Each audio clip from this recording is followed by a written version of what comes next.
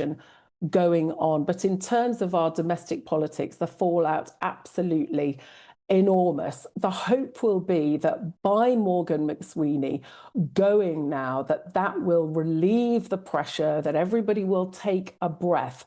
And I think in some ways it will buy the Prime Minister some time. But the Prime Minister, look, he is not out of the woods on this. At the end of the day, Morgan McSweeney advised him to take Peter Mandelson.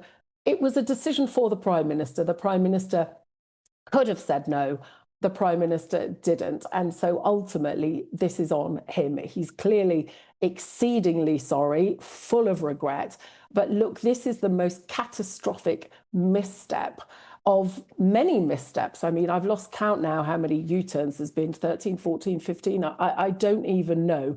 The troubles that this government has got go back many, many months. In fact, you could argue that within a few weeks of Sir Keir Starmer coming to office, they were already embroiled in scandal over free glasses, free tickets, free this, freebie, you know, and then the winter fuel allowance. There's been so many errors, and I think there will be immense pressure on the Prime Minister now. I don't really think he's going to go imminently, but I think he certainly won't lead them into the next election, and I wouldn't be at all sure that he'd be in office at the end of the year.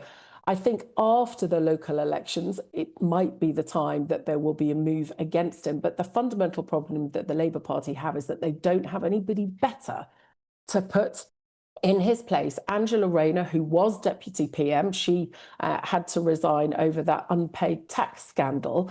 That is still hanging over her. Are the public really going to forgive her for that? Wes Streeting, seen as the favourite, but he's very closely tied to McSweeney, sort of very closely tied to Lord Mandelson too. Lord Mandelson mentored him just like he mentored Morgan McSweeney. Shabana Mahmood, the new Home Secretary, we don't know enough about her. She's not known to the public. She's not had chance to deliver on the pretty tough messages on migration that she's sending out.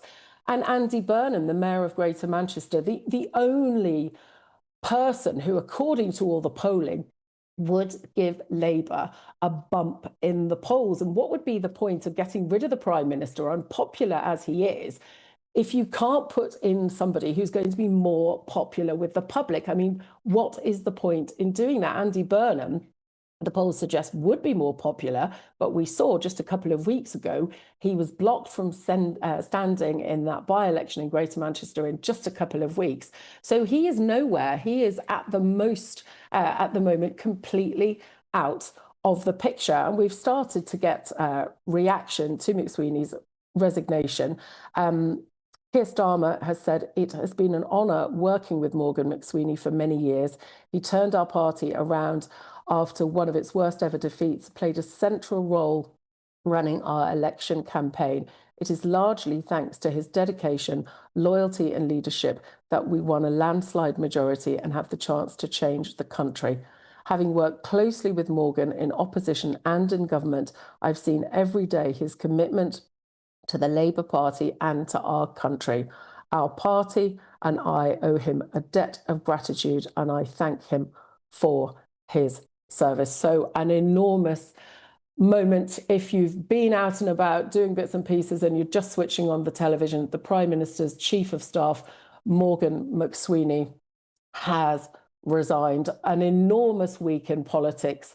2026 so far has been absolutely crazy. Let's see what tomorrow brings. Forster, thank you very much. Hello and welcome to GB News. We're live on TV, online and on digital radio. I'm Nana Akua. It's just coming up to 7 minutes after 3 o'clock. Let's begin with the breaking news that Morgan McSweeney has resigned as Sir Keir Starmer's Chief of Staff in the wake of the Mandelson scandal. The Prime Minister's right-hand man quit after backlash to him pushing for Lord Mandelson to be appointed ambassador to the US. So that is despite being warned that twice by civil servants about the Pierce ties to paedophile Jeffrey Epstein. But will this resignation be enough to say to Keir Starmer's premiership? Well, joining me now is broadcaster and journalist Danny Kelly and political commentator Jonathan Liss. Also joining me now, our political editor Christopher Hope, to tell us more about what's been going on. Christopher, it's been an incredible day, hasn't it? An incredible few weeks. Let me speak to my panel first, though, before we go live to Christopher Hope. Incredible few. I mean, we're in February, aren't we? We've just got to February, and we're already at the stage where Morgan McSweeney has gone. Well, what's remarkable is that Morgan McSweeney was the architect of Keir Starmer's success. And Morgan McSweeney seems to be the architect of the final nail in the coffin, potentially, and of Keir Starmer's demise. It's quite remarkable that when an advisor becomes the biggest story and hits the front pages, then he just simply has to go. And I was driving down, just parking my car up, and I heard GBNews break this massive development. And then the question that you ask yourself naturally is, how long can he actually hold on for? Not McSweeney, but Keir Starmer. And then you have all of these permutations. Is he going to go before the elections, the local elections? Is he going to go before the Manchester by-election? Is Rayner capable of filling those prime ministerial boots? But she's got this spectre hanging over her of this tax affair. All of her own making, of course. Yes. It's just calamitous for the Labour Party. The whole thing, Jonathan Liss, seems to be a bit of a mess from start to finish. They've only been in office for just around about 18 months, and already we're almost doing Tory 2.0 as we see them getting rid of their leader, because he's not going to stay, he's going to go. No, I'm not going to pretend that this is looking good for the government in any way. It's a very difficult day to be the left person here. Although obviously none of this is about left and right politics. Not really, I'm not a spokesman for the Labour Party, but clearly, this is not easy to defend any of this. And you'll know, I've said it many times in your show over the months, that McSweeney has been a malign influence on the Downing Street operation. That's not to say that Starmer shouldn't carry the can. Leaders have to ultimately take responsibility for the advice they receive and the advisors that are giving that advice. But McSweeney has not been giving him good advice at the start, and that should have been patently obvious. So I welcome his resignation. It is long overdue. It should have happened a long time ago.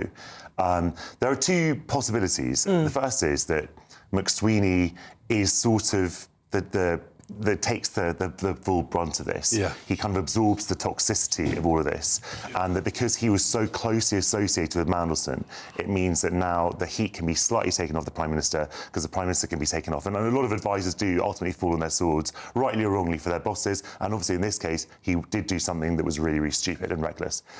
On the other hand, because McSweeney and Starmer are so closely bonded, and because Starmer, crucially, depended so much on McSweeney, that's going to leave him more exposed than ever. Because once you have, the person who's, the shock absorber in front of you, once that buffer is gone, then the enemies can really circle. The only thing that Starmer's got going for him, as people are saying, is that the likely contenders to replace him are not in a good position to do so, as we know about. We'll talk about this over the next 3 hours, but it's not. But that's what's going to keep Starmer in place at the moment. Some might say that Keir Starmer produced a masterstroke blocking Andy Burnham, because there is no real contender. Well, let's speak to our political editor Christopher Hope on that breaking news. Christopher, wow, what a day.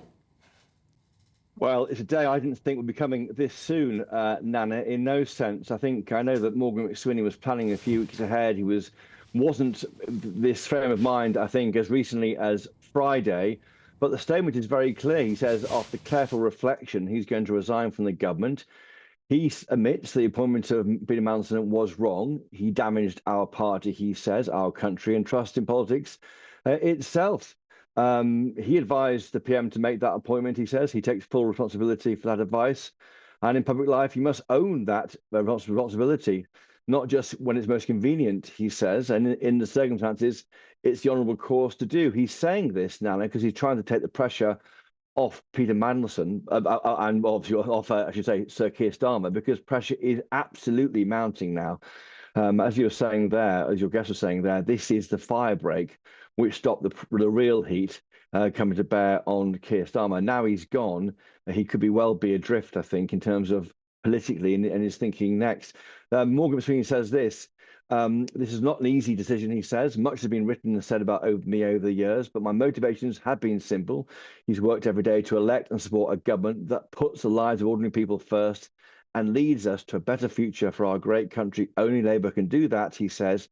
He lives with pride mixed with regret at the circumstances of his departure. It looks to me like as soon as advisors become the story, they have to go. We've seen that going back decades into the time when Alistair Campbell, of course, was Tony Blair's chief spin doctor. We saw others too. Andy Coulson, he caused embarrassment to the Tory leadership, and others too. Often the case when advisors become the story, they can't survive, and it seems to be the case. Morgan McSweeney also says we should remember rightly the women and the girls whose lives were ruined by Jeffrey Epstein and whose voices went unheard for far too long. Secondly, he says on the issue of the appointment of Peter Mandelson, while he didn't oversee the due diligence and vetting process, he believes that now should be overhauled, as the PM told us in Hastings on Thursday. This can't be a gesture, but a safeguard for the future. And finally, he says this, Morgan McSweeney, I remain fully supportive of the Prime Minister. He's working every day to rebuild trust, restore standards, and serve the country. I'll continue to back that mission in whatever way I can. It's been an honour of his life to serve. Now, what's happening here is Morgan McSweeney is saying, it was me, our guy, I made the PM do this, and that's why I've jumped.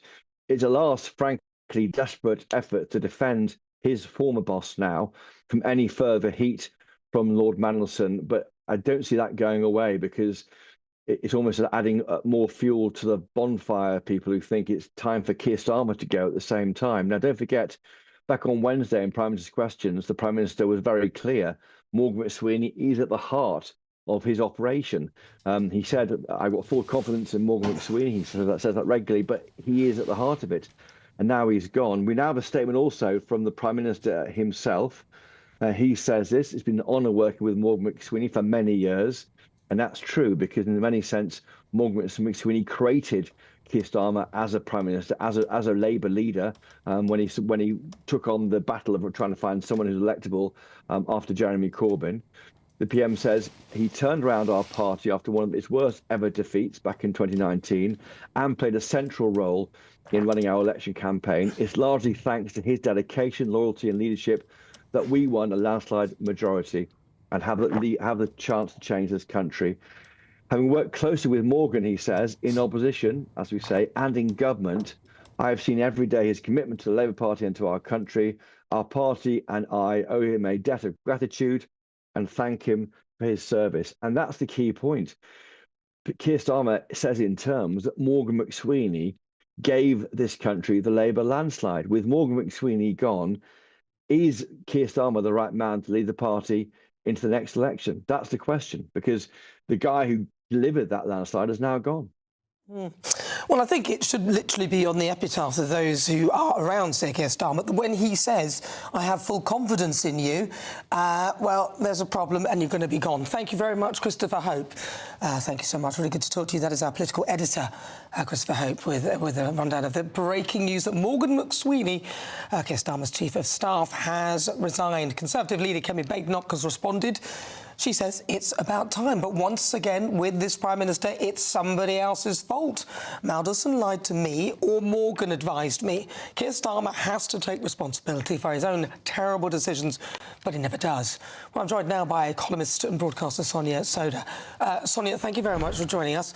Kemi Badenoch has a point, doesn't she? We heard Keir Starmer apologise, but his apology was to the victims, and apologies really that he accepted the advice that he was given, which was wrong, and he believed Mandelson from what Mandelson said, but there was no apology for actually taking the advice and for actually employing him and giving him the job in the first place.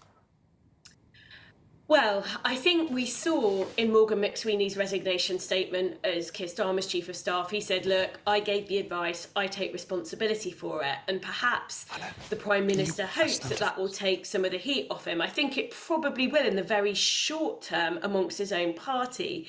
But the question still remains, which is that ultimately, at the end of the day, it's the Prime Minister's decision who to appoint. So he might have had some bad advice, but there was a vetting done. There was information that went to number 10. We know it's in the public domain that that information contained insight from a JP Morgan due diligence report that revealed that Peter Mandelson and Jeffrey Epstein were actually really close friends. So there was evidence out there that Peter Mandelson wasn't quite being truthful, and we know that some of that was circulating around number 10. So I'm afraid it doesn't allow the Prime Minister to escape questions of his own judgment, and it's not going to make them go away. The thing is, though, a lot of people are sick and tired of excuses from Keir Starmer, and even the Labour left, so Labour MPs on the left, have said that the attention has now shifted to Keir Starmer. So that's really what's happened. It was a bit like when Liz Truss got rid of Kwasi Kwarteng. Suddenly, it was only a matter of time. Do you believe that now this has happened, it is simply a matter of time before Keir Starmer has to go? Oh, I don't think Keir Starmer is going to be leading Labour into the next election, but to be honest, I thought that before we saw these revelations from the Epstein files. I think this is kind of like just the last straw, as it were, for Labour MPs. So I don't really think that there's a big question around that. I don't think he will be leading Labour into the next election. The question is obviously one of timing, when he goes, how it happens, who takes over. That's going to depend very much on whether things move on because Keir Starmer decides to go himself, whether it takes a bit longer and he decides to go as a result of MPs and cabinet ministers saying your position isn't sustainable and putting pressure on him, or whether it's a little bit more confrontational than that even, and there's a stalking horse candidate, a challenger candidate who gets 80 MPs to nominate them and sort of challenges Keir Starmer head on for the leadership. So there's a number of ways in which this could play out. It could be months, I think. It still potentially, because MPs are very cognizant of the fact that they've got a set of elections in May that's widely expected to be a bit of a bloodbath for Labour, and there are real disadvantages in changing leader just before you're going to have quite a poor set of election results. So that may be Keir Starmer's saving grace potentially in the shorter term, but I don't think there's any question that his future is really is sealed now, I think. Do you think that they've done themselves no favours by cancelling local elections? Because people will be looking at this and saying, well, you're now denying democracy, and we're not happy with that either. And that will be from people from his own side as well. So if he is still there before those elections, Labour are in real trouble. And I think cancelling the elections was a big mistake. Well, I think that's a sort of, it's a slightly separate issue. I don't actually think that that's why Keir Starmer is so unpopular with the public. I think the really structural fundamental issue for Labour was that it won this huge majority. Superficially, it looked like a brilliant election campaign for Labour. But really what was happening was that Labour was mopping up disaffection, and huge disaffection with the Conservative Party. And that's why it sort of came riding in on this big majority.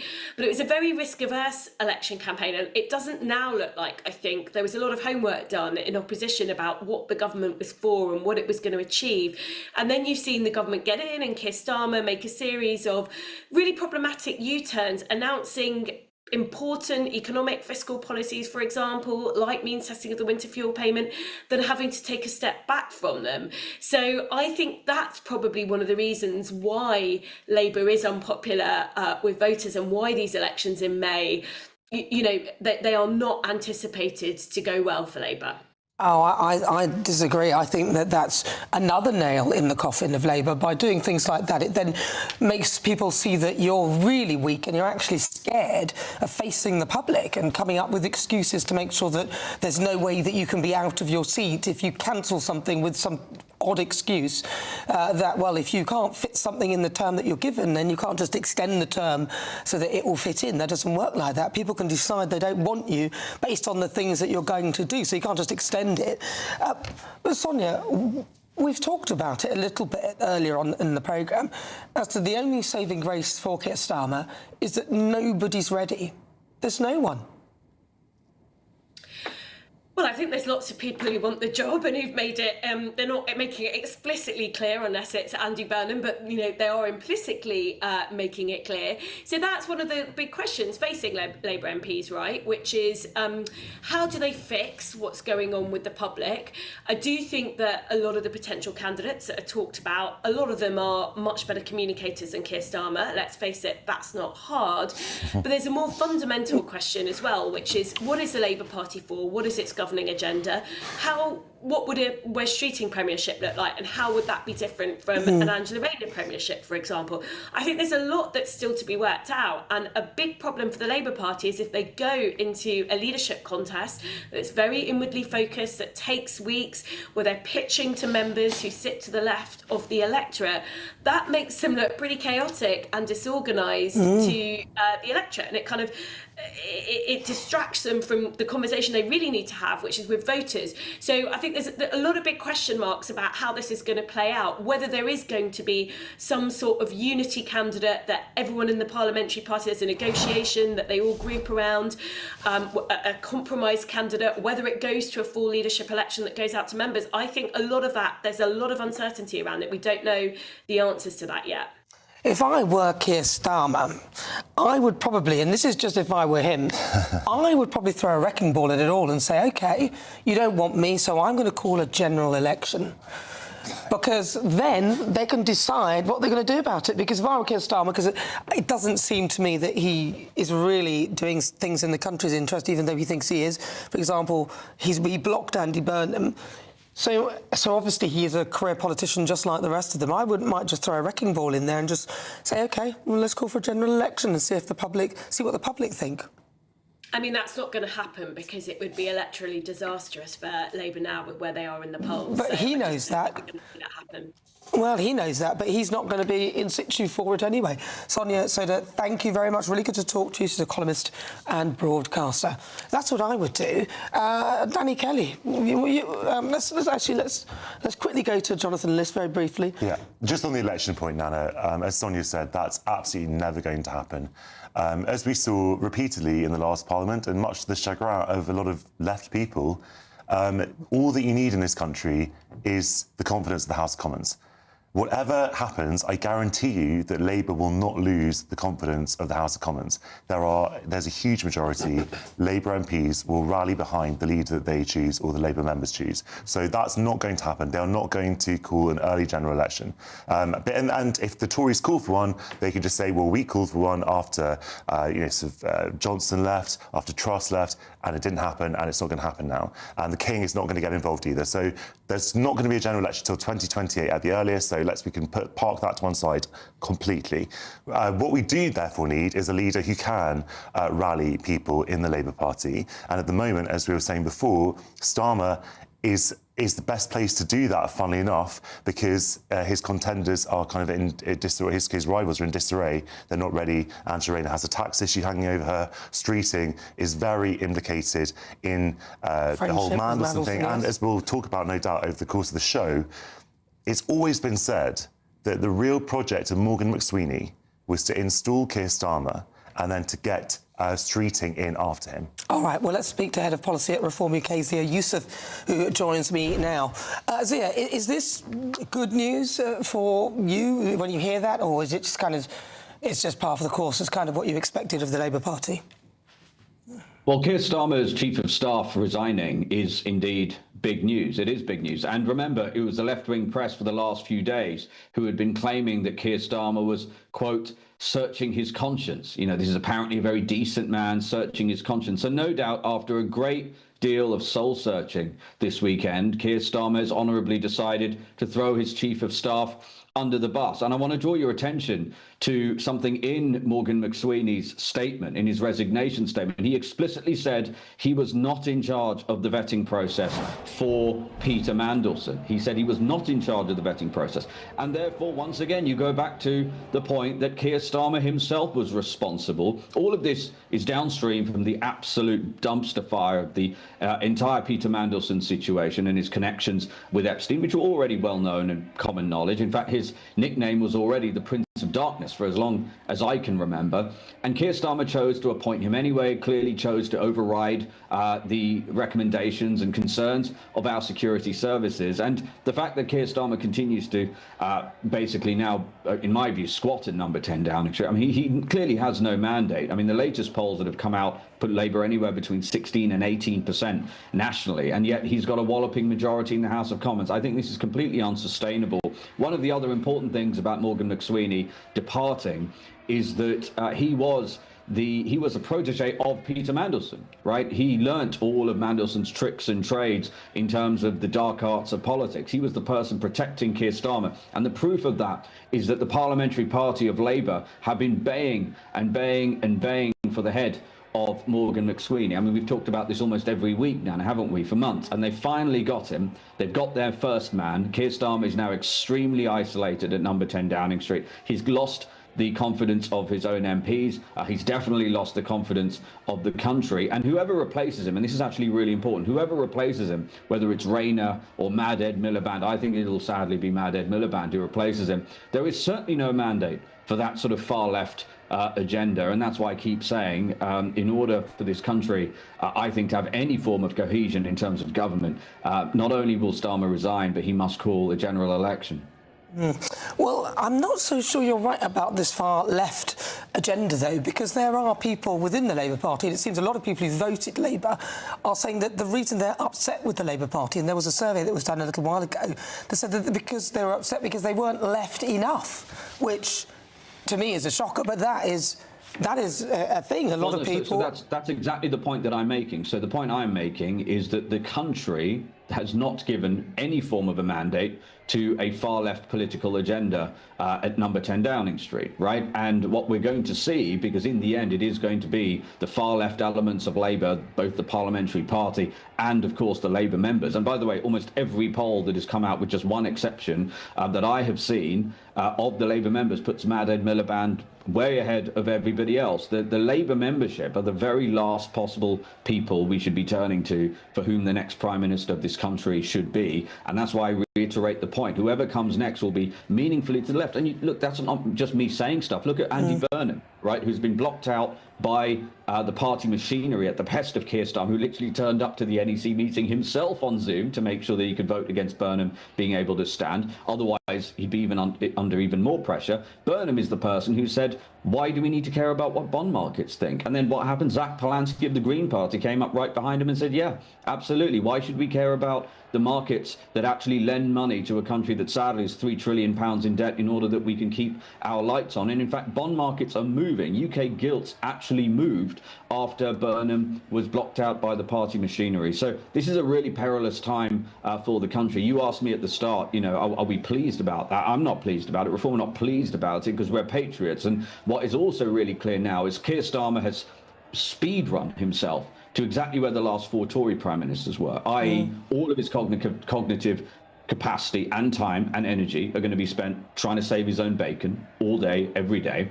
All of his cabinet ministers are not going to be busy trying to help the country. They're going to be busy plotting to replace him and lobbying and jockeying for even more senior cabinet positions. So once again, it's the biggest losers in all of this now are the British people, who haven't had a loyal and competent government with any stability in about well over a decade now. Well, Nigel said that Morgan McSweeney will be sacked and then Keir Starmer will soon be next. How long do you think he's got?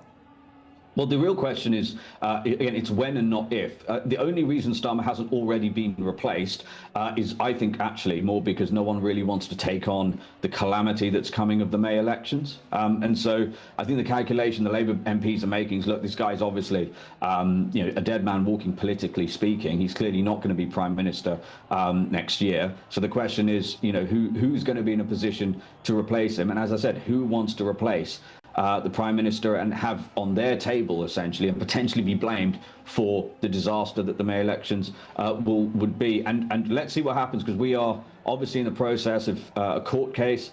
We launched a judicial review as Reform and Nigel's instructed lawyers to try and ensure that millions of people are not prevented from being able to vote for the second year running, completely unprecedented in this country without primary legislation. So You know, I think what's clear now is Starmer, it's a matter of time before Starmer goes. Betting markets are clearly pricing that as well. The question is who replaces him. What's for sure is it'll be someone meaningfully to the left of Keir Starmer. There will be no mandate for that. As Angela Rayner herself said when the Tories were changing leader every few months and changing prime minister every few months, there is no mandate for this from the country, and they must do the honourable thing and call a general. Well, if they did do that, would Reform UK be ready? Yeah, we would be. You know, we've defied everyone's expectations every time we've had to fight elections. We've assembled a formidable campaign and election winning machine. I would argue faster than any political party has been able to assemble one in the history of this country. We're very proud of that.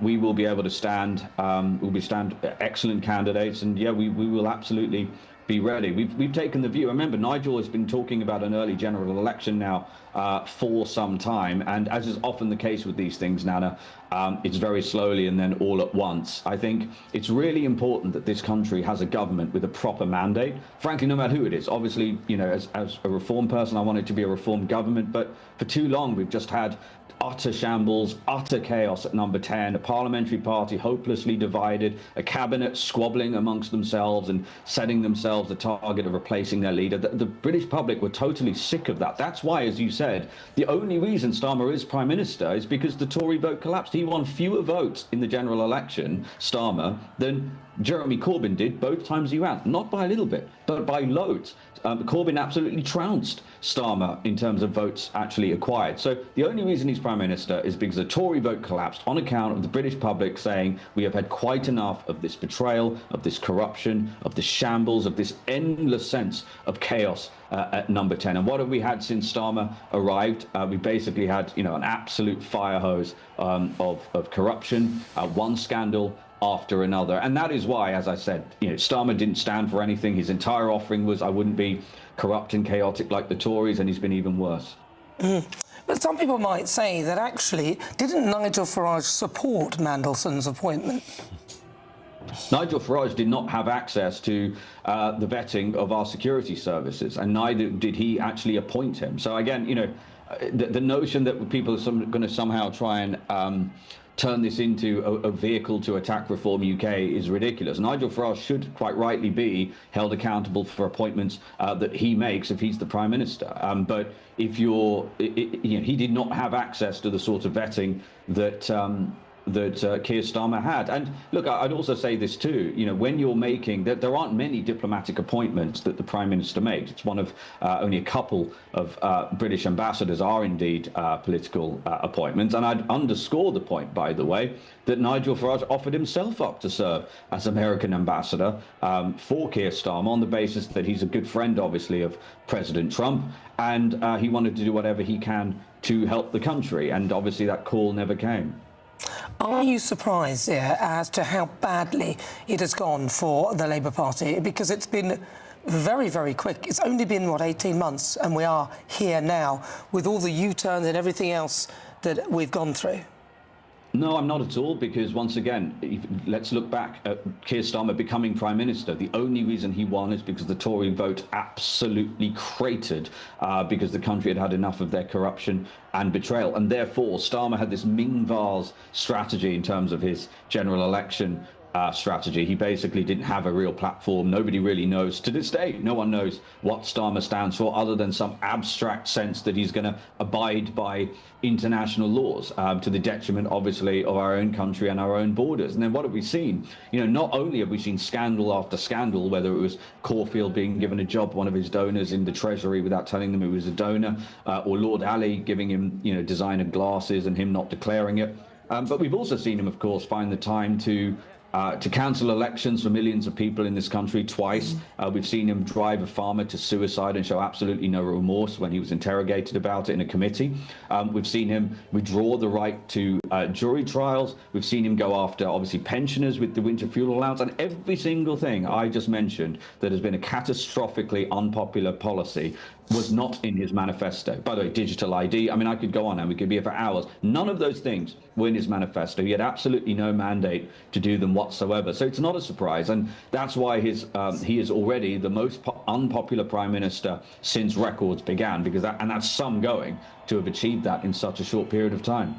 And just to say that it's very tragic that the farmer committed suicide. We don't have full evidence that he didn't do it fully because of Keir Starmer, but I do hear your point that I do understand many of those farmers were upset about the policies. Thank you very much, Zia Youssef. He's the head of policy at Reform UK. Well, if you just tuned in 36 minutes after 3 o'clock, my goodness, what a day. Seriously, in fact, what a week, what a year. Nigel Farage, Reform UK leader, has now posted, as predicted, McSweeney has gone. Labour are just continuing the chaos that we saw under the Tories. My money says that Starmer won't be far behind him after Labour's disaster in the elections this coming May. Liberal Democrat Deputy Leader Daisy Cooper MP also said the Prime Minister can change his advisers all he likes, but the buck stops with him. We need to see an end to this political soap opera with answers for the British public and, most importantly, justice for the victims and survivors of Epstein and his network. Well, joining me now is broadcaster and journalist Danny Kelly and political commentator Jonathan List. Danny Kelly. Well, what a day, what a week. And if I was Keir Starmer, I'm no fan of Keir Starmer. I don't like him. But if I was Keir Starmer, I'd front all of this out. And I'd say to people who think I should be replaced, I'd say, come on then, try and replace me. I'd front it out. What's so pivotal, though, and I think it is going to be instrumental, is the May election. And the Manchester, Gorton, what district is it? Yeah, so the May election, whose name escapes me, that's going to be an interesting evening for Labour. And so, yeah, it's a lot of things are hanging on the next 2 or 3 months. Jonathan List. Well, I mean, obviously it's a very bad day for Labour, no doubt about it. Most of the comments seems to be coalescing around the basic point that in the immediate term, this is going to be, it takes some of the pressure away from the Prime Minister, because you have his Chief of Staff, who has been so closely associated with Mandelson, has now carried the can for what happened. He's admitted that he was pushing very strongly for Mandelson's appointment. That doesn't exonerate the Prime Minister. I don't think it's a good strategy for leaders to constantly pass the blame onto their advisors. We saw that even this week with Donald Trump, with the racist trope of the Obamas, saying it was a junior staff that did it. A lot of leaders are always incapable of taking the blame for their own mistakes. Even if it had been a junior staffer in that particular instance, it's still ultimately the leader who has to take responsibility. I'm not defending the clip because I haven't seen it, to be honest, but I did hear that Joe Biden was also depicted as an ape. Now, I don't think that's acceptable, but I just think that just to have the full context of what was there. But I do agree that I don't think that Donald Trump did that, but still, you do need to be held accountable. The point is that I think it's a sign of poor leadership, no matter who it is, when you allow people to take the blame for things that ultimately the buck stops with you for. And clearly, some has to take responsibility for this. In fairness to him, he has apologised unconditionally. Did you hear his apology? I did. You feel that was an unconditional apology? It felt like an apology where you say, I'm sorry for the fact that I took advice that somebody else gave me. And I'm sorry for, not wholeheartedly for appointing Peter Mandelson, but... It was a conditional apology. If ever there was a conditional apology... Well, he apologised for appointing Mandelson. He apologised to Epstein's victims. He apologised for... Well, he said that he had been deceived by Mandelson. Look, so he's saying it's not his fault. Do you see what I mean? You've just said that. He said he's apologised, but then he said, I was deceived. No, you apologised because you took advice from somebody else, and that was the wrong advice, and you made the final call. Well, he apologised. So he apologised for making the appointment. He obviously didn't resign. But it was all the faff around it that kind of circumnavigated the apology. So it's like saying, oh, I'm really sorry that you feel bad. Not, I'm sorry for making you feel that way. There's a different way. That means that I'm actually telling you that it's your fault you feel bad, but if I've said something that makes you feel bad, it's not really my fault, but I'm kind of apologising that you feel bad, not for what I've said. You see what I mean? That's a conditional apology. It's a conditional apology. Perhaps we can get the text in front of us. Did he directly apologise for appointing Mandelson? I believe that he did. I think that would be... But it was the stuff around it, though. Yes, of course. It was a politician's statement. It was a qualified apology. Yeah. But it was... I can't remember... He lied to me. I don't think I've ever heard an apology come out of Donald Trump's mouth, not perhaps the since. But we're not talking about Donald Trump. I'm just offering a comparison between the two. Yeah, I get it. Starmer is able to apologise for things. I'm not saying that he did anything right in this. Have you heard? I don't think I've ever heard him say sorry for anything. Have you heard him say sorry directly for it? Well, he literally apologised this week for it. Well, it and he took said a while. He apologised to Epstein's victims. I mean, he has apologised. Do you know when somebody apologises and they say, I wholeheartedly apologise for appointing this person, I take the full responsibility, the buck stops with me, no matter what advice I took, it was down to me to make the final decision, and for that ridiculous decision I made, I apologise, and for the collateral damage. Not, I apologise, but he lied to me. I took his advice, so it's not really, it's my fault, but it isn't because I took somebody else's advice and that person was a lie. He distanced himself as much as he can. I do, look, Again, I'm no fan of Starmer, but I do feel sorry sometimes for leaders, and he's a leader, when he takes advice from people. He's got so much going on. He does need a team of advisors around him. That wasn't difficult, Danny, for this one, was it? No, it's not. But if he wasn't in such a weak position, he could probably hold on, I think. He's just got so many, like these 15 U-turns. He's the most unpopular Prime Minister we've been told in recent history, if not living memory. I think if he wasn't in such a weak position, he could maybe hold on. But just to go back to my previous point, I do feel sorry. I think the leader of the Lib Dems was saying the book must stop with him. Absolutely. Because he appoints Morgan McSweeney, for example. Now, if Morgan McSweeney makes a stupid, reckless decision, but he was appointed by Keir Starmer in good faith, then is Keir Starmer responsible? And I'm not defending anyone here, but I'm just trying to look at it objectively, because these things happen in daily life with big organisations. Is Keir Starmer directly responsible for his appointment, Morgan McSweeney, making that stupid, reckless decision? Well, just because he appointed Morgan McSweeney. He oversees things, and he should have the judgment to He's got a million and one things going on, Jonathan. But Danny, I don't like the lad. Danny, how difficult is it to work out whether you want to employ somebody who has links, really close links to a paedophile, and when you've been warned by MI5, MI6, and would others... he have been warned directly by MI5 apparently in his security... Or would Morgan McSweeney... We'll find out. Well, apparently he was given... So some of the stuff... That's my point. So what I'm saying is the things that I'm telling you, he knew. So that it has been qualified that the security had told him that this would be an unwise appointment. He apparently was advised and knew from MI5 and MI6 who said that it was an unwise thing to do, and yet he still did it. So he had information that would suggest that this would be a bad idea, and he also knew about the links with paedophile Jeffrey Epstein. I often wonder, in history, politicians have made deals with terrible people. They've made deals with terrorists. Look at the Northern Irish peace process, where and that was a Labour administration where they made deals with terrorists to release them from prison on certain qualified conditions. Sometimes you have to pinch your nose for the greater good. It's a trade-off, yeah? But and I'm just wondering whether to do that. I'm just wondering because Peter Mandelson, love or hate him, and most people hate him, was very good at what he did with the Americans. I'm just wondering whether Starmer thought, OK, right... How can you say that somebody is good at what they do when they are associating with such negative influences? So if he's such a great PR spin doctor, the first thing you would say to someone was, hey, don't associate yourself with a paedophile. No, Nana, I get it. I think that's quite obvious. I get it, but people have made deals with terrorists before because of the trade-offs. I get it, but I'm actually going to agree with Danny on this one, because I think the thing that we're not talking about here is that there was a very good reason to appoint Peter Mandelson. And Which is what? You can see what I said at the time on the record. I said, I don't like Mandelson. I can see why this might be a good appointment, because he's obviously very canny. He can manipulate, frankly. And, when you have someone who's volatile and unpredictable in the White House, like Trump, you need someone who knows how to deal with him, which a career diplomat might not always be able to do. Now, it turns out the career diplomats are also very good at their jobs, and the career diplomat should have been appointed to the role. But that was leaving it to one side. I wouldn't have appointed Mandelson if I'd been in that position, but I could see why they were talking about him. And one of the reasons, Nana, and this is something that the Labour Party is never going to say this out loud, is that Donald Trump and Peter Mandelson had quite a good mutual friend, and that was Jeffrey Epstein.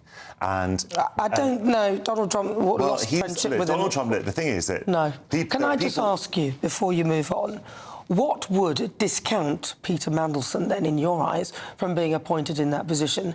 If you're saying that because he possesses these great skills of diplomacy, etc., etc., what would discount him, then, from the job? Well, clearly... Because that would discount him if I were choosing. I don't think that he should have been appointed. I would not have appointed him in that position. All I'm saying to you is that I can understand the thinking in number 10 behind appointing someone. But you agreed with Danny, so you're contradicting yourself. No, I'm not contradicting myself. I'm not contradicting myself. You said Danny was talking about how people have to do deals with terrorists and so on and so forth. Yes. So you were going along with that saying... and linking that to the fact that Peter Mandelson is friends with Epstein, so you might consider him, even though he's got links with bad people. So I'm asking you, what would discount him from that job? Okay, well, first of all, I think I'm making a nuanced position, which is that he was not the right person for the job. It should have been a career diplomat. But if you were thinking outside the box, so to speak, and thinking about what could be a different kind of appointment, someone who knows how to handle Trump, someone who is, you know, a master of the dark arts,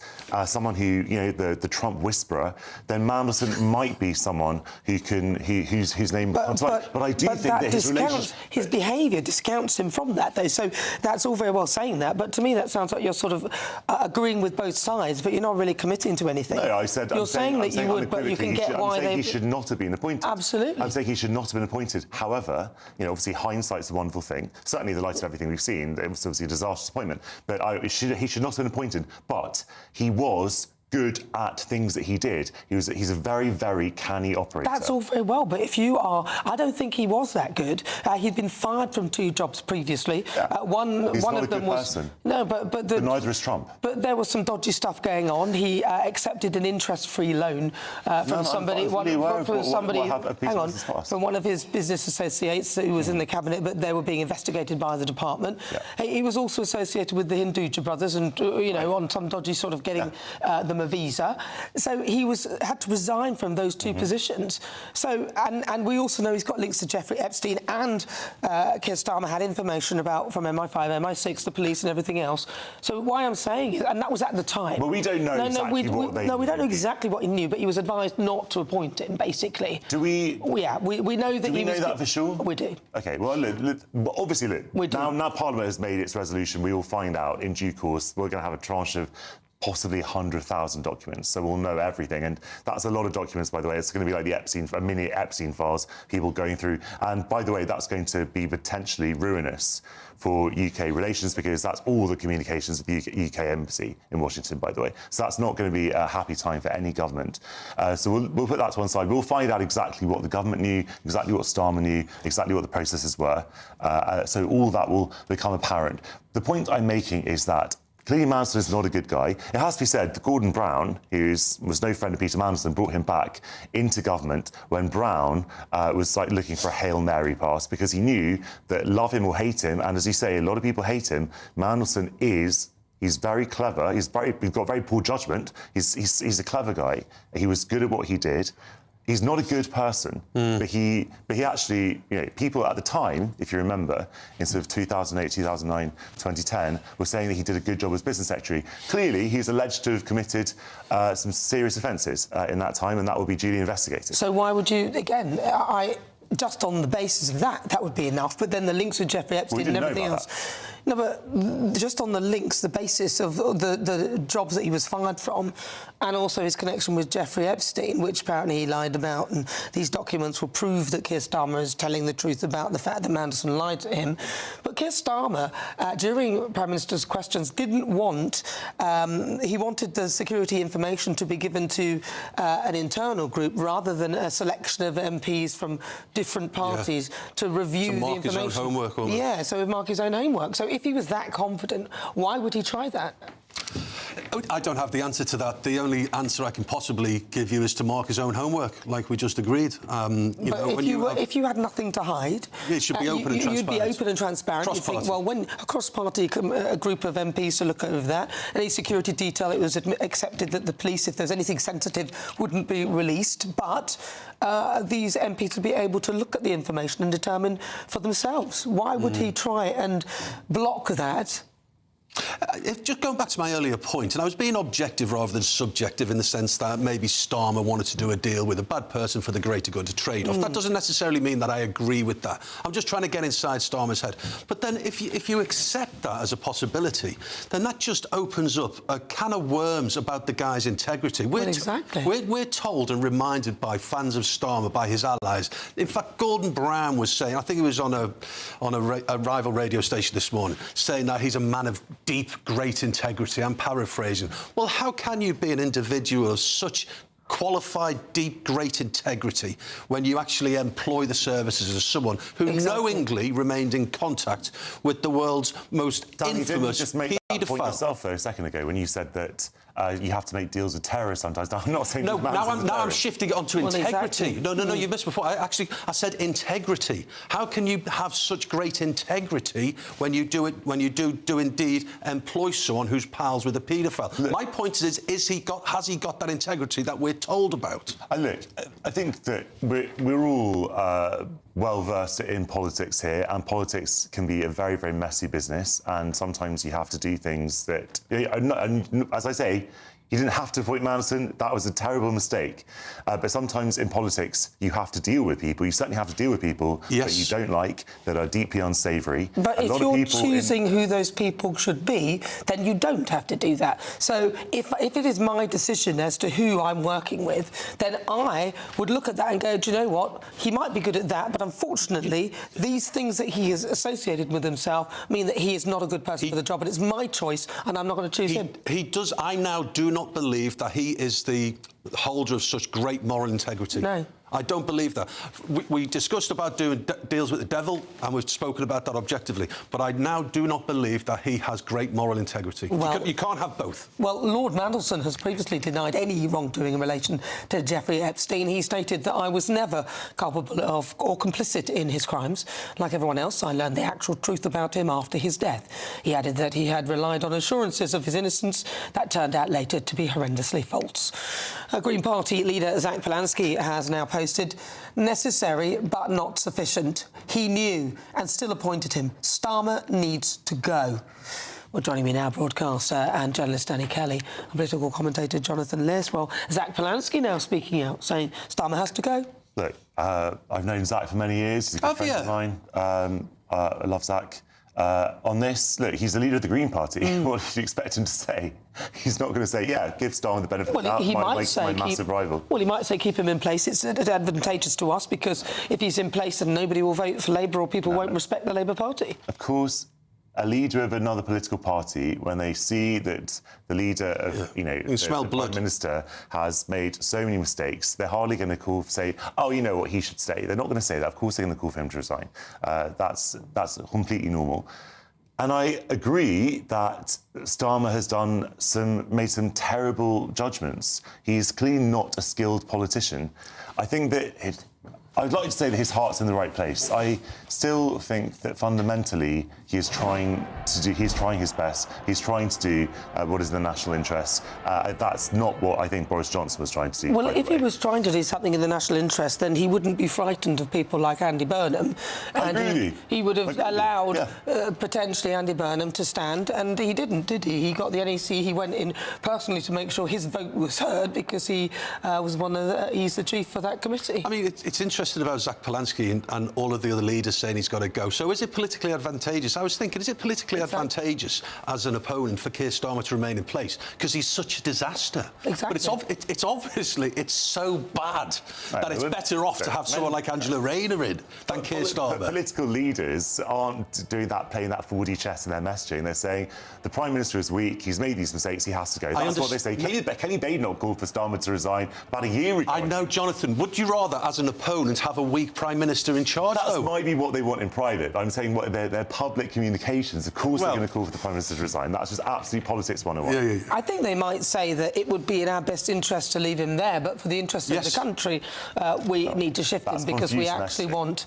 No, it's not really. It's if you're a patriot, I mean, Zia Youssef alluded to it, that if you're a patriot, you actually want the country to run smoothly. You're quite happy, not really, you want to be in power, but you're ready to sit and wait for your turn to be elected.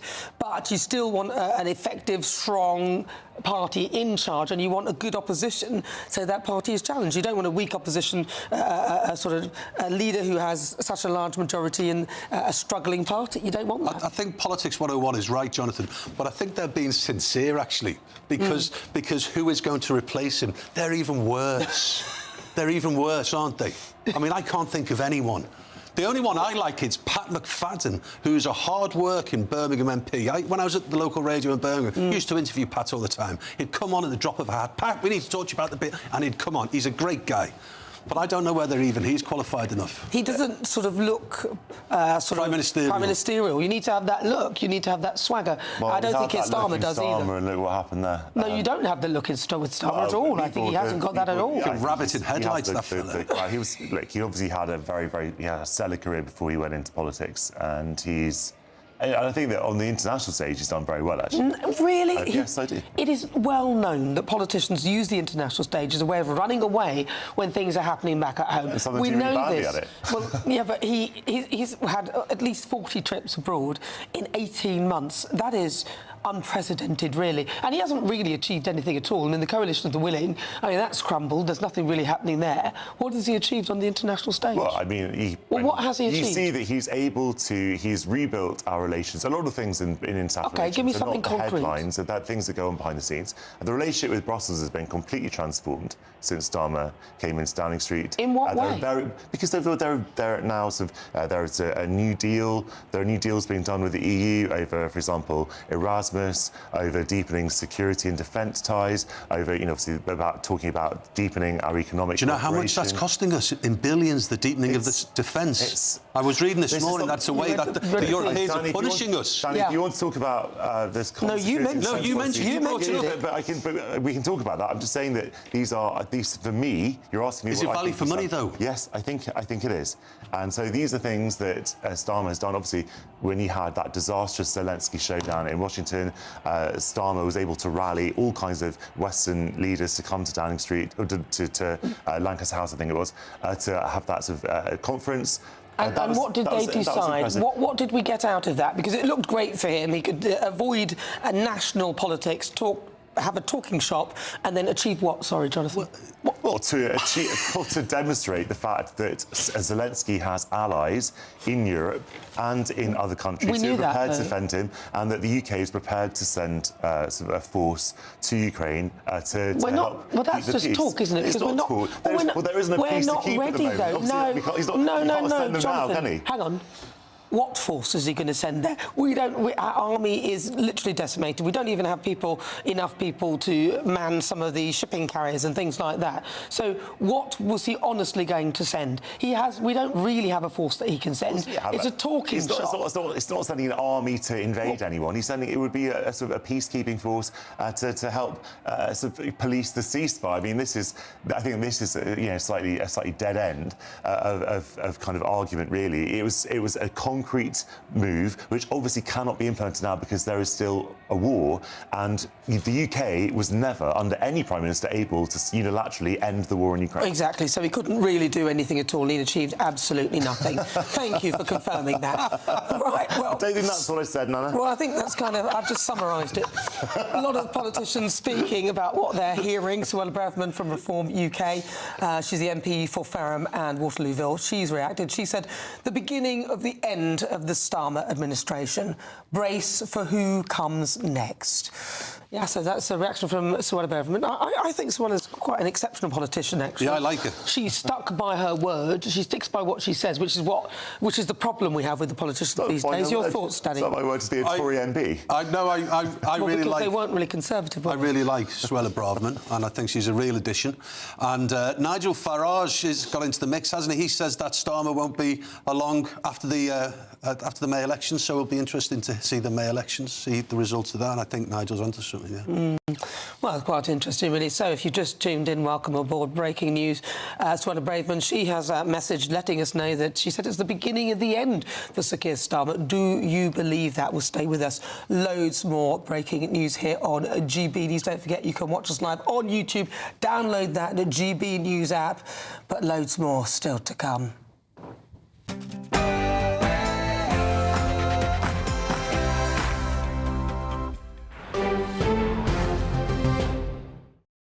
So it's 4 o'clock if you've just tuned in. Welcome on board. This is GB News. I'm Nana Akua. Let's begin with the breaking news that Morgan McSweeney has resigned as Sir Keir Starmer's Chief of Staff in the wake of the Mandelson scandal.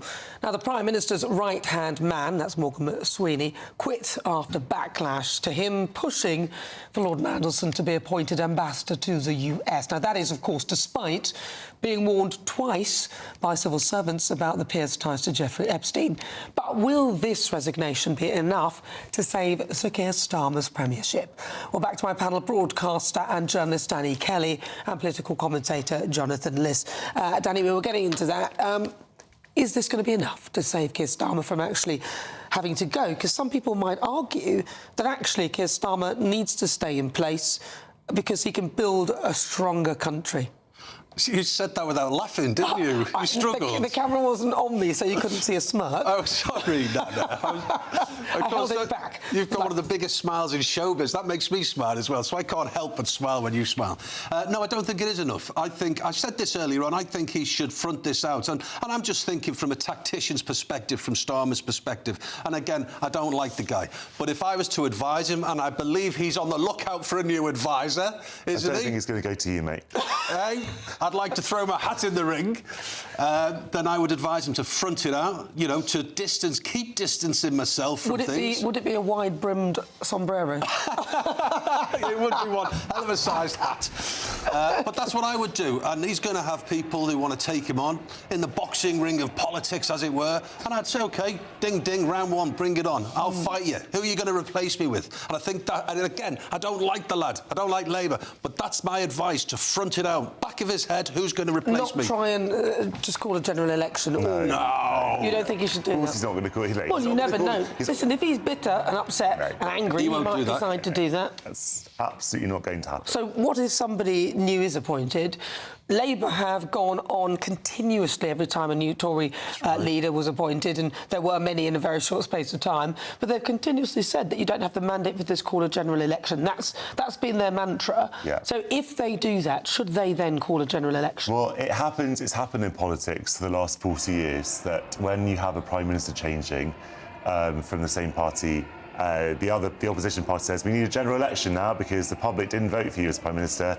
And the party says, no, well, we have the confidence of the House of Commons, so lump it. Happens when the Tories did it, after Thatcher, after Johnson. Didn't John Major... When Labour did it after... But John Major called a general election, didn't he, when he became... I thought he did. No, he called the election in 1992, which is the last possible moment he could have called it. Okay. And then he called it in 1997, which is the last possible moment he could have called it then. John Major is a definition of clinging on to the Did he really? I thought oh, maybe I got that the wrong way around. Let me see. So, there was somebody who did it. Remember, did actually think that. Yeah, he didn't do it either. How can you confuse Gordon Brown with John Major? Easily, they were both very grey. They were both very grey.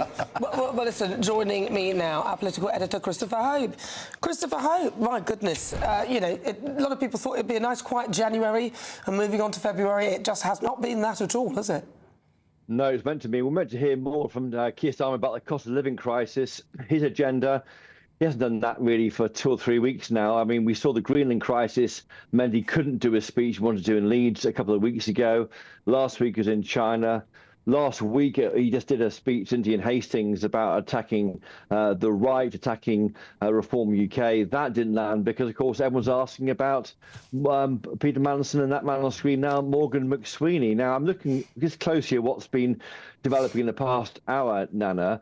Looking at Morgan McSweeney's statement, he says there, which is fascinating, when asked, he said, I advised the PM to make that appointment and I take full responsibility for that advice. I.e., it seems there he's saying it wasn't just me who said hire Peter Mandelson for that top job in Washington. It was other people too. So when asked, I gave my advice.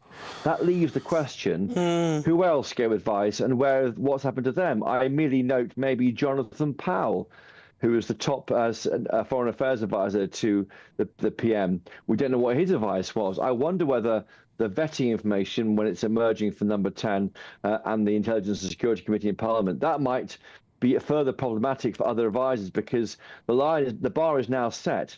Morgan McSweeney has resigned over his advice.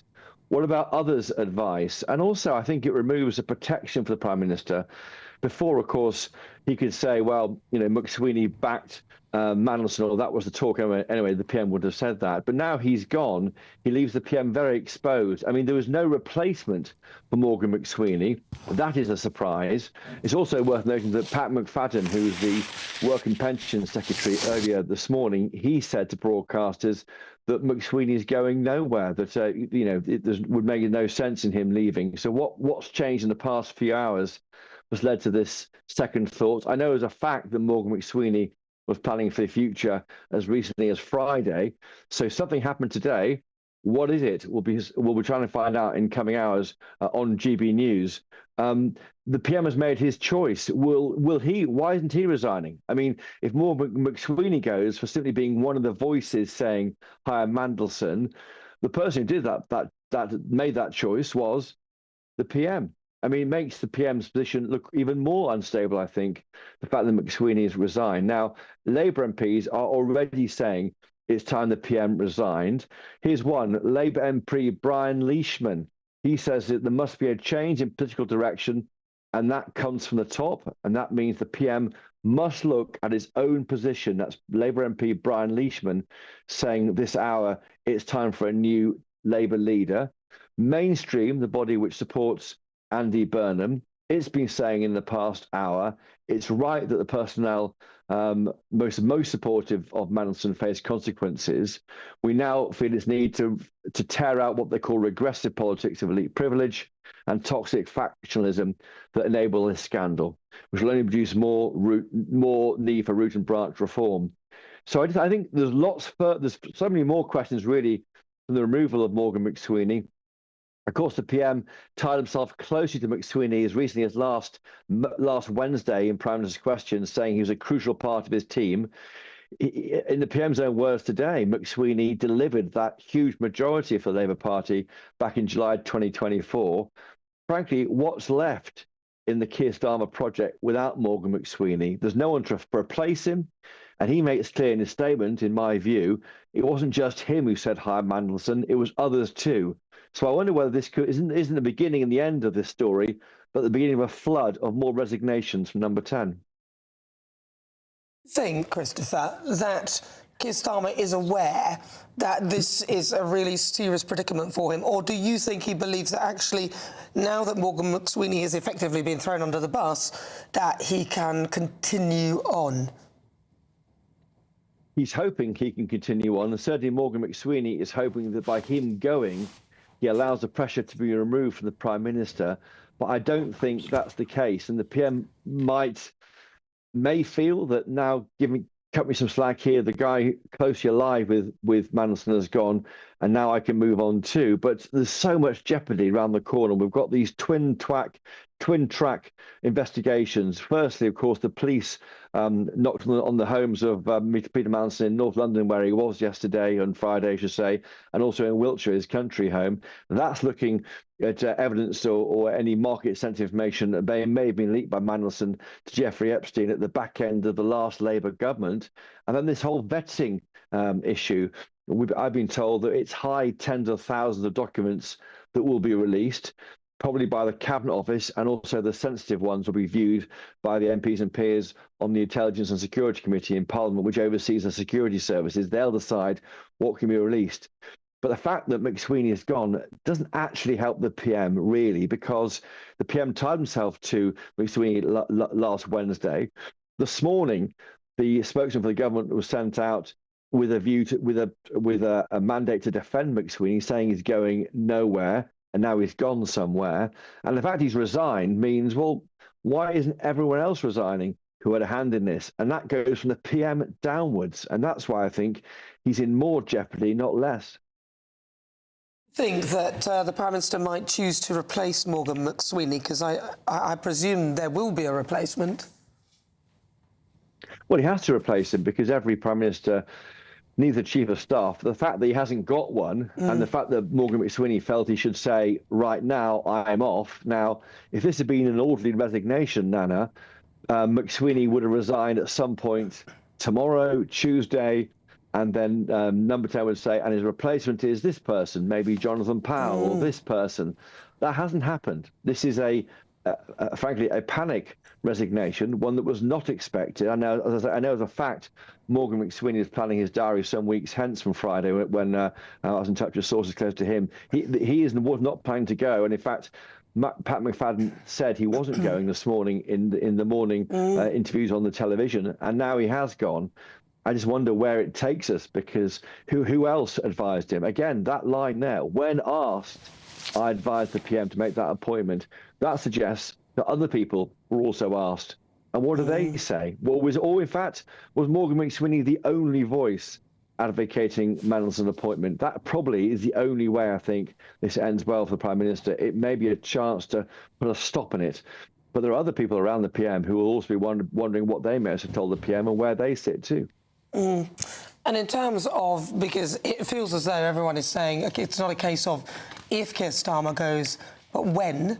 If it is a case of if, then when. And if it's a case of when, then when do you think would be the most effective time for the Labour Party to dispatch of him?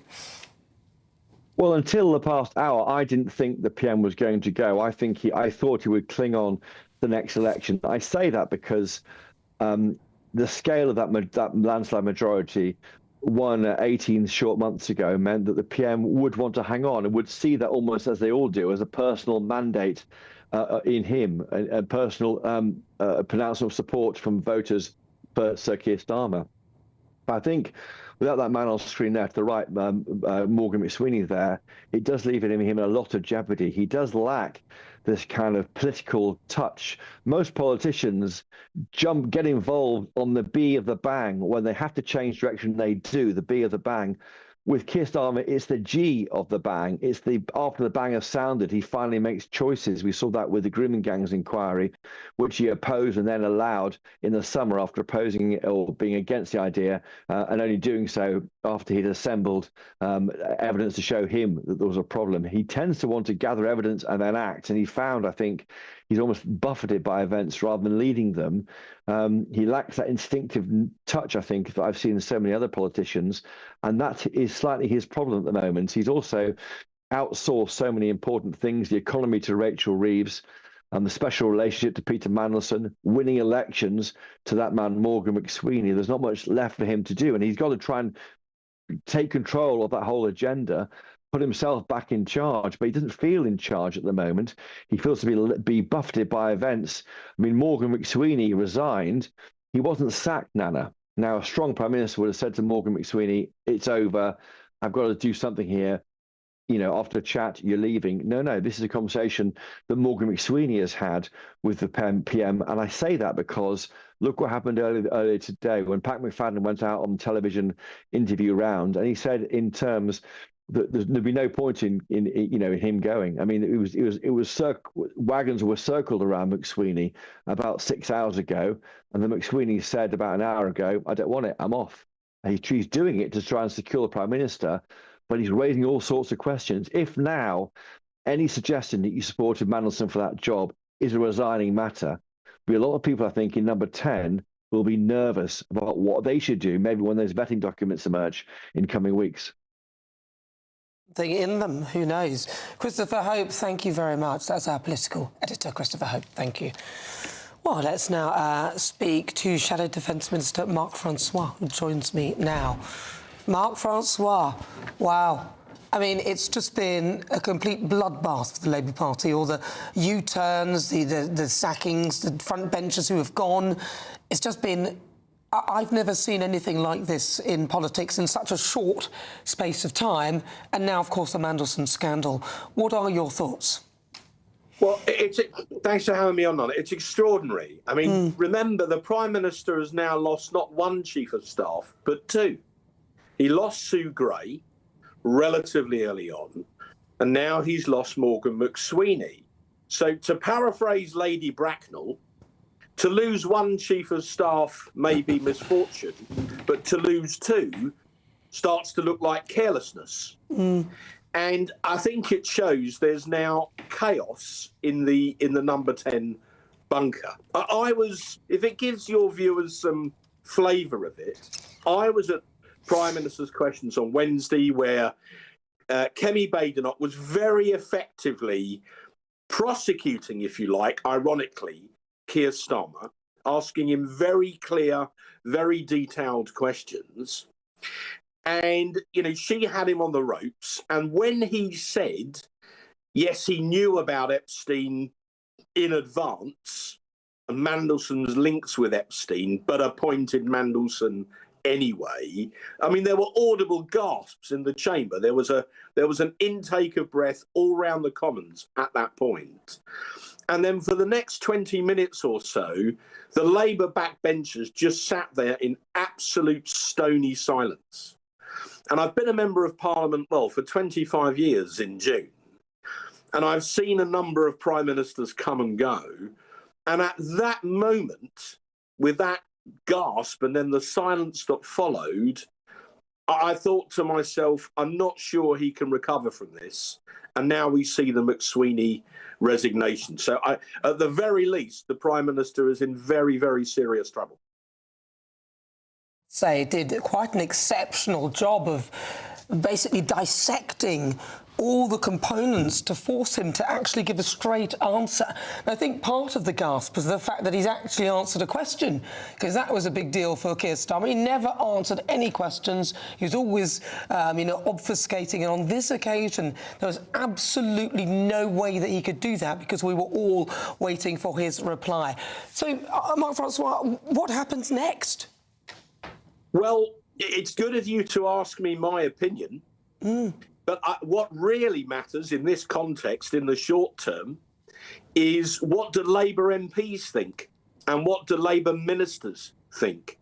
Because if a minister resigned, particularly if a cabinet minister resigned, that could be fatal for the Prime Minister. And we've already seen over this weekend a number of cabinet ministers effectively turn on him. Lammy, Rayner, all keen to say that, you know, they were against the Mandelson appointment. So it does look as if, bluntly, the sharks are beginning to circle. But, you know, there have been a number of Labour backbenchers in the week who've called for the Prime Minister to resign. Obviously, Kemi has said that, you know, there should be, you know, we've lost confidence in him. But what really matters now is what Labour backbenchers and Labour ministers do, and any ministerial resignations in the next 24 to 48 hours could be fatal. But the problem we have here, Marc-Francois, is if he goes, which I'm pretty sure he will very shortly, who goes there instead of him? Because it seems that all the other options are actually worse. Well, I think one of the reasons that the Prime Minister has hung on as long as he has is because there's been no obvious prince or princess over the water, as it were.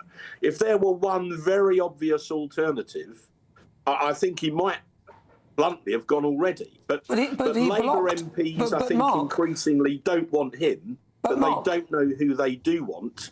And I can't think of one possible alternative that is really very popular with the British public. So it's slightly Hobson's choice. But Mark, he blocked the only person who probably would have been accepted, which was Andy Burnham. He made sure that that didn't happen.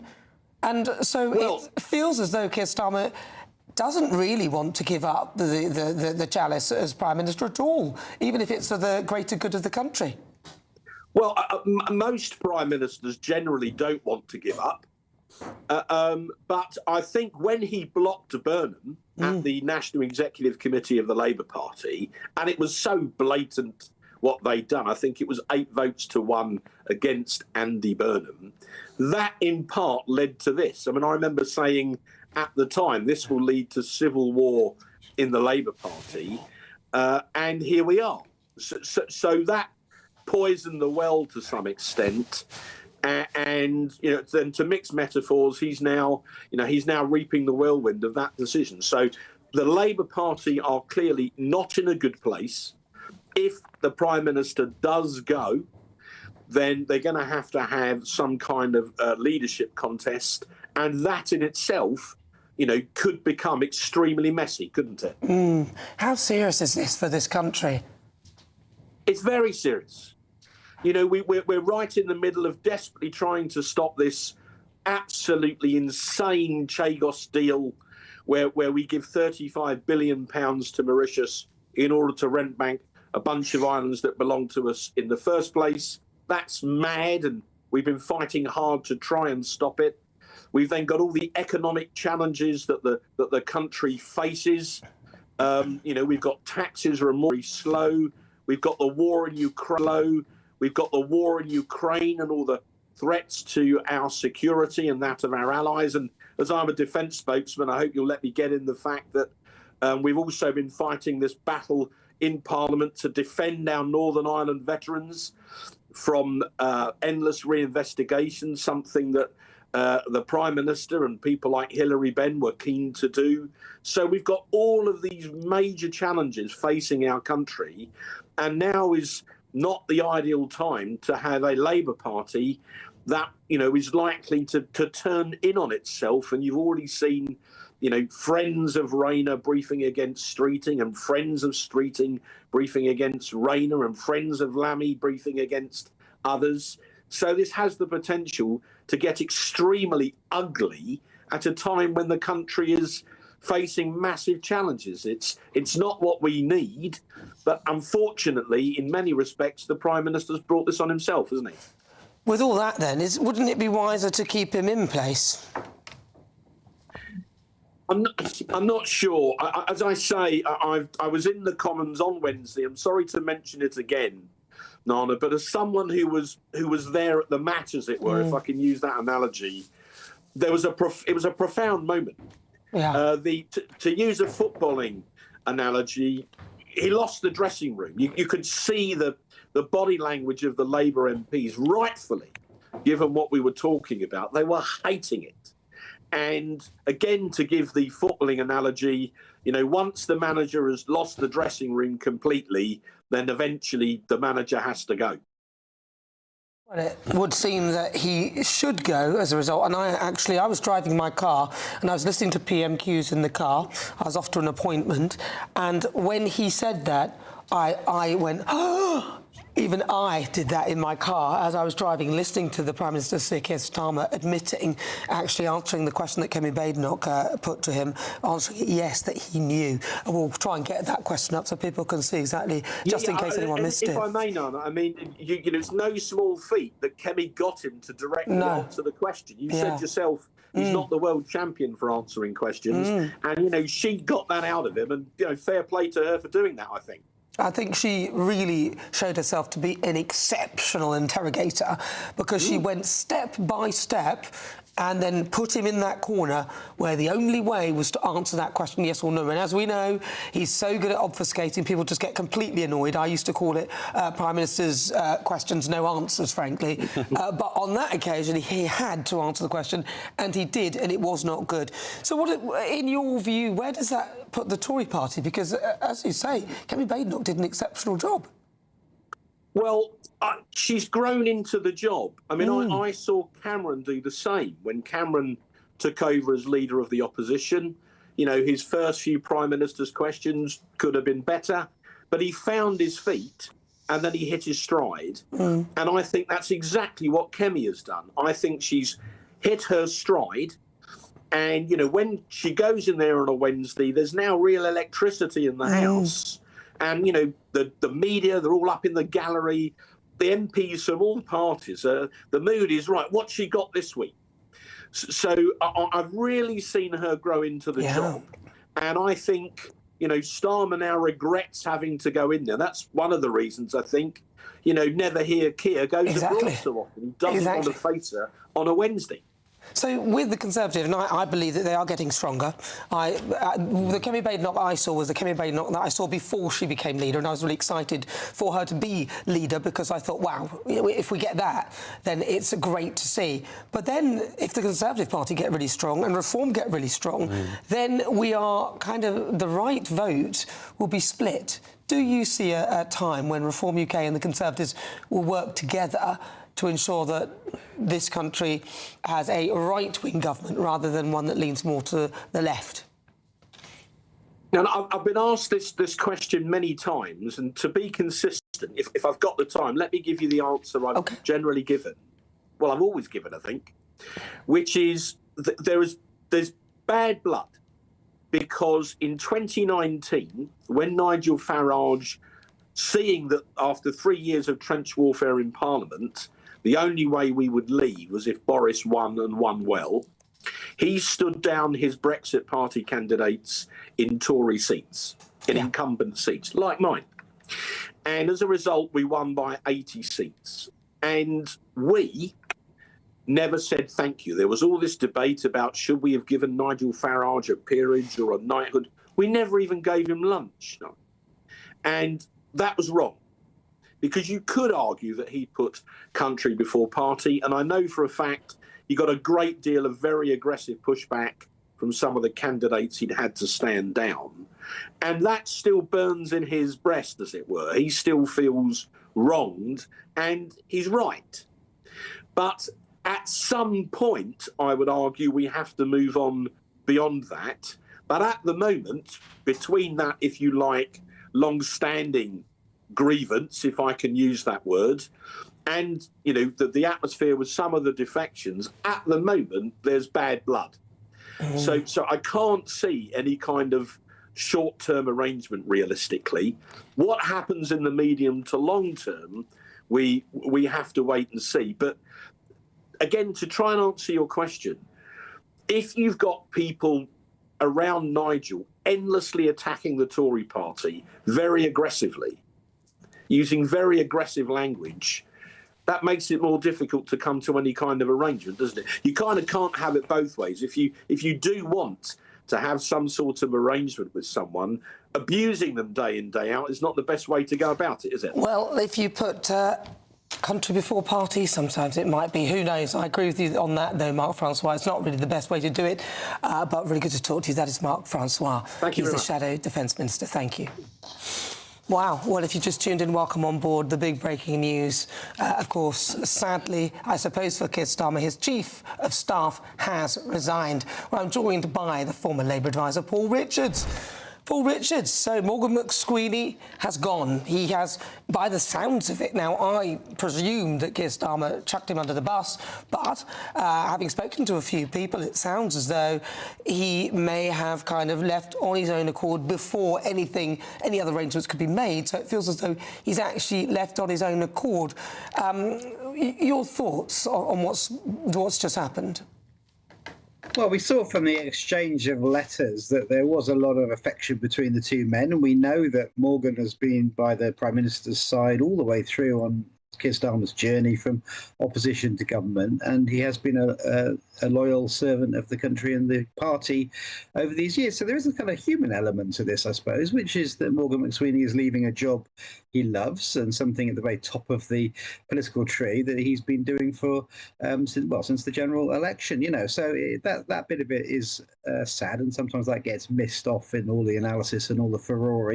What does it mean for Keir Starmer? Well, I just think, you know, the most important thing now is to appoint another Chief of Staff. There are some good women. Two of the women in the frame are the Deputy Chiefs of Staff who are doing the job now, so one of them perhaps might want to take over. And the government needs to get on with governing. I mean, I would pick up what Mark Francois was just saying there about civil war and all of this. You know, if there was a leadership contest for the Labour Party tomorrow, Keir Starmer would win it. You know, he's got a lot of support on the backbenches and in the party. People have been joining the Labour Party in the last 48 hours, believe it or not, because they want to back Keir Starmer. So there isn't an obvious successor, and there's no vacancy right now. And so I would just push back slightly on this idea that it's all terribly chaotic, because it's not. Well, I suspect some people have been joining, but I suspect lots of people will be leaving as well. And I'm not sure whether the numbers work out as a net plus, but, you know, in your view, because a lot of people are saying that he has to go. They're not happy with the direction of travel, and it's not a case of if, it's when. If that is the case, when do you think would be the time that he would leave? Well, this is a really unfashionable view, Nana, but I don't think he will go. I honestly don't think that the stars are aligned in a way that would mean that he's going to go out the door anytime soon. Certainly there's going to be none of the leadership camps wants to act while there are the local elections on and the Scottish and Welsh elections, so that's not going to happen. None of them has the overwhelming weight of support, the 80 MPs plus support from the unions and the members, that could mean that they're an obvious successor. So there's kind of Mexican standoff now between the sort of 5 or 6 different camps that may emerge, all staring at each other, going, well, you go first, because none of them wants to. So all of that means it's more likely that Keir Starmer carries on and the status quo is maintained than not. And speaking to lots of MPs over the last 2 days, they're going to coffee mornings, they're knocking on doors, they're doing their surgeries, and they are telling me that this issue of who the chief of staff of is in Downing Street is just not coming up on doorsteps. And believe it or not, neither is Peter Mandelson coming up on doorsteps in any great number. People are far more concerned. What are they concerned about? Potholes, the National Health Service, where are the cops on our police, on our streets, the real bread and butter stuff that people care about. So I think this is a little bit of an SW1 story, but I don't think so.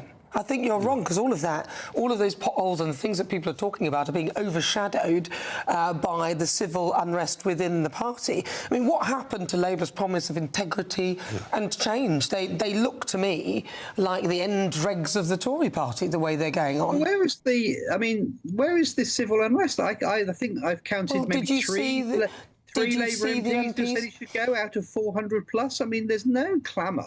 And some of the people that are now sort of saying, oh, well, we told him so, and, Mandelson's are wrong and all that. These are people who want to drag down Starmer and always have done. So he hasn't lost the dressing room. David Lammy? David Lammy? Well, did he want to drag down Starmer? He's put on the record that the Prime Minister obviously took lots of different bits of advice, and it was a controversial decision at the time. It wasn't like Mandelson was a shoo-in. It was a political decision welcomed by many. I mean, I remember Nigel Farage saying this is a good decision. Well, Nigel also said that he would work with anyone and for the greater good of the country. So if you put that into context, he would have worked with anyone. So I don't think and also it's not down to Nigel to choose who that person, the ambassador, would be. But he's just being, I would say that is being professional and sensible, that you say you're going to work with people. But there are those like David Lammy who initially actually endorsed him and then later on has written a piece on the front page of the Telegraph saying that he told Keir Starmer not to do it. Well, there are lots of people coming out of the woodwork now saying, oh, yes, we said it was a bad idea at the time. But, all the people that said it was a good idea at the time seem to be running for the hills. Ultimately, though, the decision and what happened and why the vetting failed and who lied to who is going to come out in the inquiry. The vetting failed. It failed. But not really. I mean, there was quite a lot that was already known that would, in my view, discount Peter Mandelson from being a candidate. If it had been me, there's no way I would have employed somebody who had close connections to paedophile Jeffrey Epstein. Even if he was in his friend circle on some sort of close level, I wouldn't be employing him or giving him a job. And he was also fired, or he had to resign twice already. And his reputation precedes him. Everyone knows he's a bit... So to me, that would be a very dangerous person to give that job to. Well, I mean, I'm not sure I would have given him the job either, to be honest, because he's been around a long time. But, obviously the decision at the time was, on balance, who's going to get on with Trump?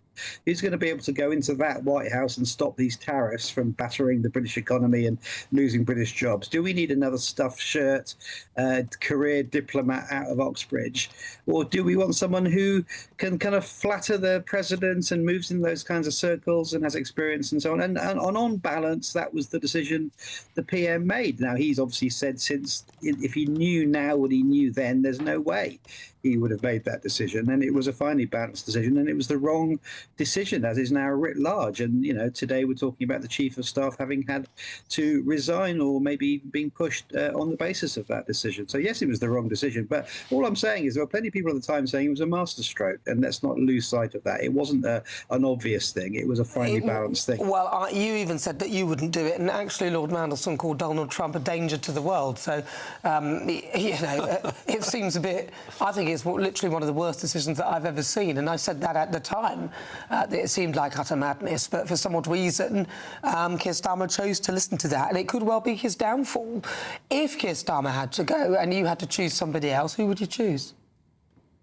Well, they have to pass two tests for me. One is, are they credible with the country and can take the country forward? And two, will they win a Labour Party selection battle? And I mean, I'm afraid none of the candidates at the moment have met those two criteria. You know, the only one that has is actually Keir Starmer, which, as I say, if he was to stand now, he would win a contest. So I don't think there's a vacancy, and I'm not going to fall into the trap of endorsing his successor right now. Ah, well, that's a shame. I tried. You didn't fall in. Paul Richards, a pleasure. Thank you very much for joining us. That's Paul Richards. Thank you very much. Right, let me just remind you, if you've just tuned in, it's 36 minutes after 4 o'clock. Morgan McSweeney this is the breaking news, has resigned. In a statement, he said, after careful reflection, I've decided to resign from the government. The decision to appoint Peter Mandelson was wrong. He has damaged our party, our country and trust in politics itself. When asked, I advised the Prime Minister to make that appointment, and I take full responsibility for that advice. I remain fully supportive of the Prime Minister.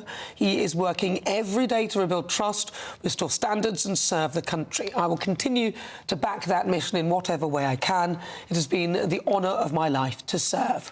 Right, back to my panel, broadcaster and journalist Danny Kelly and political commentator Jonathan Liss. Jonathan Liss, two Chief of Staffs gone, Sue Gray, and we remember her, but that was all at odd time because there were the questions as to when he had made contact with Sue Gray and when he hadn't, and in the end it was all too much and she had to go. And now Morgan McSweeney. I mean, it's only been 18 months. So, in a way, one thing that not exonerates Starmer, but allows you to understand what might have happened is that he appears to over-delegate really important things that he should be dealing with himself. So he gives entire briefs to different ministers, so obviously that's what they do, but he doesn't necessarily exercise such oversight over those briefs. And importantly, he delegates really important things to advisors who obviously don't have that democratic oversight. And so what people will tell you and sort of people will write about is that he kind of said, because obviously Sue Gray had a huge pedigree, she'd obviously been a very accomplished civil servant, and he gave her the brief of preparing for government and didn't check to see how that was going, and then got into Downing Street and found that there wasn't really a plan for government. And Sue Gray was a very, very overzealous gatekeeper and actually wasn't doing the job that everyone thought she'd be natural at. That doesn't, I'm sure that she has her side of the story as well. I'm sure that she was blocked in various ways and there was a turf war between her and McSweeney. So what might have happened with McSweeney is that in a way, Starmer's telling the truth. That he didn't know very much because McSweeney didn't tell him very much. And if we believe that, McSweeney might not have been responsible for the vetting, that's not his job, fair enough. But he was, I believe him when he says that he was certainly responsible for pitching for Mandelson and for insisting very strongly that Mandelson should get this job. And Starmer, as appears to be Starmer's wont, was saying, oh, OK, well, you'll deal with this and I'll just follow what you say, and not exercising that independent judgment or that necessary oversight that a Prime Minister should be doing. And so that's where he appears to have come a cropper. So he sort of is keeping his hands clean, maybe politically, maybe because that's just his style, but other people are doing it and they're carrying the can. It was his mistake, but at the same time, Starmer has to be responsible for what is happening on his watch because he's the boss. Well, it doesn't seem good enough. I mean, if that is the case, and I believe that what you're saying, there is an element of truth in that, because I bring myself back to the Island of Strangers speech, which he did, and then said, oh, I hadn't read that, and I wish I hadn't said it, because I was so busy, because I'd been jetting to and from, that I didn't get a proper chance to read it properly.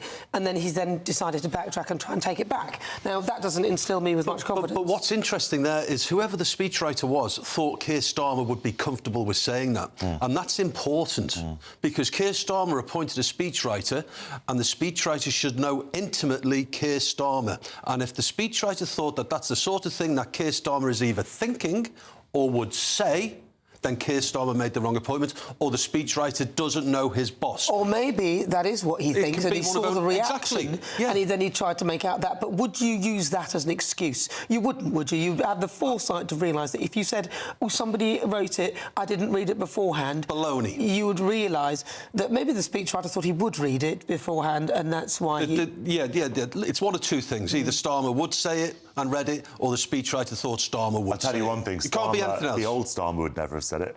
He was a firm believer in immigration. Just going back to two of the interviews there with Mark and Paul, I thought it was really interesting because they're disagreeing with each other about losing the dressing room. And I think that's a bad analogy because when a manager loses the dressing room, the chairman sacks him. There's no one to sack Starmer. And the chairman only sacks the manager when there's a viable alternative. You know, these businesses aren't soft. So I don't think that analogy stands. But I do hope that Nigel Farage, one of the 7 deadly sins, if you're a Christian, one of the 7 deadly sins is pride.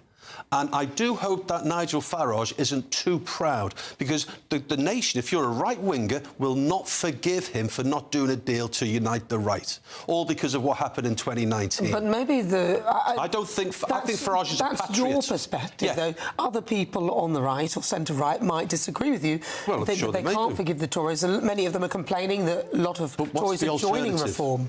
The alternative is another 5 years of Labour, and that's why people would find it unforgivable for there not to be some sort of pact. But you know that even though people knew that they would end up with a Labour Party, many Conservatives didn't go out and vote because they were so angry with their party. Correct. So they were prepared to forgo their opportunity and allow the Labour Party in. They didn't realise, now we know what Labour's like, they didn't realise how bad, in inverted commas, Labour were going to be.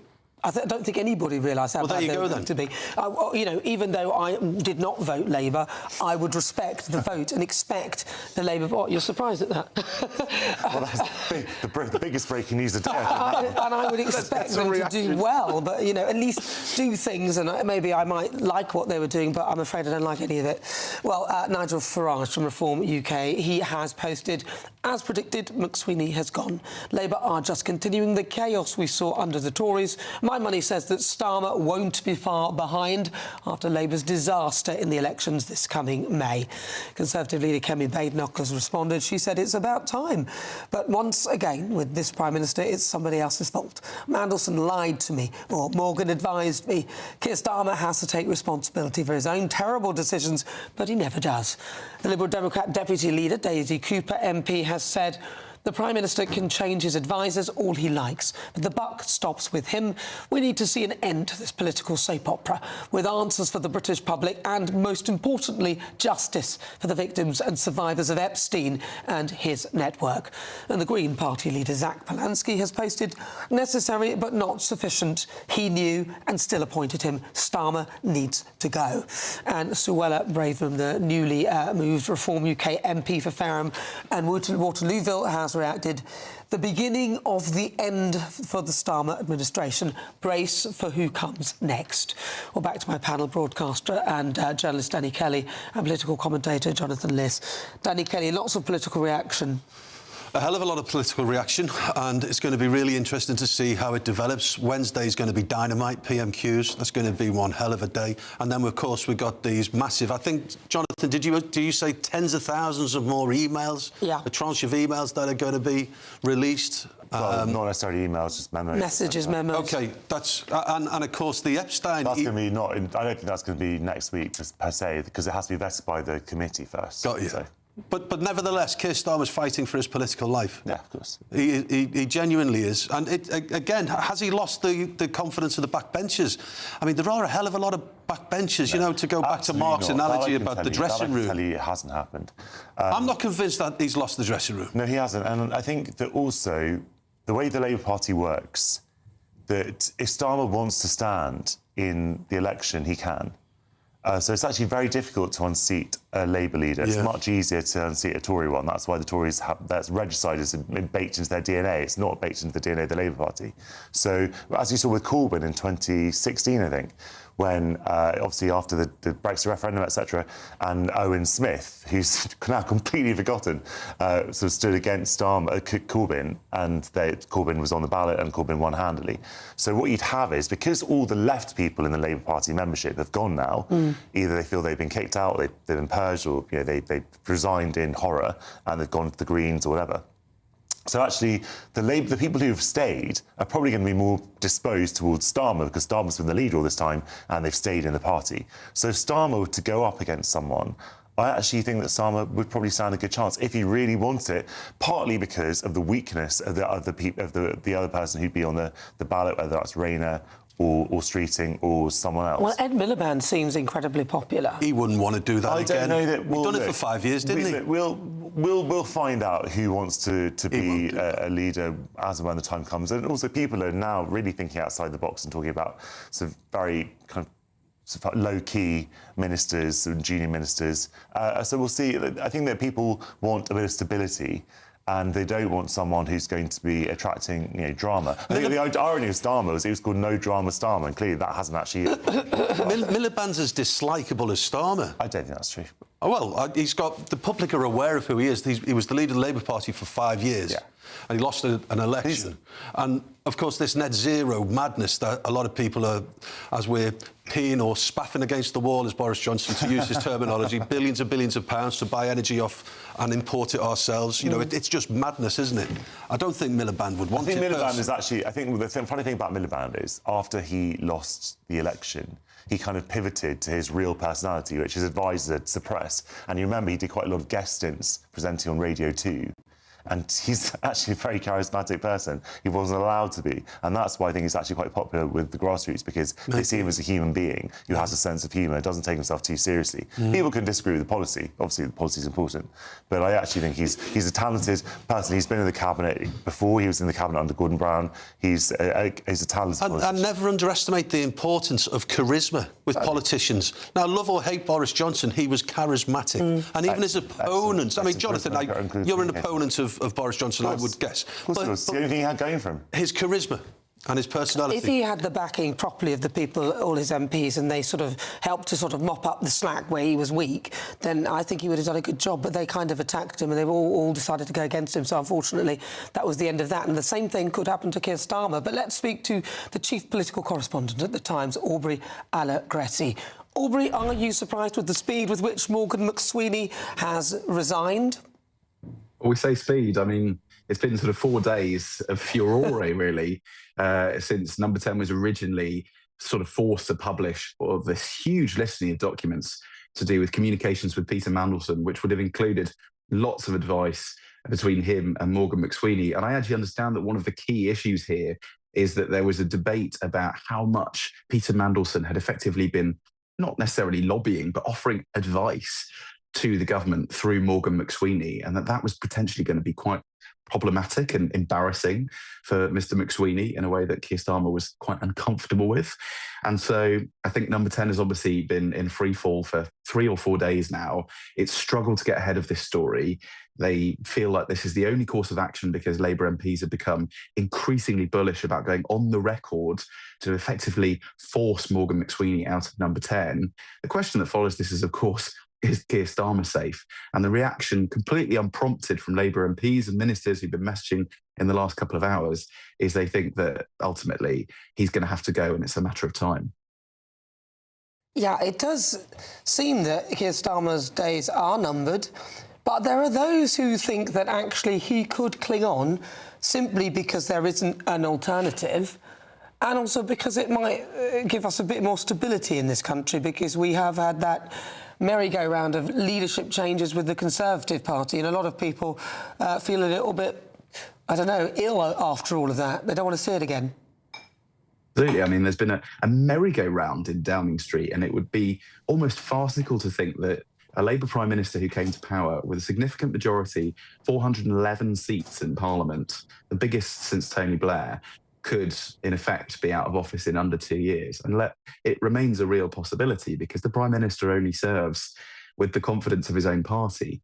Now, as your previous guest was discussing, it's obviously a lot harder to challenge a Labour leader. Under the Tories, you needed 10% of the party, and they could basically make that known in secret who they were. Under Labour, you need a quarter of Labour MPs to come out and go on the record and unite behind a single challenger, which is why the bar is so high. Wes Streeting, the Health Secretary, well, some of his critics say, because he's particularly close to Peter Mandelson, that there is guilt by association. There's obviously no suggestion of any wrongdoing by Wes Streeting, but people think that he is going to be sort of politically damaged by his association association with Peter Mandelson and the New Labour sort of old guard. And then you have Angela Rayner, who still hasn't settled her tax dispute with HMRC, we're told. And that's because the sort of tax ban is dragging its feet. Allies of Angela Rayner say she wants to pay it if she's got anything to pay. She's just really keen to crack on, but it's delaying her sort of political comeback. And then you have jostling from other people. So everyone from Al Khan's, a sort of junior defence minister, to others in the cabinet, Lucy Powell even being talked about as a possible future Labour leader. I guess the issue will be, can the left put up a strong enough candidate to field against Wes Streeting if and when he decides to run? Because if not, then they're going to potentially sort of lose this battle over the heart and soul of the Labour Party that's coming down the line. Has sort of links to Mandelson, and, you know, they were quite close, as it seems. And a lot of people might not really be prepared to forget that. Yeah, I think that's right. And obviously, Keir Starmer himself is at the middle of this. And what's been pointed out is, of course, that advisers advise and ministers decide. So there will naturally be questions about why Keir Starmer sort of pushed so forthrightly for his advisor, Morgan McSweeney, to get his way. And it will just open the door to sort of what comes next. There's already jockeying for other potential senior positions in a future government. I mean, Ed Miliband, for example, used to be spoken of as a potential successor to Keir Starmer, but I think most MPs understand that, having been literally rejected by the electorate in 2015, that would be political suicide. So allies of Ed Miliband are potentially trying to line him up to be Chancellor in a future government. One of them, bizarrely, even compared him to Donald Trump. They said Donald Trump had, one period in office, and when he came back in for his second, he hit the ground running and knew exactly what he was doing. They said the same is true of Ed Miliband. He was Labour leader for 5 years. He sort of made his mistakes. If he came back, Ed Miliband 2.0 would be much stronger. So there's some unbelievable briefing around at the moment. Wow. So there's a chance for Ed Miliband. I remember when he became leader, everyone went, oh, you've picked the wrong brother, because everyone wanted David. Unfortunately, they did pick Ed, and that didn't go well at all. So it could be the same thing, 2.0 again. If Keir Starmer stays, because I just have a feeling that he will cling on. I don't think that he's going to go. I think he's going to cling on. And I suspect that if the backbenchers are weak, which a lot of them seem to be, that he could cling on to the end. I think he may, I hate to say it, but I have a feeling that he could remain in post until the next big general election. It's underpriced. And I mean, this is really the sort of key moment where his critics could move against him, because the closer you get to a general election, of course, the harder it then becomes, because it looks like you're running out of time, and that the argument that you are cementing the party's problems closer to an election becomes ever stronger. So I think this is a really sort of crucial 4 months. If he can get through to effectively the end of July, which is when MPs go on recess for the summer, and would be the perfect time for a Labour leadership contest, because, of course, MPs aren't sitting in Westminster for about 5 or 6 weeks. They could sort of be instead going across the country doing the leadership hustings. There is still meant to be a lot going on in government during that time, so it would certainly be a distraction. But that is probably the kind of key time for a contest to be held.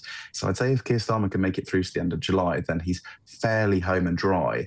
It's just that people will be wondering that without his right-hand man, the architect of the 2024 general election strategy, how is Starmerism going to be any clearer defined now? People already thought he had a sort of lack of vision, clarity, ability to articulate and communicate himself. Without his sort of biggest proponent, I think they worry that he's going to sort of fade away and ultimately just decides that for the good of the Labour Party, he should step down. Well, I don't think Keir Starmer will do anything like that at all. I think he's going to cling on for dear life. Aubrey Allegretti, thank you very much. He's the chief political correspondent at The Times. Well, as ever, this show's nothing without you and your views. Let's welcome our Great British Voice, their opportunity to be on the show and tell us what they think about what we've been discussing, and, of course, the breaking news. Joining me now, Alan Cook in Westminster. Alan Cook, well, he's gone, and Morgan McSweeney has stepped aside. Hiya, Nana. Thanks for having me on again. Well, Morgan McSweeney actually has a history of making bad decisions, doesn't he? He was instrumental in getting Starmer installed in number 10. So I don't think we should forgive him for that one to start with. But, Starmer said that he took a risk over the appointment of the Dark Lord. Now, risk implies two things. It implies risk and reward. So I'm pretty sure if the appointment went well, he'd take all the credit and the reward for that, but he wants no responsibility and none of the consequences for it going wrong. You know, Mark Francois just had an analogy, a football analogy. I'll give you a horse racing one. It's like him putting 20 quid on a horse, the horse losing, and then he's gone to Morgan McSweeney and said, "Oh, my horse lost. Can I have 20 quid, please?" You know, it's ridiculous. But this all started, this is not new. This started 30 years ago from, you know, Blair, Brown, Cameron, May, Boris. It's the manifestation of the sort of global socialist uniparty blob. It's corruption, incompetence, hypocrisy. And so the trust in the uniparty is now severely damaged. And I see it's damaged beyond repair. So, you know, it's about time voters actually start a new relationship with a new party, as far as I'm concerned. You know, if you keep going back, it empowers them to lie to you again and again and again. And Danny Kelly just said about we need to do a pact to reform with the Tories, and that can never happen. And Reform have said that will never happen. It's because you know, Reform gets votes from the centre-right and the centre-left. So we'd lose the support of the centre-left if we did a pact with the Tories, and we'd lose more votes than we'd gain. So, you know, if you don't want Labour, you've got to vote Reform. It's pretty much the way it is. I might say that, but Kemi Badenoch did an exceptional job of getting that answer from Keir Starmer. You know, he never answers any questions, and on this one, this was the one he had to answer. So, and I think a lot of people might be looking at the Conservatives and potentially forgiving them for what happened in the last 14 years. Alan Cook, I've got to leave it there. Thank you very much. That's Alan Cook. He's my great British voice. Right back to my panel, broadcaster and journalist Danny Kelly and political commentator Jonathan Liss. I'll come to you. You made a point about the thing that you said. Do you know, I really like, just as an aside, Alan's backdrop. Did you see how high the ceilings are? That's a sign of wealth. Yeah. You know that? High ceilings, a lot of money. It's true. Well, and a nice chandelier in the background. It could be one of those backgrounds that you put in. No, that's a legit ceiling, that is. Just to go back to Alan's point about Labour voters, and he made a really interesting point. Is a Labour voter going to vote for reform? The answer is obviously yes.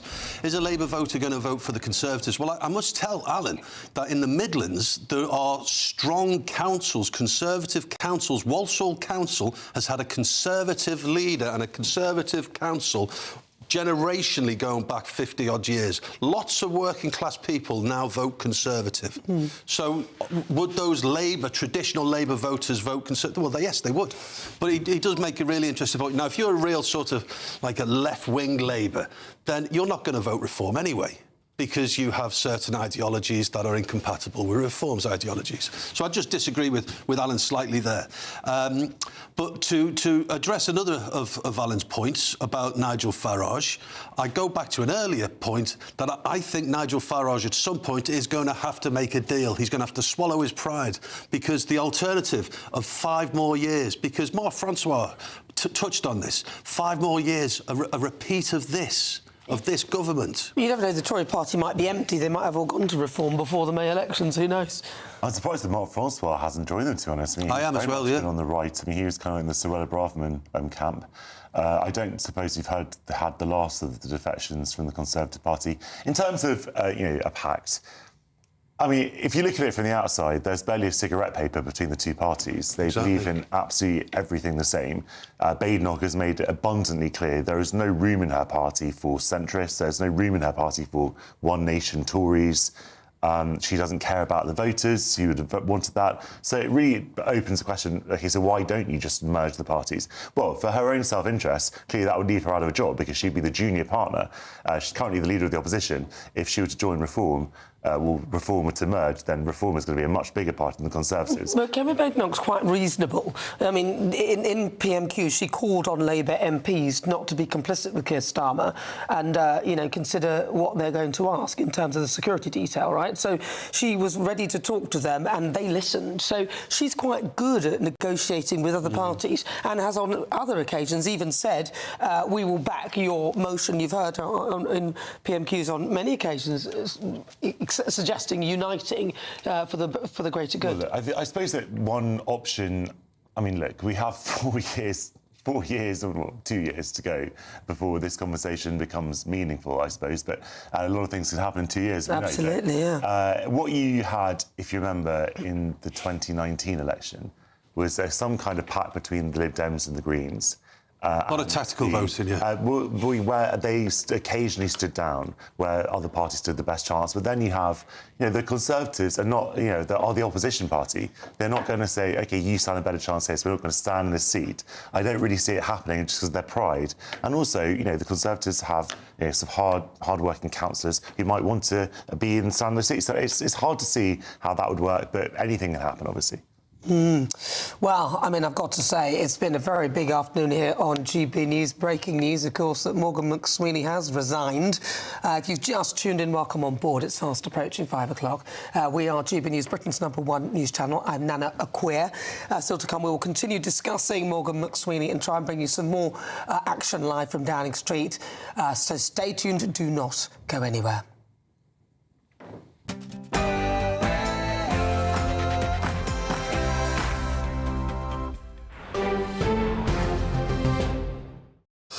It's 5 o'clock. You join us here on GB News. Let's start with the breaking news. Morgan McSweeney has resigned as Sir Keir Starmer's Chief of Staff in the wake of the Mandelson scandal. The Prime Minister's right-hand man quit after backlash to him, pushing the Lord Mandelson to be appointed ambassador to the US. And that, of course, is despite being warned twice by civil servants about the peer's ties to Jeffrey Epstein. But will this resignation be enough to save Sir Keir Starmer's premiership? Well, joining me now is political editor Christopher Hope. Let's talk to him and get an update on the situation. But first, I want to bring in my panel, Danny Kelly, a broadcasting journalist, and also political commentator Jonathan Liss. Danny Kelly, so are you surprised that Morgan McSweeney has gone now? I think he's gone in order to help Keir Starmer. I don't know, but I'm guessing, obviously they had a conversation before he released his resignation to the press. I get all of that, and before Starmer wrote his gratitude and the statements. But I think as soon as I heard that, Nana, I was parking up outside, and I immediately thought he's gone so that he falls on his sword to try and help Starmer out. I immediately thought that. And now we're playing, it's a game of poker, and Starmer's got a duff hand, and he's playing as good a hand as he can with like 5 of clubs and a 3 of hearts. He's got nothing, but he's doing his best to try and cling on to power. And we've had so many great commentators and opinions today. But I'd go back to the former Labour advisor, I think Paul, his surname escapes me, same haircut as me. Yeah, same haircut as me. And he was saying that he's going to cling on to power. And I keep thinking back to it, and I think he's right. I think we're going to see a lot more of Starmer. Unfortunately, I don't like him. I think that what Brie Allegretti was saying before is a good point, that Starmer staying on is underpriced at the moment. If you remember with Theresa May and Boris Johnson, the fatal wounds came a long time before they actually left office. If you remember, Theresa May had her confidence vote in December 2018. And that completely finished her off. And then she stayed on for another 6 months. And Boris Johnson stayed on for a long time after the Partygate stuff. So, well, I think that Theresa May's moment came when the letters started falling off when she was doing that speech. I can never forget that. That was so bad, wasn't it? I mean, it was really awful. Right, well, joining us now, because we do have some more breaking news, is our political editor, Christopher Hope. Christopher. Hi, Nana. Yeah, I got some breaking news moments ago. Now, we are now told by sources that the PM and Morgan McSweeney decided it was the right moment to move on together. So it wasn't just the choice made by Morgan McSweeney. We're led to believe the government's policy agenda has not changed. There's a relentless focus, as they say, on cost of living and a determination to deliver a more prosperous country based on providing opportunity, security and respect for all will continue. The PM, Sir Keir Starmer, recognises the need for government to address the issues highlighted by these Mandelson revelations. The commitment to economic strategy, that isn't changing either. They say it's led to falling inflation and lower interest rates unchanged. Work began last week on all this, Number 10 sources tell us. And the PM has now instructed officials to move at pace, they say, to deliver change. And he hopes to deliver that to update the country as early as tomorrow. So it looks like we'll be hearing from the Prime Minister tomorrow. to set out what happens next. This is a huge moment for this Prime Minister. He'll be, it looks like, addressing the country as soon as tomorrow. There'll be questions from the press there. I hope to be there for GB News. The question will be simply asked, why are you still there when Morgan McSweeney isn't? Because surely that appointment of Lord Mandelson was made by you, Prime Minister, not by Morgan McSweeney. And in fact, if you read the statement from Morgan McSweeney, he says, doesn't he? If asked, he said, hire Peter Mandelson. Now, who else was asked? And in fact, as ever, advisors advise, politicians decide. Now, the question I'm thinking here is, why is the PM still in post if Morgan McSweeney feels he should resign? Someone had to go. He had to go for the appointment of Peter Mandelson. Why is the PM still in his position? The problem here for the PM is he's lost his political fireguard, his political brains, someone who shielded him, I think, from so much of the political world that I don't think the PM really fully understood, certainly the way I've seen him in the past 18 months or so as Prime Minister.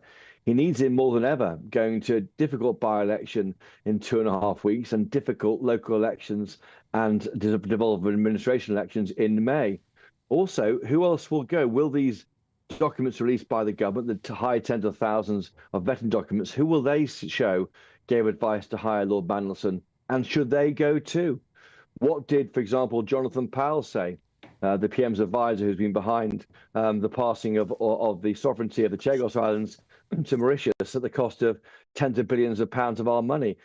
Has that happened? And if so, what did he say? Was he against his appointment or in favour of it?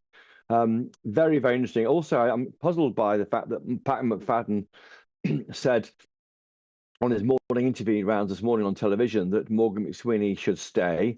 It wasn't the time to sack him, he said. What changed in the past 3 or 4 hours? Why is his position suddenly completely untenable? And why couldn't Morgan McSweeney hang on for a few days for someone else to replace him, make it look orderly rather than panicked? Because this looks panicked. The PM is in real trouble here, real peril. We could be hearing from him as soon as tomorrow. Well, Christopher, when you said that they've decided to go together for a moment, I thought you meant both of them were leaving together. But I get it. They made a joint decision that Morgan McSweeney would leave rather than Morgan McSweeney just saying, I'm going to resign. The reason why that matters, Nana, is because if you're in charge, why wasn't Morgan McSweeney frankly sacked over this? Why is the PM allowing himself to be led, it seems, by other people's choices? The point about being Prime Minister is you're in charge. The buck stops with you. Why hasn't he gone? That is what I find puzzling, maybe a bit difficult to fathom here. The PM had to step in and make a choice, didn't make it, and Morgan McSweeney resigned. Now, what Number 10 are briefing us now as on guidance is that it was a decision made by both Morgan McSweeney and the Prime Minister. So clearly they sat down for a conversation in the wake of a quite brutal series of interviews on the Sunday morning breakfast shows this morning, and said, look, we've got to find a way out of this, and it probably isn't me being part of it. But he allowed him to resign rather than be sacked. But if you want to show authority, want to show that you're in charge to the rest of the Labour Party, and maybe this wasn't the way to go about it. Well, maybe he was afraid of what that could do if he did that, because Morgan McSweeney must have contacts all over, and Morgan McSweeney knows where all the bodies are buried. So he's obviously got to sort of keep some sort of good relationship with him, and I suspect having a discussion and deciding was probably the best way for him to do that. Do we have any idea who he might put in Morgan McSweeney's place? We don't. Now, there's already some speculation about who might replace him. The peer who did the work on the grooming gangs inquiry, Baroness Louise Casey, she's been raised as somebody who possibly could go into that role. She was also mooted as someone who could replace Chris Wormold, who was the cabinet secretary as recently as last November. So I know Louise Casey pretty well. I mean, she is someone who can definitely push through an agenda, often against opposition from within Whitehall. She can definitely deliver on what the PM's agenda is, and that could be an option. I mean, Louise Casey's got her own issues at the moment. Of course, she's helping to get this grooming gangs inquiry started up by April this year. She's also, rather importantly, reviewing the issue of social care and how we're going to fund that. And that was a kind of a big picture, a big piece of thinking now for the Prime Minister. She's doing that at the same time. Meetings have already started on that last September. That work is underway. So an early favourite for this role is Baroness Louise Casey. But I say again, if you didn't want to give off an air of panic, because that's what it looks like, they should really have announced the new chief of staff at the same time as Morgan McSweeney moves on. That hasn't happened. It clearly was a conversation between Morgan McSweeney and Sir Keir Starmer, and they both agreed that he should go, but no one currently replaces him, and that leaves this government rudderless. And a very bad look, because it's not one but two. He lost Sue Gray at the beginning, and now Morgan McSweeney. It's a terrible look for the Prime Minister. Yes, that's a very good point, Nana. I mean, Sue Gray, of course, was appointed, I think, November 23, I think, from memory, and she was brought in to give the team around Sir Keir Starmer experience of government, someone who could establish how to hit the ground running. She was blamed by people for not having that preparation ready when they won the election in July 24, and she quit, of course, I think October 2024, and now we find that in February 26, another chief of staff, Morgan McSweeney, who replaced Sue Gray, he's gone too. It just shows how hard it is, maybe, given the challenges facing this country, given the fact that that growth is anemic or barely anything at all. It's very hard, maybe, to get a grip on what you want to do as a Labour government. What he wants to talk about, the Prime Minister, is cost of living. He's got a whole suite of things which are happening this year they want to talk about to show how this government is delivering for those on the lowest incomes. Instead, he's talking about an odious character called Jeffrey Epstein, how our former ambassador helped him when he was in government, and associated with him after that in his private life, and how difficult that is for the government to understand, and how awful that looks for women supporting Labour, for men too. I mean, a complete disaster, an awful look for a Prime Minister who did come into politics for public service. He favours and talks about public service all the time. I think he is lacking in some of the political skills required in the most important job in politics in this country. And Morgan McSweeney was that right-hand man. I mean, I was looking back just now at what the PM said about Morgan McSweeney as recently as last Wednesday. He said there the importance of him to his team. He said that he was central to the operation. He helped him win elections, and now he's gone. I mean, a complete disaster, I think, for the Prime Minister. He was, he's tied himself to the mast of Morgan McSweeney, and now he's lost his key person who was so important to him over the past 6 years. Really, all of his time at the front line of politics, Morgan McSweeney has been there with him, and now he's gone. I can remember talking to you last week and saying that when Keir Starmer says he's got absolute confidence in someone, that person disappears. And he did exactly that, and Morgan McSweeney is next. Well, I think, to be fair to the Prime Minister, I mean, we only ask if a PM has confidence in somebody when that person is already in some trouble. So I don't think you can necessarily make that connection. I think, if someone was doing well in their jobs, they wouldn't be on the way if the PM said they have confidence. But yeah, no question, this is a really difficult moment here for the Prime Minister. Again, as I say, to reiterate, we think we're going to be hearing from the Prime Minister as soon as tomorrow. We're not hearing from him today. Again, the PM and Morgan McSweeney decided it was the right moment to move on together. The government is making clear that its agenda has not changed. A relentless focus, they say, on cost of living crisis and a determination to deliver a more prosperous country based on providing opportunity, security and respect for all. That means that the attempt to take on the argument with Reform UK, which has angered some on the left of Labour, will carry on. And this commitment, they say, to its economic strategy, delivering falling inflation and lower interest rates, that won't change either. So there'll be no change in economic policy that Rachel Reeves is pursuing, and nothing about the attack on Reform UK, despite concerns from the left of the Labour Party, as I say.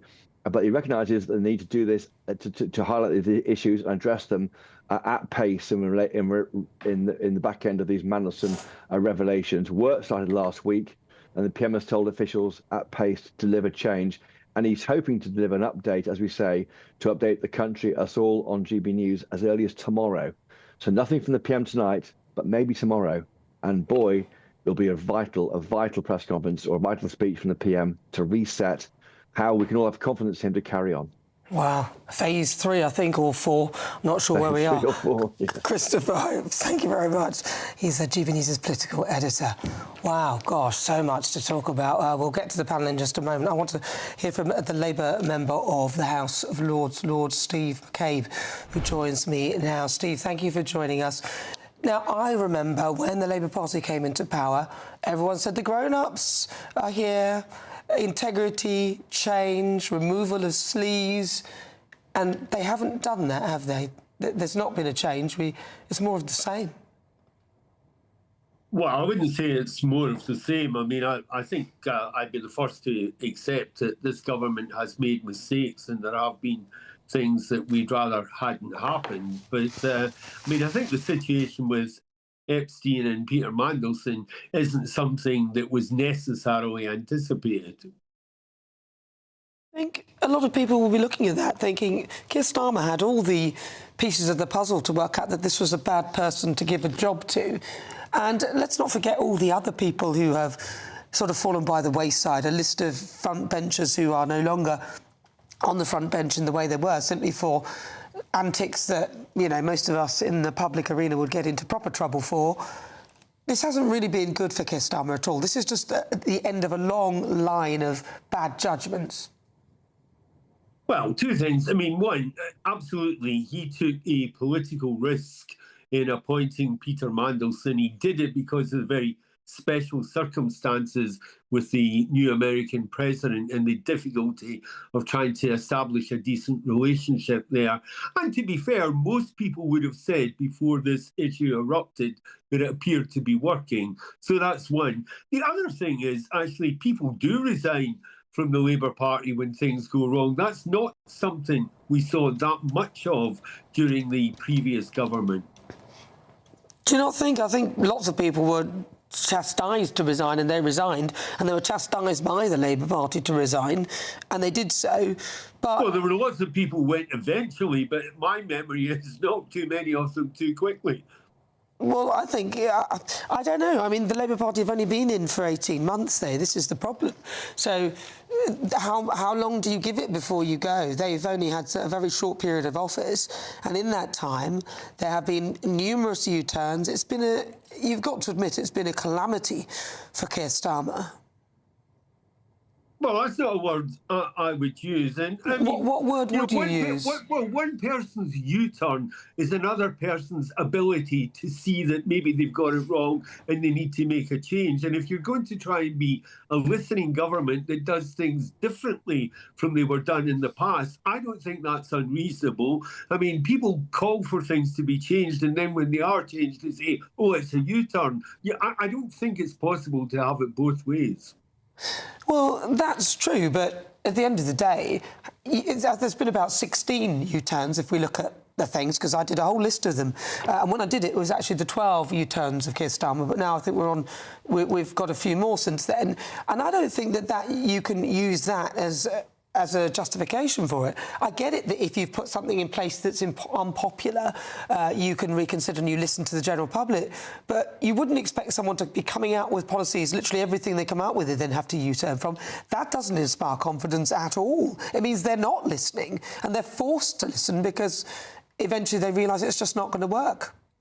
Well, it's not everything. I mean, obviously, there are bills going through that the opposition are fighting tooth and nail to prevent, like the employment rights law, the children well-beings bill, the attempt to get rid of the hereditary peerages. We've got the opposition fighting tooth and nail to stop the government's policies, and we're still proceeding with them. But there are things we get wrong, and personally, I'd rather have a Prime Minister and a government that are prepared to acknowledge when they've got it wrong and try to make a change. I hear you, but I'd personally like a Prime Minister and a government who would at least get it right the majority of the time, and then on the odd U-turn, I get it. But these are too many. It's too much. And we've had 12 front benchers already resign, and now we've got this whole scandal with Peter Mandelson that really and truly there were a lot of markers that were known. And if it were me and I were employing someone, there's no way that I would have employed him. Would you have employed him? Well, I think, as I said to you a moment ago, this was an unusual set of circumstances appointing the person in Washington because of the nature of the relationship with the American president. And there were a number of people who were making the case that Peter Mandelson did have the skill set that would make that necessary. Of course, there were also people saying that they didn't like the idea. And at the end of the day, the Prime Minister took a risk and made a judgment. And on this occasion, it was wrong, and he admits that. Yeah, well, I hear you. Thank you very much. Really good to talk to you. That's Labour member of the House of Lords, Lord Steve McCabe. Thank you so much. Right, it's just coming up to 20 minutes after 5 o'clock. This is GB News. Joining me now to discuss the breaking news is Director for Popular Conservatism, Mark Littlewood. Mark, so Kemi's forensic questioning ended up forcing a straight answer from Keir Starmer, which was a shocker in itself, which I think was partly why people sighed. But the other part was that he was admitting that he knew information, that he was admitting that he knew things, and perhaps by admitting that, this was a bad thing because he gave Peter Mandelson a job. Where do you sit with what's happened? Oh, I think we're well into the end game now, Nana. I was listening to your panel a while ago saying that Keir Starmer surviving into next year might be underpriced. I disagree. I think political sentence of death has now been passed, and it's only a question of when exactly the execution takes place. You're right that Kemi's superb performance at PMQs was a trigger for all of this unravelling.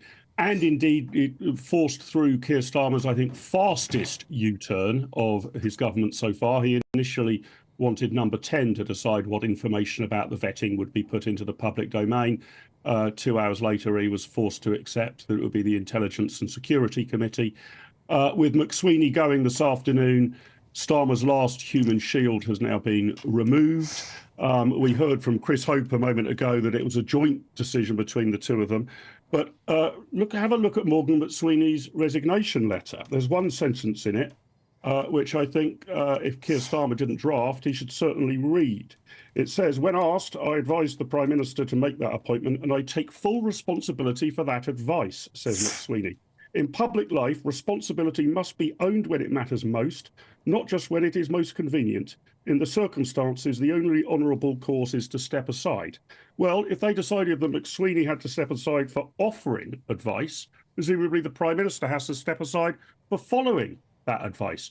I can't see anything, really, in the next 24 hours, 72 hours, or 72 days that is likely to get better for the Prime Minister, and you can see an awful lot that's going to get worse. This is a classic example of the end of days of a government. A few loyalists like Lord McCabe, who we just heard from, loyally try and put up some form of defence, but more and more MPs break for cover, demanding a change. We've heard more voices of that ilk today. A lot of them are doing that behind closed doors. This is the end of days for the Starmer regime. I think the chance that he resigns in the next few days, certainly the next few weeks, is significantly underpriced. I think it's very unlikely he'll still be the Prime Minister by the summer. Well, some people might say that the Tory party, they were pretty bad with this. Remember their last sort of couple of years in office? How many leaders did they have? It's not great, is it? Disaster, yeah, absolutely. I mean, and that's what led to the Conservative Party's worst ever election defeat in July 2024. The intriguing thing here, and why I think this Sleaze scandal and corruption is so horrifically bad for Keir Starmer, possibly even worse than it was for the Conservative Party, is Labour didn't really say very much at the next election about what it was going to change. The word change appeared everywhere, but what kind of change wasn't really spelled out, apart from perhaps in two areas. One was that there was going to be a wholly new approach to public service. Ethics were going to be practiced throughout public life. Sleaze would be ended. All people in authority would be completely committed to public service. we were going to be bathed in virtue as the British electorate. That was a key plank. Well, I mean, this is worse, this scandal, than anything that afflicted the Conservative Party. And one of the principal things that Starmer stood on was to clean up public life. The second key thing was real concern about the way women were treated in public life and more generally. And yet, knowing that Peter Mandelson was a known associate of the world's most renowned paedophile and an abuser of young women, didn't seem to have entered sufficiently into their consideration before giving him the most senior diplomatic job at the Prime Minister's disposal. So two of the things that they did make plain that they were going to stand on and that were going to change and were going to be different have got worse, even worse than the dying end of the Conservative regime on their watch. That's extraordinary. And I think in the case of the Prime Minister, unsurvivable. Well, some of them are arguing and they're saying that they chose the person that they believed would be the most efficient against Donald Trump. So they chose him because they thought he'd be the right person to negotiate with Donald Trump. I'm not sure why, but that was the reasoning that they gave. Can you see that at all? Well, I mean, they put that in the balance, evidently. But in that case, I think that they should have said, our great priority as the incoming government is going to be close relationships with the US administration. That's our top priority. Not vanquishing Sleaze, not a better code of ethics in private life. Well, those things might weigh with us, but they'll only weigh with us a bit. The main thing is that we have a very good relationship with the US administration. And if sleaze and corruption has to be tolerated in order to achieve that, that's a bullet that we will bite on. But that's not what they said. That's never what they've said. So you can only judge these people, I think, in accordance to the promises and the undertakings and the trajectory of travel that they promised to set us on. And it wasn't that. It wasn't that the top priority was to make sure that we had a very close relationship with the Trump regime and that if people had a bad backstory, you might have to wear that in order to grease some palms over in Washington. That wasn't their case at all. So their claim to have cleaned up public life lies in complete tatters. And as I say, that was their principal claim. If they wanted to say our geopolitical positioning is so important that the treatment of women and girls by Jeffrey Epstein or the previous career or present allegations against Peter Mandelson do not weigh with us heavily, well, they should have said that. But that's not what they said, and they still haven't said it to this day. Even though I think one can infer that is the truth behind the decisions they took. Mark Littlewood, thank you very much. He's the director for Popular Conservatism. Thank you. Thank you. 26 minutes after 5 o'clock. Let's get back to my panel. Broadcaster and journalist Danny Kelly and political commentator Jonathan Liss. So, Jonathan Liss, you've heard that. It is true the Labour Party stood on a plinth of integrity, change, removal of sleaze, the grown-ups are back in the room. What do you say to that now, looking at the way they have behaved over the last 15 months? I don't think that this is about sleaze. You don't think so? Peter Mandelson isn't sleazy? Peter Mandelson, well, sleaze is... Well, this is sleazy. Well, yeah. I think sleaze is obviously about corruption. This is not something that was a feature of the conversation when Mandelson was appointed. It wasn't about... No. It wasn't about sleaze. It wasn't about... Come on. No. Seriously. The major allegation, the serious allegation about Peter Mandelson, the criminal allegation, is that he abused his public office while he was in the cabinet of Gordon Brown. Which is pretty sleazy. By passing... Agreed. That's not what we're talking about in this particular issue, because this is not known to Starmer. This could not possibly have been known to Starmer. We are talking about... OK, so let me... We're talking about his relationship with... All right, well, let's look. He has employed somebody who has known links to one of the most prolific paedophiles known. So how... And he knew that. Yes. How is that not sleazy? That is something that's a different conversation that people were talking about at the time, about the level of relationship that Mandelson had with Epstein. Everyone obviously knew that they'd been friends. Donald Trump was also friends with him. A lot of people were friends with him. It's about the depth and scale of that relationship and how much Mandelson was implicated, if at all. Now, obviously, we knew that he had been friends with Epstein. Some people thought that was disqualifying from the start. Yes, it Other would people, be. right? It would Other be. people, It other would be people because it had would a- be, Jonathan, because that's sleazy. It's sleazy to bring somebody into your office to work for you as an ambassador who has known links to a paedophile. I don't think it's. I think we can be maybe quibbling about the word. I don't think that's sleazy. You don't think so? It can be. I think it. Look, obviously, Danny, do you having think a friendship with Jeffrey Epstein is grubby and It's not grubby, desirable in sleazy. any way. It's not sleazy. It's not about corruption. I'm per se. sorry. We've discovered about corruption since then. That wasn't about the conversation. Wasn't about corruption. It was about the scale of Mandelson's relationship They promised to change. a very bad person. They talked about Sleaze and the Sleaze of the Tories. We've had Freebie Gate. We've had all the other things going on as well.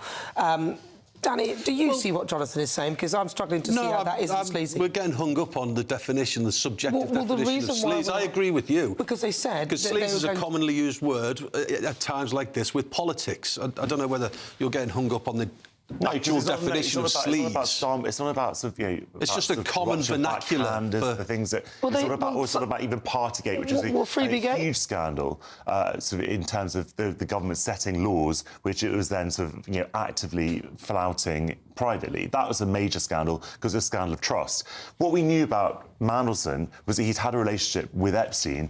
It was a matter we will discover in due course what people knew about that relationship, what was known to Starmer and the vetting people. That's not quite the same thing as... Jonathan, come on, I don't think really? it is. I don't think it is. I tell you what, It is. Chris Hope, who told us that there'd been a conversation, this is exactly 5 minutes before you got Chris Hope on. I told you that there would have been a collusion almost, and they've colluded. Starmer has lent on McSweeney, I think, and said, listen, you're going to have to be the fall guy. I'm running out of cards to play at the poker table here. And because of their great relationship, they're probably great friends and they're probably great colleagues. I think he's fallen on the sword for Starmer, but that was a conversation where they both agreed, because he's a strategist, McSweeney, and he knows that this is the end game, and he knows that he needs to be the fall guy. A lot of emotive language has been used in the last 2.5 hours. I don't believe that the government is rudderless. I mean, if Starmer dropped dead, then the government is rudderless. We're losing a chief advisor. Now, he can be replaced. We're not a rudderless government at the moment. And also, Steve McCabe, again, another great local MP in the Midlands. And another, just to go back in time, if I ever wanted to get the MP for Selly Oak, Steve McCabe, on the phone, on my phone-in show, he'd come on at the drop of a hat. But I don't see how Steve can defend 15 or 16 U-turns as a government that listens. As far as I'm concerned, if you make 15 or 16 mistakes, you're in the wrong job. These are bad mistakes. These are bad decisions. You can't continue to defend lousy decisions by changing your mind, because you shouldn't have made the damn decision in the first place. And also, let's just add some more sleaze there. I mean, Mandelson has been asked to hand back his payoff. He was given a payoff. 55 grand. Yeah, I mean, he shouldn't get the payoff. It's just... Do you know what that reminds me of? The Hugh Edwards scandal. When he was on the sick. The BBC, they still paid him £300,000. Was it There's a moral dilemma. You know, and also, next time someone says to me, Starmer is a man of integrity, I'm going to laugh in their face. Integrity is about having your moral compass set in the correct position, about morality. And morality should supersede and should be more important than sending Mandelson to America to get a better trade deal for the United Kingdom. That's if you have integrity, because that's the definition of it. Mandelson should not have been appointed. I think we can all agree on that. So you don't think he was sleazy, though? Because I'm coming back to that. You're a dog with a bone over there. Well, I am, because I just don't understand why there's even a discrepancy. I thought you'd actually agree with that, because it's quite obvious that he's obviously involved in something pretty sleazy. And even the picture with his... Wasn't the picture with the underpants? That was available beforehand. Mandelson is a deeply unsavoury person. I don't think he's a moral person. And the emails that have been released in the last couple of weeks have shed further light on that. That is undeniable. A lot of this was known before, some of it wasn't. Certainly the most serious things were not known before. These are all facts. In as far as corruption is involved, which I think is the thrust of the word sleaze, particularly as it was used in the 90s, the Tory scandals, etc., is a matter for police investigation. That's the most serious stuff about whether Mandelson broke the law by passing confidential information, etc. And in terms of Starmer, I don't think it's about corruption, it's about judgment. That's the point I'm trying to make. Oh, no, I hear you, but I think the general gist of the party, not just Peter Mandelson, but I'm talking Freebiegate and all the other stuff that's gone on, a lot of it's been pretty sleazy, and they promised that they would be different, and they haven't so far. But just to read you this, Lord Mandelson has previously denied any wrongdoing in relation to Jeffrey Epstein. He stated, I was never culpable or complicit in his crimes. Like everyone else, I learnt the actual truth about him after his death. He added that he had relied on assurances of his innocence that turned out later to be horrendously false. Right, well, joining me now is former Labour advisor and associate editor of the Labour Uncut, Kevin Marr. Kevin Marr, thank you very much for joining us. Hi, Nanny. Kevin, we are here at a crossroads, I believe, for the Labour Party. Do you think this is quite significant that Morgan McSweeney has resigned? It is. By dint of the fact here we are talking about it. I mean, it is in some respects the ultimate Westminster soap opera story. This has been going on for quite some time. Morgan McSweeney is a fundamentally important aspect to the Keir Starmer premiership. He's chief of staff, which is the highest, closest confidant and official in Downing Street. He was the architect, really, of the renaissance of the Labour Party under Starmer in the years after the Jeremy Corbyn defeat in 2019. So he's a substantial figure. There's no getting around that. So his resignation today is equally substantial. What I would say is, in various times we've been here before, I would suspect that, important though Morgan McSweeney is to this Prime Minister, Alistair Campbell was probably more important to Tony Blair. And of course, Tony Blair lost Campbell at some point and carried on and was succeeded and won another election after it. So these things have got to be put into perspective. What we've got here, though, classically, is a government that's on the ropes. Now, it doesn't need to be on the ropes. It's got another 3.5 years to go. It doesn't need to be a general election until summer of 2029. It has got a thumping parliamentary majority. It can get its business through, or should be able to do. But it's issues management, things that just come along, events, dear boy events, as Harold Macmillan famously put it. This government is proving to be really bad at handling some of that. And the epitome of that is this Mandelson scandal. They should not have been here. Peter Mandelson should not have been appointed US ambassador. He would be talking there about whether it's sleazy or not. I'm not dying on a hill on that phrase. The appointment was sleazy. Doing a deal to sort of say, well, Mandelson might have been a round peg in a round hole, cozying up to the Trump administration was no real excuse. There were plenty of other people could have done that job. You didn't need to have that association that was then directly connected between the Prime Minister, Mandelson, and the Epstein stuff that he's now dragging around and damaging Keir Starmer's reputation. I think Keir Starmer is a pretty straightforward kind of guy, and I suspect he is deeply frustrated at the turn of events. And Morgan McSweeney has taken full responsibility for making the recommendation that Mandelson was put forward as US ambassador. McSweeney and Mandelson, big pals. Mandelson, a very big player for 4 decades in the Labour Party, and McSweeney seen by many as a protege of Mandelson and his style. What Keir Starmer needs to do now is to have a proper hard reset and say, there's going to be no more of this. I'm going to run a government that's always above the line, always maintains very high standards, regardless of the politics of it. And I'm going to get on with governing, and I'm going to get on with trying to get past what are a very difficult set of local elections and elections in Scotland and Wales in May. And he's got a parliamentary by-election to defend as well. I've got to get past that. I've got to reset the government. I've got to focus it on the cost of living crisis. I've got to get taxes down, because that's killing the country and killing the economy. And I've got to play an important role on the international stage. And then at that point, probably at some point in 2027 or 2028, I'm going to go. I mean, Keir Starmer currently is the 5th oldest Prime Minister we've had in this country since the Second World War. There's been 17 post holders. He's the 5th oldest. So there will come a point, I think, in this Parliament where Keir Starmer will say, you know what? I've done my turn. I've done my whack. I want a slightly easier life in my mid to late 60s, and I'm going to step down. That's the point when he should do. I think for Labour MPs at the moment, they need to stop behaving as though they're in a student union. They need to realise they're in government, and you can't chop and change the Prime Minister every 5 minutes. We saw that with the Tories and how disastrously that ended for them.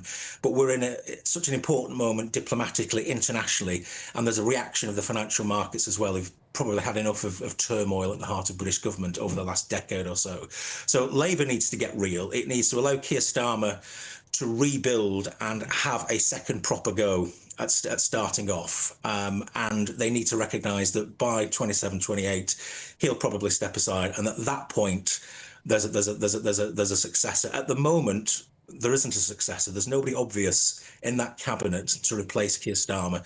So everybody in the Labour Party just needs to calm down and carry on and get back to the business of just focusing on the cost of living crisis, because that is the thing above everything else that the British public wants resolving. I think you underestimate the outrage of this, because I hear you calling it almost like a Westminster Bubblies type thing. But people are furious. Keir Starmer has the lowest popularity rating ever, and they've upset pensioners, farmers, everybody. There's literally nobody on the list that they haven't. Small businesses, pubs, pharmacies, all their policies have been detrimental so far to the economy. There's been nothing really that they've stuck to that has actually worked. And Keir Starmer has been the arbiter literally of Sleaze, and I'm glad you were happy to mention the word, because the first thing that he got done for was Freebiegate, and he was the worst offender, with glasses and suits and stuff like that, which a rich man like him really shouldn't be taking, and in his position. And this Lord Mandelson affair is actually the final straw, I think, for a lot of people, and the Labour Party are not doing well at all, if the polls are to be believed. I think his team have made a lot of very terrible mistakes, a lot of gaffes, walking around the garden, standing on garden rakes and smacking them in the face, quite frankly. You're right. The Freebiegate stuff, that should never have happened. It should never have been allowed to happen. As I say, the Mandelson appointment, I wouldn't give the man house room. And that's, you know, as soon as the connection with Epstein was clear and was established, that should have been it for him. That should have been it for Mandelson. He was toxic at that point. Now I accept Keir Starmer probably did learn about the deeper associations that Mandelson had with Epstein later on. But it isn't an excuse. It isn't an excuse. And I think his team, I think Starmer's team have let him down, quite frankly. And they should have kept, you know, politics at this level is about, it's like a chess game. It's about protecting the king. All the other pieces on the board are there to protect the king.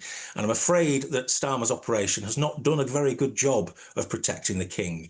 We've seen from the very start of this government that there was no clear plan of action for the first 100 days, what the government was going to do in the first 6 months. Compare that with what we've seen with President Trump. Now, whether you like Trump or you don't, he hit the ground running and did it in a very meaningful way. Exactly. That was the opportunity Labour had, and they blew it at the first hurdle. I think some of the advisors and some of the people around the top of government are just second rate. I mean, it's as simple as that, and they're not doing. Well, they had, Kevin, they had 14 years to start to get their house in order. Absolutely. It doesn't look like they did anything. Absolutely. Listen, I have to leave it there, but it's been great to talk to you. That is Kevin Meir. He's a former Labour advisor and associate editor of Labour Uncut. Thank you, Kevin. Thanks. Right, well, let's get the thoughts of political commentator Matthew Stadlen, who joins us now. Matthew Stadlen, welcome to the programme. Matthew, surely you don't support the appointment of Lord Mandelson, given what we already knew about him? I thought it was a weird decision at the time, Nana. It was a bad decision when this scandal broke in September, and it remains a bad decision. And Morgan McSweeney has taken full responsibility. He's taken the hit. And I, of course, perfectly understand the logic that if McSweeney thinks it's a resigning matter for him, then of course you can make the argument it is a resigning matter for the Prime Minister. However, and despite the fact, as I say, and I'm being emphatic about this, it was a bad decision by Keir Starmer, and it was his decision ultimately and his decision alone. I do not think it would be good for the country if there is now a change of Prime Minister.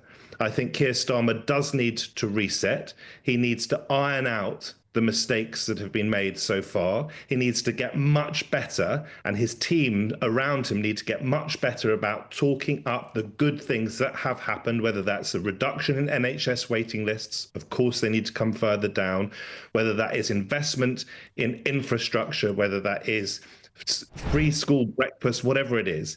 They need to be better at that. But do I think that the country will benefit from the chaos of a change of Prime Minister?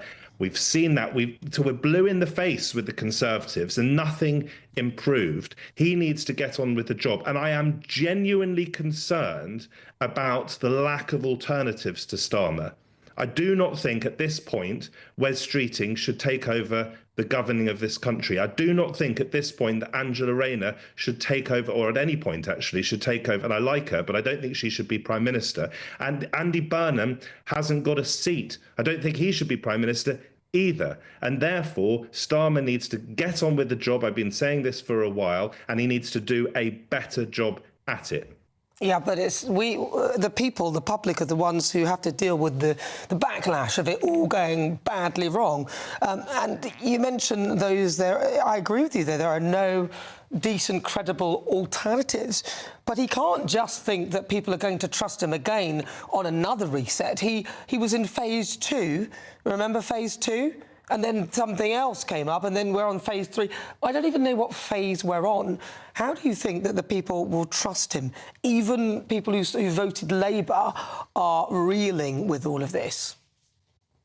That's perfectly reasonable analysis, Nana, and I share some of it. That doesn't mean that it would be better if the Prime Minister stands aside or is forced out. And I don't see him being forced out.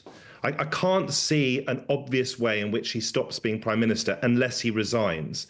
And I don't think he should resign because, as I say, I think that would be destabilising to the country. We've already heard about concerns that the markets wouldn't like it. This is a man who did turn around the Labour Party. This is a man under whose leadership, yes, with the help, we are all told, of Morgan McSweeney, got a landslide, a shallow but enormous landslide. Don't forget Boris Johnson had an 80-seat majority of his own only 5 years earlier. The country knew what they were voting for, and if they didn't vote Labour, they knew the impact that that would have. I completely accept that part of the reason they won is people were fed up with the Tories, but we live in a democracy and that was our system. And as a consequence of that, he needs to own it. And we, I think, need to live with it. He needs to get better at the job and he needs to drive his party and his government forward. I cannot see a scenario immediately anyway, whereby 20% of Labour MPs force a leadership contest. Because as I say, I don't see the alternatives right now. We have never had a Labour Prime Minister forced out of office by his own MPs. I don't predict it will happen now. And I suspect he may even, well, I think he will survive May and what will no doubt be disastrous local election results. If you want my view, I think he will be here this time next year, and I think he should be. All right, Matthew Stadlen, thank you very much for your thoughts. That's political commentator Matthew Stadlen with his view. Very nice. I don't think that was a backdrop. Danny Kelly joining me now, and also Jonathan List. That was a very nice bit. We've seen some very valuable houses today. We must have had about 20 people on two ways, and we've seen some high ceilings. That was a very high That's ceiling, the sign of affluence. I keep telling you this. If you've got a house with a really high ceiling, that is the sign of affluence, because you've got so much dough you can build upwards, almost like a skyscraper. Another sign of affluence. I know we're going off on a tangent. Have you ever been to Liverpool, the city of Liverpool? The roads and the streets are so wide. That's another sign of affluence. It means that you've got so much dough, you can have really wide streets. You don't need to cram it with houses. Just going back to one of the earlier points from, I think his name was Mark, the Labour guy.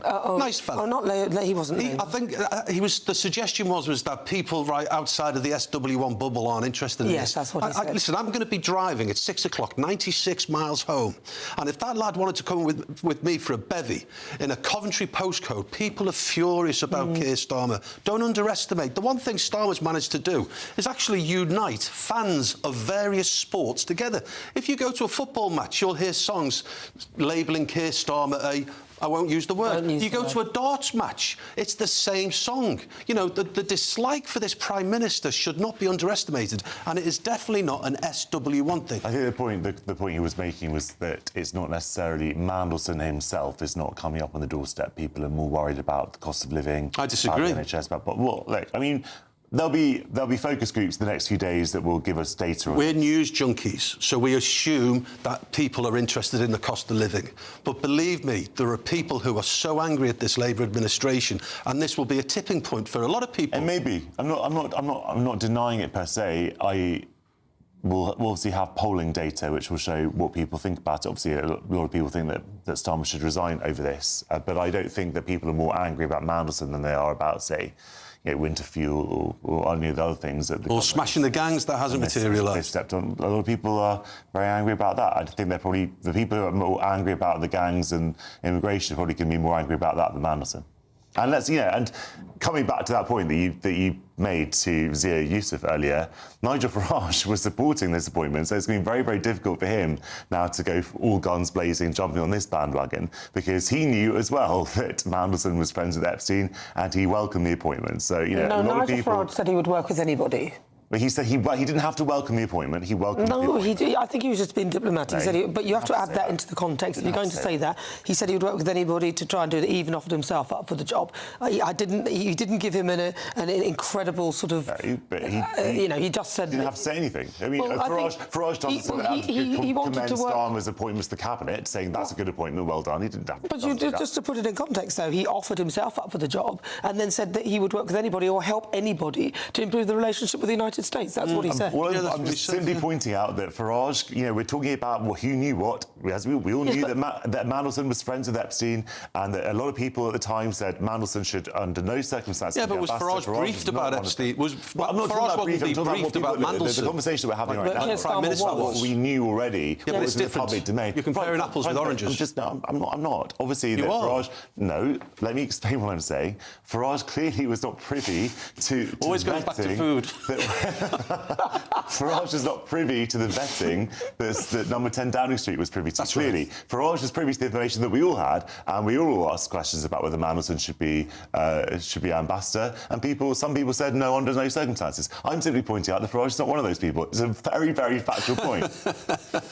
But we also know that some of the security stuff was given to Sir Keir Starmer. Kemi Badenoch forensically questioned him on that, and he did know, and MI5, MI6, the police had warned him about appointing Mandelson and said it was a bad idea. So he knew that, and he still went along and appointed him. He ignored the information that he was given. I don't know, Nana, whether Keir Starmer had a sit-down with MI5 personally. No, he knew. No. This is out there already that he did know.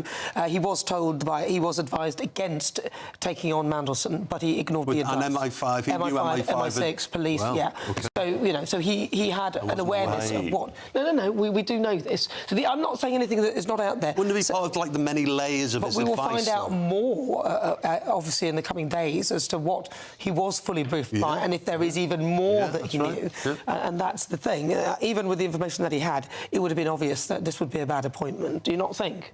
Very much so. Yeah, it's going to compound it.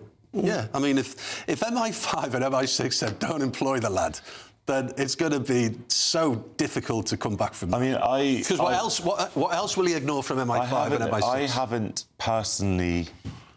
Maybe I haven't been on top of everything, but I haven't heard that particular bit of information before. That would seem to me so damning that I would like to... Perhaps we could get that sort of up, because I would like to see the kind of that written down somewhere, because I find that if there's in the public domain already, that MI5 and MI6 warned against, just explicitly warned. They didn't warn him against him, but what they did do was they didn't flag up the ties with Mandelson and all that. So, but he was aware that this was not a good idea. It was not a good appointment. Listen. The fact of the matter is, we will find out all of the detail in the next coming days. So we'll find out. I think we do have to be just absolutely clear on one point, which is that if the security services explicitly advise... We were talking about this with the Chinese embassy discussion a few weeks ago.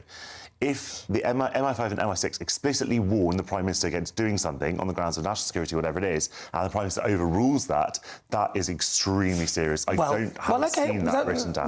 We'll wait, because Kemi Badenoch did a really good forensic questioning of him, and she said that he was aware of more of the security detail than we were, so he chose not to ignore it. So, I'm just going with what we've seen, but hey, that's fine, because we've got a few days to wait on this, and we will get the definitive from the services. So, Danny Kelly, having seen this, you said that you don't think Keir Starmer would go. Do you think... I'm changing my mind a little. At the beginning of the show, I thought maybe the May elections, I think... And then everyone has, to use an American term, mid-term nightmares, don't they? It's what happens in government. You get spanked at the local elections. Well, his mid-term nightmare starts after a week. So I don't think... I'll tell you a few things I've disagreed with today, is that the government is rudderless without this McSweeney lad. I think that's just nonsensical. That's for the birds. Yeah. Absolutely nonsensical. If Starmer dropped dead, the government's rudderless. Not if his chief advisor loses his job. I also genuinely believe that they colluded and Starmer leant on him and said, look, you need to resign. And the analogy that the Labour guy gave about a game of chess and everyone has to protect the king, that's a fabulous analogy, I think. You know, you have a team, you have a network, all designed to protect the king. And even the Queen, you know, that's disposable if it's the last resort to protecting the king. I don't believe that Labour, Mark Francois said he's lost the dressing room. I don't get that. I don't believe that. I think there are 400-odd Labour MPs, some of whom are completely fed up with him, but I don't think he's lost the dressing room. And so my overall, you know, after 3 hours, and it's been intensive, and I've thoroughly enjoyed every second of it, with so many varieties of opinion, I genuinely believe that he's going to survive the terrible elections that are going to probably be in May, the probably terrible elections, definitely in May, and he may see the rest of his term out. Well, we shall... first. Well, we shall wait and see. Well, Keir Starmer will be speaking tomorrow. You've got to have the last word, you have. You've always got to have the last word. I'm looking forward to hearing what Keir Starmer has to say tomorrow. It's the first I've ever said that. Well, I am definitely looking forward to seeing how he's going to come out of this one. Listen, thank you very much to my brilliant panel. Thank you very much, Danny Kelly. Thank you. And also thank you very much to Jonathan Liss. But listen, do not go anywhere, because I'm going to stick around. I'm going to be here for another hour, because I'm going to bring you all of the latest reaction to the bombshell news that Sir Keir Starmer's Chief of Staff, Morgan McSweeney, has resigned. Do not go anywhere. First, let's get an update with your weather.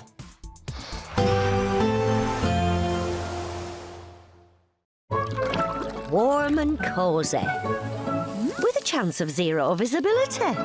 Boxed Boilers sponsors the weather on GB News. Hello again and welcome to your latest GB News weather update from the Met Office. The weather is set to stay unsettled through much of the coming week. There's going to be further spells of rain and showers, and that does unfortunately mean there will be some flooding issues in parts of the UK. So low pressure dominates, further weather fronts pushing across the UK at times, and it will be fairly breezy as well. But back to this evening, and there's already a number of showers pushing eastwards and northwards across the UK. Some longer spells of rain at times overnight as well. But where skies do clear briefly, with the winds being quite light, I am expecting one or two isolated mist and fog patches to form by the morning. But with the cloud amounts fairly high in general, I am expecting it also to be largely frost-free, perhaps just a touch of frost in the very far north of Scotland later in the night. But for northeastern parts of Scotland, well, we've still got some very strong southeasterly winds, possibly even touching gale force for Orkney and Shetland. And here, more general outbreaks of rain through the night and begin the day on Monday morning as well. Further spells of rain across other parts of mainland Scotland, but something a little bit drier, I think, for parts of Northern Ireland, and certainly many parts of England and Wales in the central areas in the east will get off to a largely dry, albeit quite cloudy start with just the odd shower. And here the clouds should tend to break up a little bit more widely as we go through the course of Monday. So I'm hopeful they'll be seeing some brightness or sunny spells by the afternoon for the Midlands, East Anglia in the south east. But look out towards the west. Here we have this another area of fairly heavy rain pushing in for the afternoon. So a rainfall warning coming into effect for parts of Wales and southwest England. Here the rain falling on saturated ground, so the potential for some flooding in places later in the day. Temperatures, though, will be above average for the time of year, so where it's not raining, it should feel relatively mild in any sunshine. The rain spreads its way eastwards across other parts of England through Monday night, and that sets the scene for a pretty unsettled week of weather to come, so a mixture of rain or showers, and temperatures will fall away, particularly in the north of the UK later in the... Warm and cosy, with a chance of zero visibility. Boxed Boilers sponsors the weather on GB News.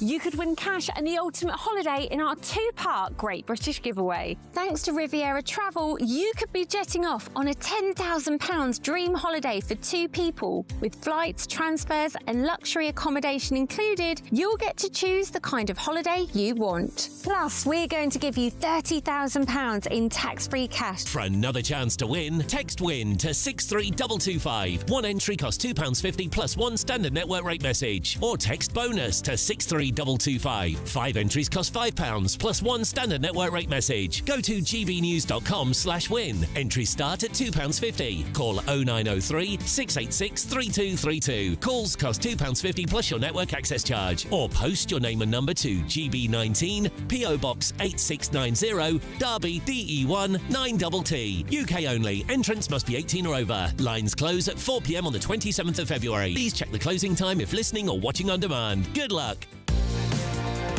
Mornings don't have to be tiresome, especially if you have the right company. Wake up to news as it happens, opinion and debate, and of course, a little bit of entertainment too. Because when the kettle's on, we're on. That's Breakfast on GB News, a show worth waking up for. Every morning from 6 a.m. Only on the People's Channel, Britain's news channel. We'll spread the news, you spread the word. From the school run to the home run, watch a new show for all of Britain. He can say whatever he wants. A straight-talking show where all voices are heard. And, you know, when are we going to stop talking about smashing the gangs and actually do it? With the stories that matter from every part of our country. There's a bit of a crash landing there for your Chancellor. Bold, fearless and standing up for you. That's me, Martin Daubney, 3 p.m. till 6 p.m, weekdays, here only on GB News. The People's Channel, Britain's news channel. Westminster's full of talk, but out here, it's the real world. Am I allowed to talk No, now? that's it. This is where it matters, real people and real lives. That's what politics is all about. The fact has Trump made a good start? No. Straight answers, no spin, and just a couple of pints. How many fingers have I got up? About 10. So join me for Lee Anderson's Real World every Friday at 7 p.m, only on GB News. The People's Channel, Britain's news channel. You want to know what's really going on in the corridors of power? Labour don't know what to do with you half the time, and that makes you quite lethal in the chamber. Get behind the headlines with Chopper's political podcast. Join me, Christopher Hope, as I sit down with the great and the good of British politics. We'll see where this ruling takes us. These are the stories shaping our nation. Chopper's political podcast, available now on all platforms. Listen in and stay ahead.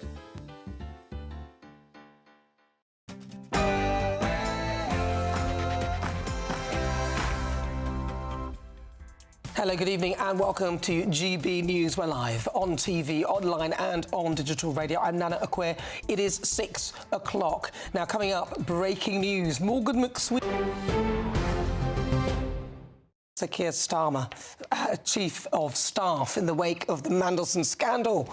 But will this resignation be enough to save Sir Keir Starmer's premiership? But before we get stuck into all of that, let's get your latest news with Katie Bowen.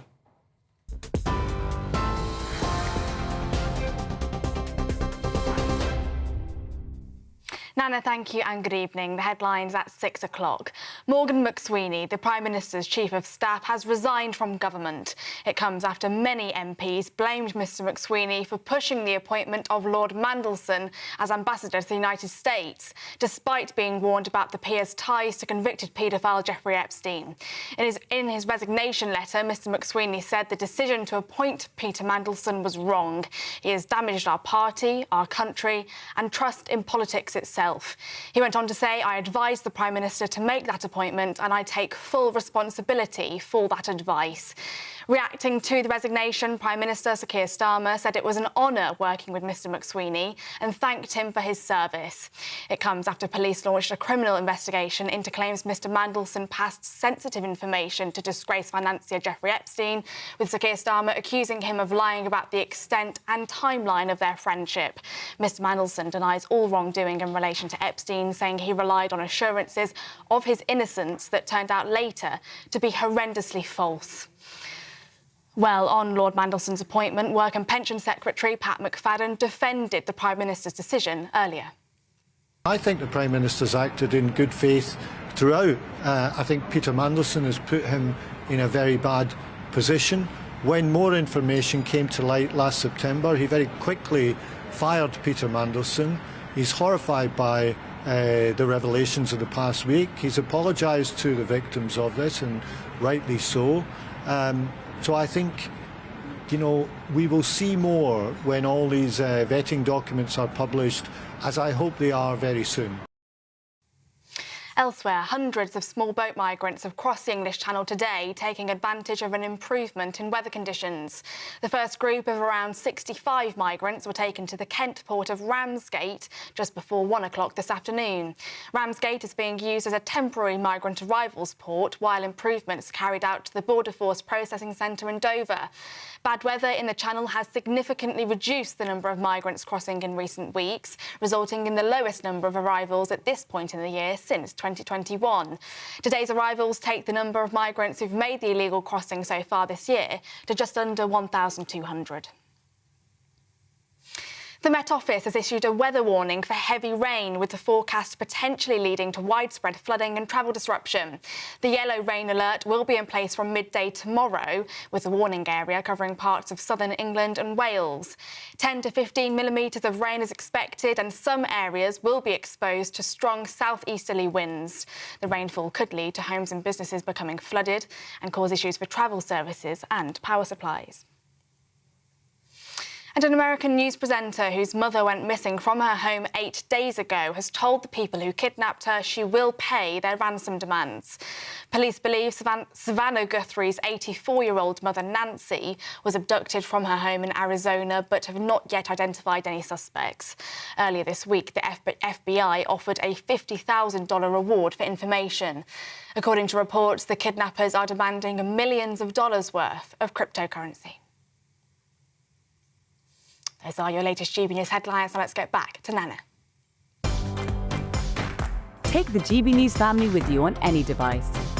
As long as you have an internet connection, tune into GB News anywhere on the planet or beyond.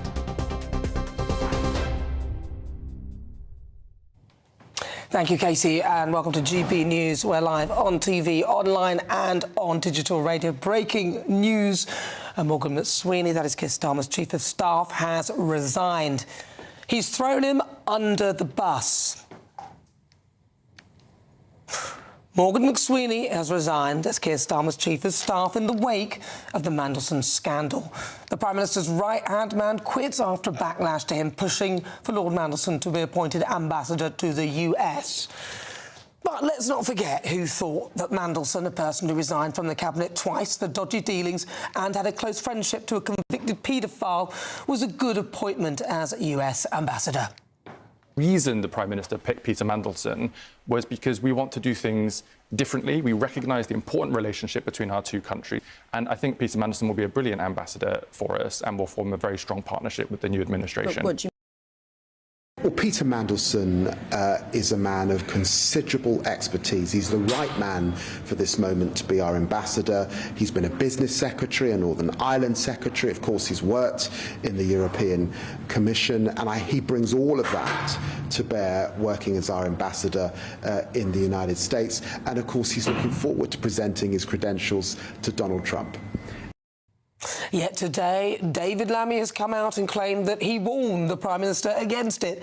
And Darren Jones, well, he'll say anything. Remember on Question Time when he tried to convince us that women and girls were crossing the channel on dinghies. That being said, Sir Keir Starmer seemed the most enthusiastic of them all in backing Mandelson. A true one-off, a pioneer in business and in politics. Many people love him. Others love to hate him. But to us, he's just Peter. The ambassador has repeatedly expressed his deep regret for his association with him. He's right to do so. I have confidence in him, and he's playing an important role in the UK-US relationship. Why would they endorse a man who already resigned twice from the cabinet for dodgy dealings? The first time Mandelson resigned was in 1998 for obtaining an interest-free loan from a cabinet colleague whose business was the subject of an inquiry by Mandelson's department. Mandelson failed to declare the loan in the member's interests and had to go. The second time was in 2001, following accusations that he used his position to influence a passport application for Indian-born British billionaire Srichard Hinduja, the eldest brother of Britain's richest family. Nothing to see here, Gov. Right. I mean, this was all public knowledge before Mandelson's latest grift. Do they think that we're stupid? Now, after all that, here's Pat McFadden trying to blame someone else. I think the Prime Minister's acted in good faith throughout. I think Peter Mandelson has put him in a very bad position. When more information came to light last September, he very quickly fired Peter Mandelson. He's horrified by the revelations of the past week. He's apologised to the victims of this, and rightly so.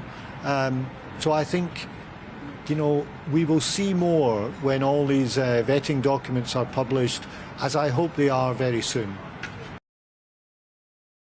And this is the party who promised that they would restore integrity into politics. They were meant to get rid of Sleaze in Westminster.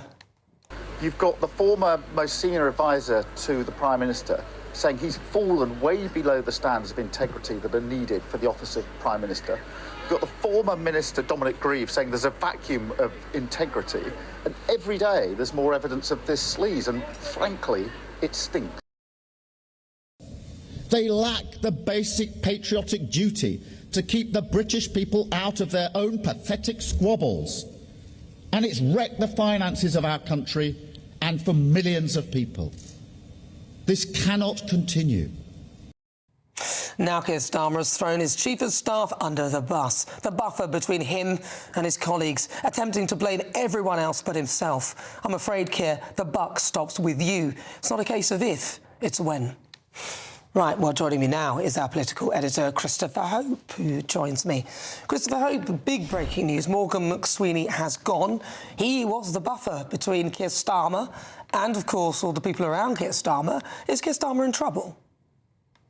Oh, he certainly is in trouble, and we should be hearing from him, I think, Nana, as soon as tomorrow. There'll be an update from him about the lessons learned from the Mandelson revelations, just to indicate the scale of what's happened in the past few hours.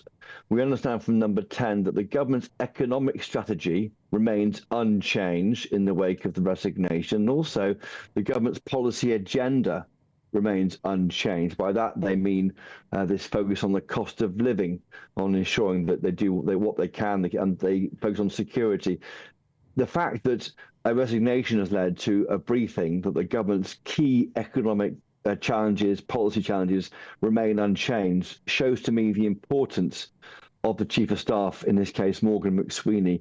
He was the most influential, I think, Chief of Staff for I would say, decades in government, because the Prime Minister, the principal, seemed to have less of a political touch, and he needed someone like Morgan McSweeney, who delivered that majority, supermajority, of course, back in July 2024, so clearly. I can bring some breaking news this moments ago that we have had confirmed that his two deputies in Downing Street, that's Jill Cuthbertson and Vidya Alakson, two women, have been appointed acting Chief of Staff with immediate effect. Vidya Alakson, she was the PM's Director of External Communications in opposition.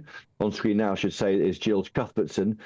She's been one of the most relied political organisers for the Prime Minister and the gatekeepers since he became Prime Minister. She never drops a ball, we're told by colleagues. Vidya Alakson, again, had that role in opposition, a Director of External Affairs at the Labour Party, and entered number 10 as its political director. So she's on screen now. These two women have taken over from Morgan McSweeney. Again, we don't know who will replace McSweeney long term. One of those two might. They both might, of course. Baroness Louise Casey, she's tipped. I've been talking to an ally of Morgan McSweeney in the past hour. They say that Baroness Casey is someone who could do the job for Keir Starmer. She's someone who's used to taking on challenges, difficult choices, driving agendas forward. Did it for David Cameron over homelessness, and convinced, of course, the Prime Minister to run that grooming gangs inquiry after assessing and gathering information for him of the national scale of the problem earlier last year. So someone who is trusted and can deliver. So that's the deck chairs being shuffled about in Downing Street. But whether it looks like it's the Titanic going down, we'll wait and see. And certainly this press conference or speech we're now expecting from the Prime Minister tomorrow, I can't imagine a more important or politically freighted moment in the PM's 18 months as Prime Minister. Chris, what do you think this has done to the Labour Party and the support for it? Because Keir Starmer was already the worst polling Prime Minister in history. And now here he is with a great scandal, and he's really trying to survive politically. What has that done to confidence in the Labour Party? Well, yes, it will damage the confidence in the Labour Party. I mean, Sir Keir Starmer, I was with him in China, got back barely a week ago. He was quite upbeat in China. He felt that had been quite a positive visit there. He felt that business people understood him. In fact, many of the people we canvassed on the trip with him, they thought, wow, he's quite a relaxed, engaging character. So how does he transfer from being this relaxed, funny guy, maybe in private, to being this apparently almost a PM held hostage when he's interviewed? I mean, in many ways, it's like the guy you talk to off camera disappears as soon as the cameras turn on, and he appears very wooden, and he has trouble, I think, getting a message across and connecting. And I think people, that's why I say that Morgan McSweeney was so important as Chief of Staff, because he allowed the PM to connect, to have a political message. And that's indeed why Number 10 have made clear that the message driven by Morgan McSweeney won't change for the new Chief of Staff. That is why it's so important, I think, and that role is so important. And whoever replaces Morgan McSweeney is the right person. But right now, the PM has got to convince the rest of us, the media and Labour activist voters at large, GB News viewers, that he is in control of this. I mean, we're told that the PM and Morgan McSweeney agreed jointly that he should resign. Why didn't the PM sack Morgan McSweeney? Indeed, the fact that Morgan McSweeney is gone voluntarily means that anyone else in his close team who's revealed in those tens of thousands of vetting documents to have approved Mandelson's appointment, they should resign too. And indeed, if Morgan McSweeney should resign, why shouldn't the PM resign? The PM made the appointment. Why isn't an advisor resigning? Why not the Prime Minister? These are all questions tomorrow for the Prime Minister. All right, thank you very much, Christopher Hope. Really good to speak to you. That is Christopher Hope, GBNews' political editor. Thank you. Right, well, joining me now in the studio, Jonathan Liss. Jonathan Liss, I laid out a list of things there. The Labour Party really have, unfortunately, been, I think, a disappointment for many people. I think that's undoubted. You look at the polls, clearly it's not going well for Labour. I think part of that, funnily enough, ties into the conversation we're having today, because I think a real problem that Labour has had has been a failure to get on the front foot in communicating. See, communication, it has a bad rap because people just think it's spin and gloss and everything. It's actually fundamental to how we live our lives. All of our relationships are based on communication, and it's no different for a government. Governments have to tell people what they are doing. They have to do that through their own channels in modern times, social media, etc., and also through the traditional modes of communication, the press. And they have just not been able to do that. There have been achievements which have just gone kind of unnoticed by the public, because for some reasons that were predictable for the start, that the right-wing newspapers, which are still the bulk of the media in this country, will have their own agenda and they have their own hobby horses, etc. And the government hasn't sort of been able to win on those narratives, particularly on migration. And there are other reasons that they just haven't been very good at communicating. Other people, other governments have had really good taglines and slogans, etc. The government hasn't been good on that. So I think a lot of it has been lost. If you break down things that have done, I think people would actually say, oh, that was good, that was good, that was good. But that hasn't been their overall narrative, partly because they've also had so many unforced errors, starting from the very, very beginning with the winter fuel payments, which raised so many hackles. Sleaze Gate, Freebie Gate. I think that had less cut through. You don't think so? I think it was winter fuel that was the original sin of the government. If you sit on a plinth of integrity, then you go and do that. I think there is a problem. Jonathan, let's stay with me. But joining me now is the former advisor to Sir Keir Starmer, Luke Sullivan. Luke Sullivan, really good to get you on board. Thank you very much for joining me this evening. So what does this mean? You've obviously spent time in the situation of advising Sir Keir Starmer. What do you think he'll be thinking now? Yeah, look, good evening. Thank you for having me. I mean, look, there's no denying, and the Prime Minister will be the first to get this, that he is fighting for his political premiership and that him and the government are in big political peril. I think the Prime Minister will not have come lightly to the position that Morgan McSweeney left as his Chief of Staff. Morgan was someone I worked with for a number of years very closely, but he was the Prime Minister's most important political advisor, but he was just that, an advisor.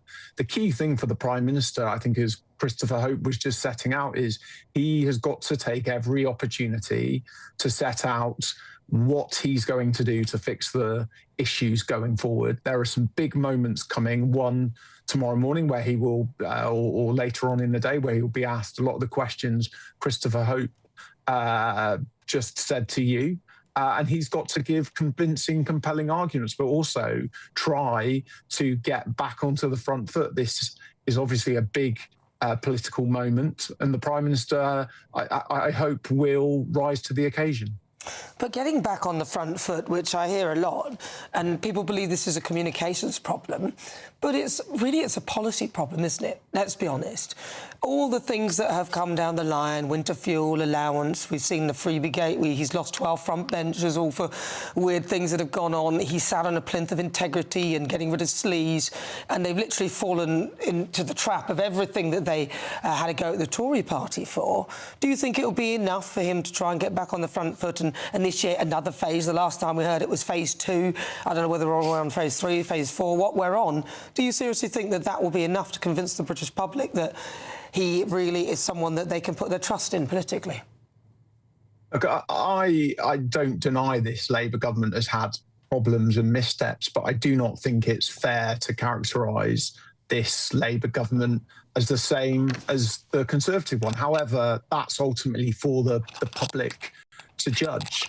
The key fact is that we are still 3.5 years away from the next general election. There's no sign there's going to be one anytime soon. And in fact, like Labour MPs do not want to face the electorate given where the polls are. But the key thing that is in the government's hands and in the government, the Prime Minister's fate, is for him to get on. He obviously has to deal with the problems and answer the questions that are rightly going to be asked over this appointment. But he also needs to focus on exactly what Christopher Hope set out before, which is the cost of living and turning this country round, because that is fundamentally how you're going to change the political dynamic.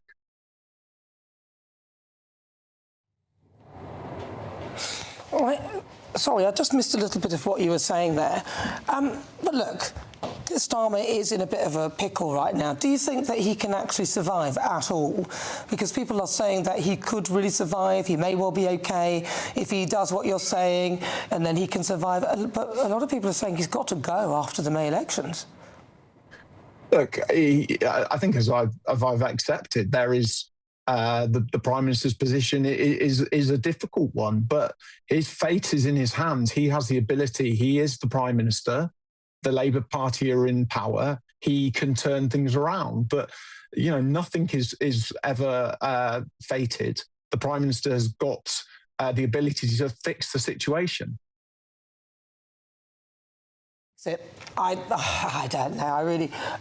To be honest, and I don't really wish him to go because of the alternatives. The alternatives, even though I actually want him to go because I think he's done such a bad job and I have no faith in him at all now to move forward, despite anything that he says. Do you think that perhaps his only real saving grace is the fact that all the alternatives really aren't actually any good alternatives at all? There aren't any, are there? Look, there's understandably a lot of interest in who might come if the Prime Minister were to fall under the bus. Look, I think there's a range of very talented people, but, you know, getting rid of a Labour Prime Minister, getting rid of any Prime Minister doesn't necessarily fix the problem. We saw what happened under the Conservatives, where they frequently changed Prime Minister and leader. Fundamentally, you have to fix the political issues in front of you. And I just zoom back slightly and just make a slightly bigger point, which is, yes, the appointment of Peter Mandelson, there are questions, and that is one aspect of this scandal. But the Epstein affair and the papers that released ask bigger questions about power and political influence across the world, but in the UK and the US.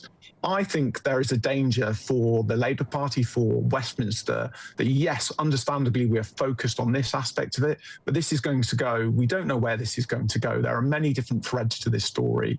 We still haven't got to a place where the Met Police are rightly investigating Peter Mandelson, but are the police looking and putting the resources to see whether some of the rich and powerful people who are named in these files, whether there's now evidence to pursue to seek to get victims justice that they rightly deserve.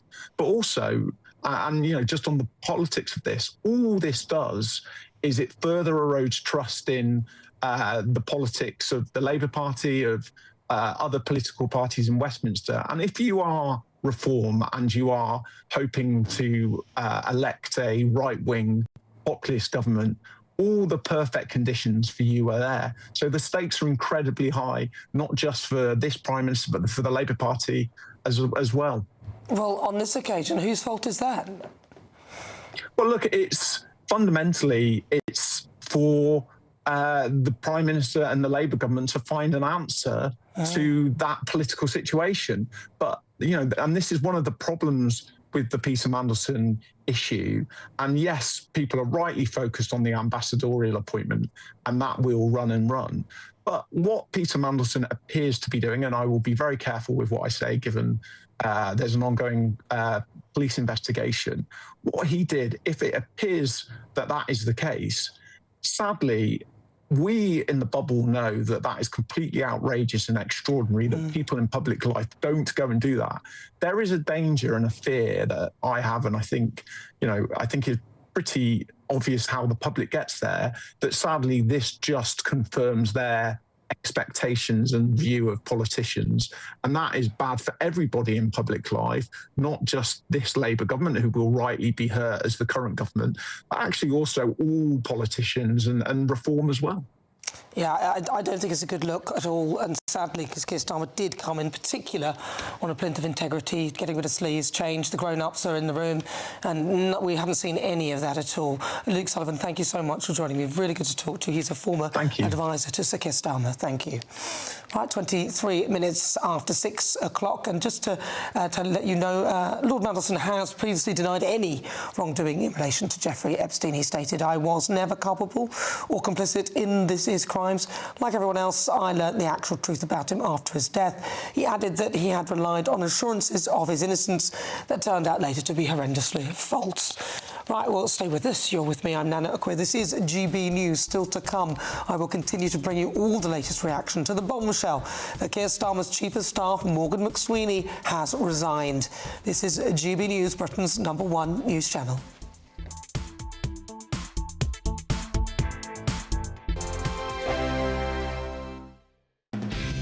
Decisions made in Washington aren't just shaping America, they're shaping Britain too. From migration to global security, from crime to health.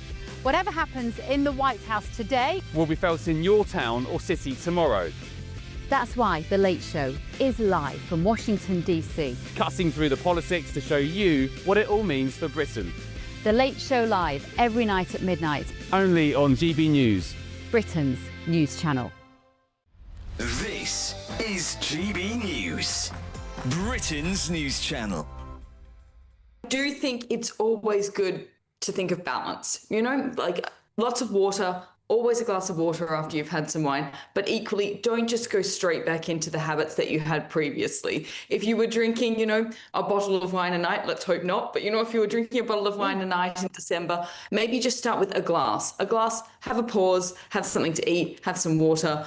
I hope that this is the reflection, that people can now sort of take a bit more focused with their drinking. I mean, how good is it for you? I mean, we hear so many conflicting stories, Isabel, about what is good for you drink-wise. I mean, a glass of red wine a day is good for you, and then it isn't the next week. It's very confusing. I mean, I think it is always quite good for you. There's lots of antioxidants in all wines, red, white.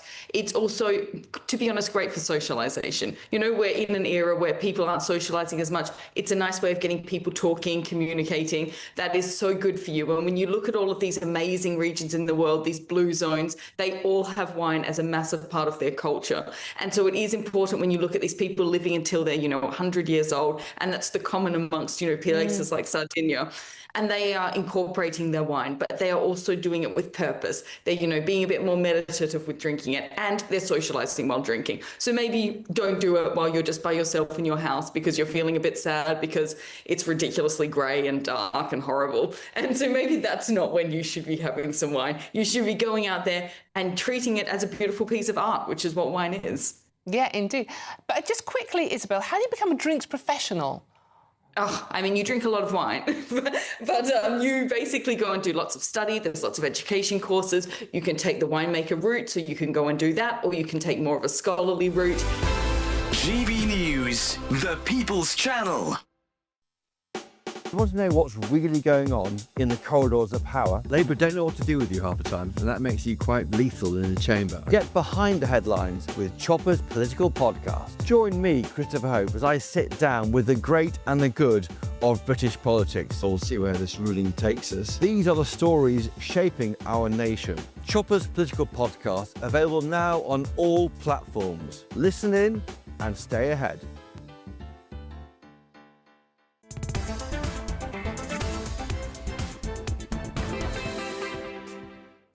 Good evening. It's 27 minutes after 6 o'clock. If you just tuned in, wow, you have missed some incredible breaking news that Morgan McSweeney, Keir Starmer's Chief of Staff, has resigned. We are live on TV, online and on digital radio. Now, basically, all of this is, of course, in the wake of the Mandelson scandal. The Prime Minister's right-hand man quit after backlash to him pushing for Lord Mandelson to be appointed ambassador to the United States. But will this resignation be enough to save Sir Keir Starmer's premiership? Let's speak to Jonathan Liss, political commentator, who joins me now. Jonathan, is this going to be enough to save Sir Keir Starmer? Yes, in the short term. If Starmer wants to stay, I think he can, for several reasons. First of all, the buffer that Morgan McSweeney was. Obviously, it's great. It's not great to lose, the shock absorber. The second one, yeah. But he did also absorb the poison of all this. And so Starmer can sort of pass that on and sort of maybe get rid of it. And it depends if what comes out later, yes, if anything comes out. Absolutely. We don't know what will come out, but assuming that what Starmer said is true, then I think that in the short term he is safe. The other reason for that is that the other people, first of all, aren't ready and aren't in a great position themselves. Streeting is very indicated in Mandelson because he has such a close relationship with him. What was often said about McSweeney is that it was actually a front for Streeting anyway. The idea, according to many people, was that after 2019, they'd get Starmer in, not expecting him to win, that it would be a two-term operation to get Labour back in. But obviously then the Tories spectacularly imploded and Starmer got in. But it was always about sort of getting Streeting placed in the top role. So I think that may work against Streeting. And obviously Rayner, who's the other main contender. She can't. She's entangled with tax, isn't she? Over her head at the moment. And also, they might not want to inherit such a poison chalice before the May elections. Better to have Starmer be the fool guy for that and then to make a move on him afterwards. But I still think that, that if all these things come together and that he is able to, that he's proved to be correct and truthful in what he's told the Commons, and that he's largely exonerated by the files, and that there isn't sort of one leader who's the standout challenger, then I think that he can hang on. But I think it's a slow puncture. I think that he has been fatally wounded. I would be surprised if he hangs on till the election. He might not want to, actually, but I don't think he'll be going in the next couple of weeks unless he actually decides that he needs to go of his own volition. But he has made a mess of it. He's made a real mess of everything. I mean, every policy possible he's managed to U-turn. I can't think of anything. No, hang on. I can't think of anything that he's done that has been a rip-roaring success that you could point to. Even some people who lauded him for the coalition of the willing, well, that's just frizzled away. And all it was doing, really, was detracting from the power of NATO, which wasn't really a wise move. So nothing that he has done. Now, he's messed it up with Donald Trump. All of it. Either. You don't think he's messed it up with Donald Trump? I don't think that. You had Trump putting out a statement a couple of days ago. I think he has. Saying that sort of that Starmer made the best possible deal over Chagos. A great act of stupidity, he called it. For example, the latest statement, we know that Trump changed his mind a lot. The latest line from Washington is that Chagos is now OK. Well, in terms of the coalition he's going along with it, I suspect, because he knows that Keir Starmer's weak. In terms of the coalition of the willing, we don't have peace in Ukraine, so there's no coalition that can be willed. Once there is a ceasefire in place, Britain has, taken a leading role in sort of pledging forces for that and pledging resources, troops. He pledged troops. including troops, and we'll come to that if there is. We really hope there will be a ceasefire, and then we can have that conversation when it comes. But I think he will. In terms of in foreign policy, I still maintain that he's played a good hand, and the prime ministers often try to focus on foreign policy because they get to strut the world stage and be statesmen. Some of them don't succeed. I think Starmer has in the main. Obviously, domestically, it's been a very different story, and there have been things that are outside of his control, and a lot of things that were in his control, but which turned out to be extremely unforced errors, and have been incredibly frustrating to watch because we could see what the pitfalls were, and he kept on falling into them. Yeah, we could all see them. He went straight in, head first, just straight, hey, there's a pitfall, I'm going straight in.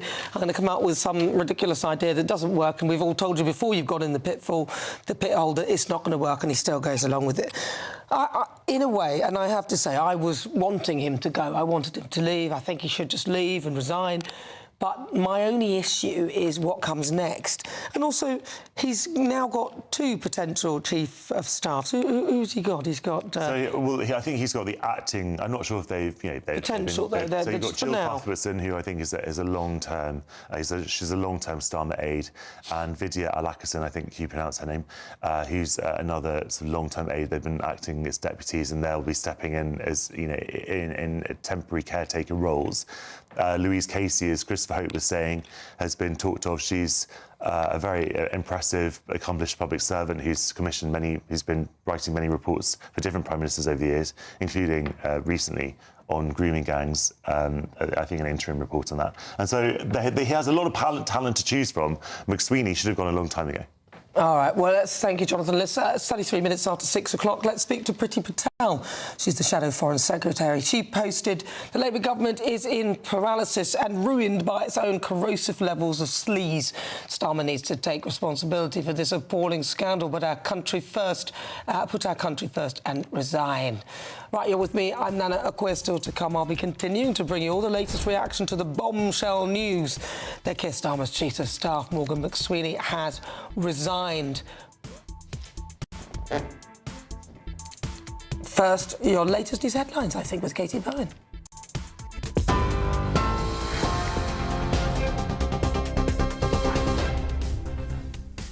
Good evening. The headlines at 6:34. The Prime Minister's Chief of Staff, Morgan McSweeney, has resigned from government. It comes after many MPs blame Mr McSweeney for pushing the appointment of Lord Mandelson as ambassador to the United States, despite being warned about the peer's ties to convicted paedophile Jeffrey Epstein.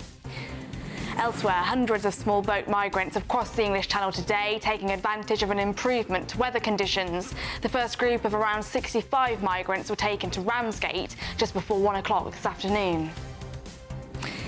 And the Met Office has issued a weather warning for heavy rain, with the forecast potentially leading to widespread flooding and travel disruption. The yellow rain alert will be in place from midday tomorrow, with the warning area covering parts of southern England and Wales. Those are the headlines for now. More news at the top of the hour. You can now watch GB News live across the United States of America and the world on Truth Plus.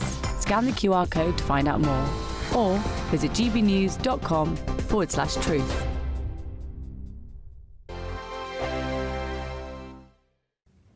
Good evening and welcome to your latest GB News weather update from the Met Office.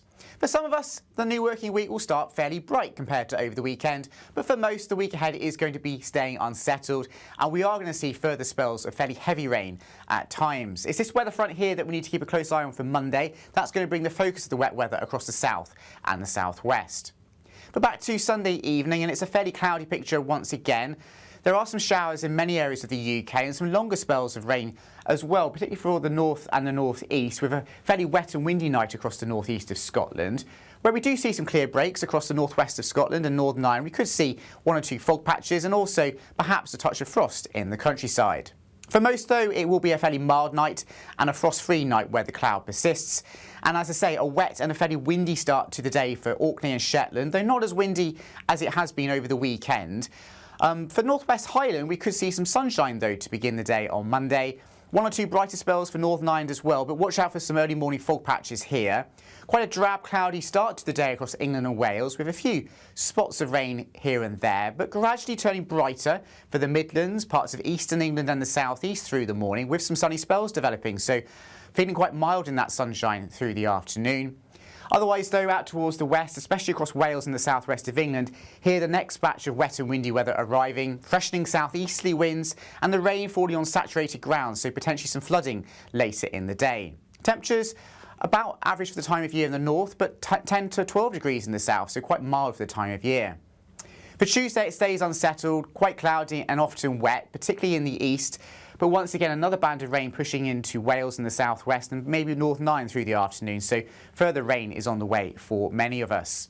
It does stay quite mild in the south for the majority of the week, but we are going to start to see temperatures fall away in the north, and by the end of the week we could see some snow in places.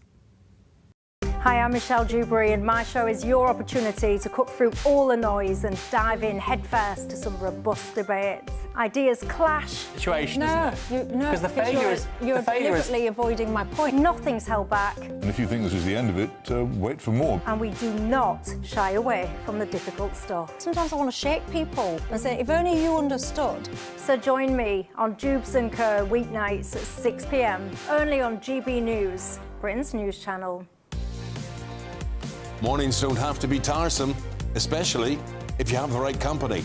Wake up to news as it happens, opinion and debate, and of course, a little bit of entertainment too. Because when the kettle's on, we're on. That's Breakfast on GB News, a show worth waking up for. Every morning from 6 a.m. Only on the People's Channel, Britain's news channel. We'll spread the news, you spread the word.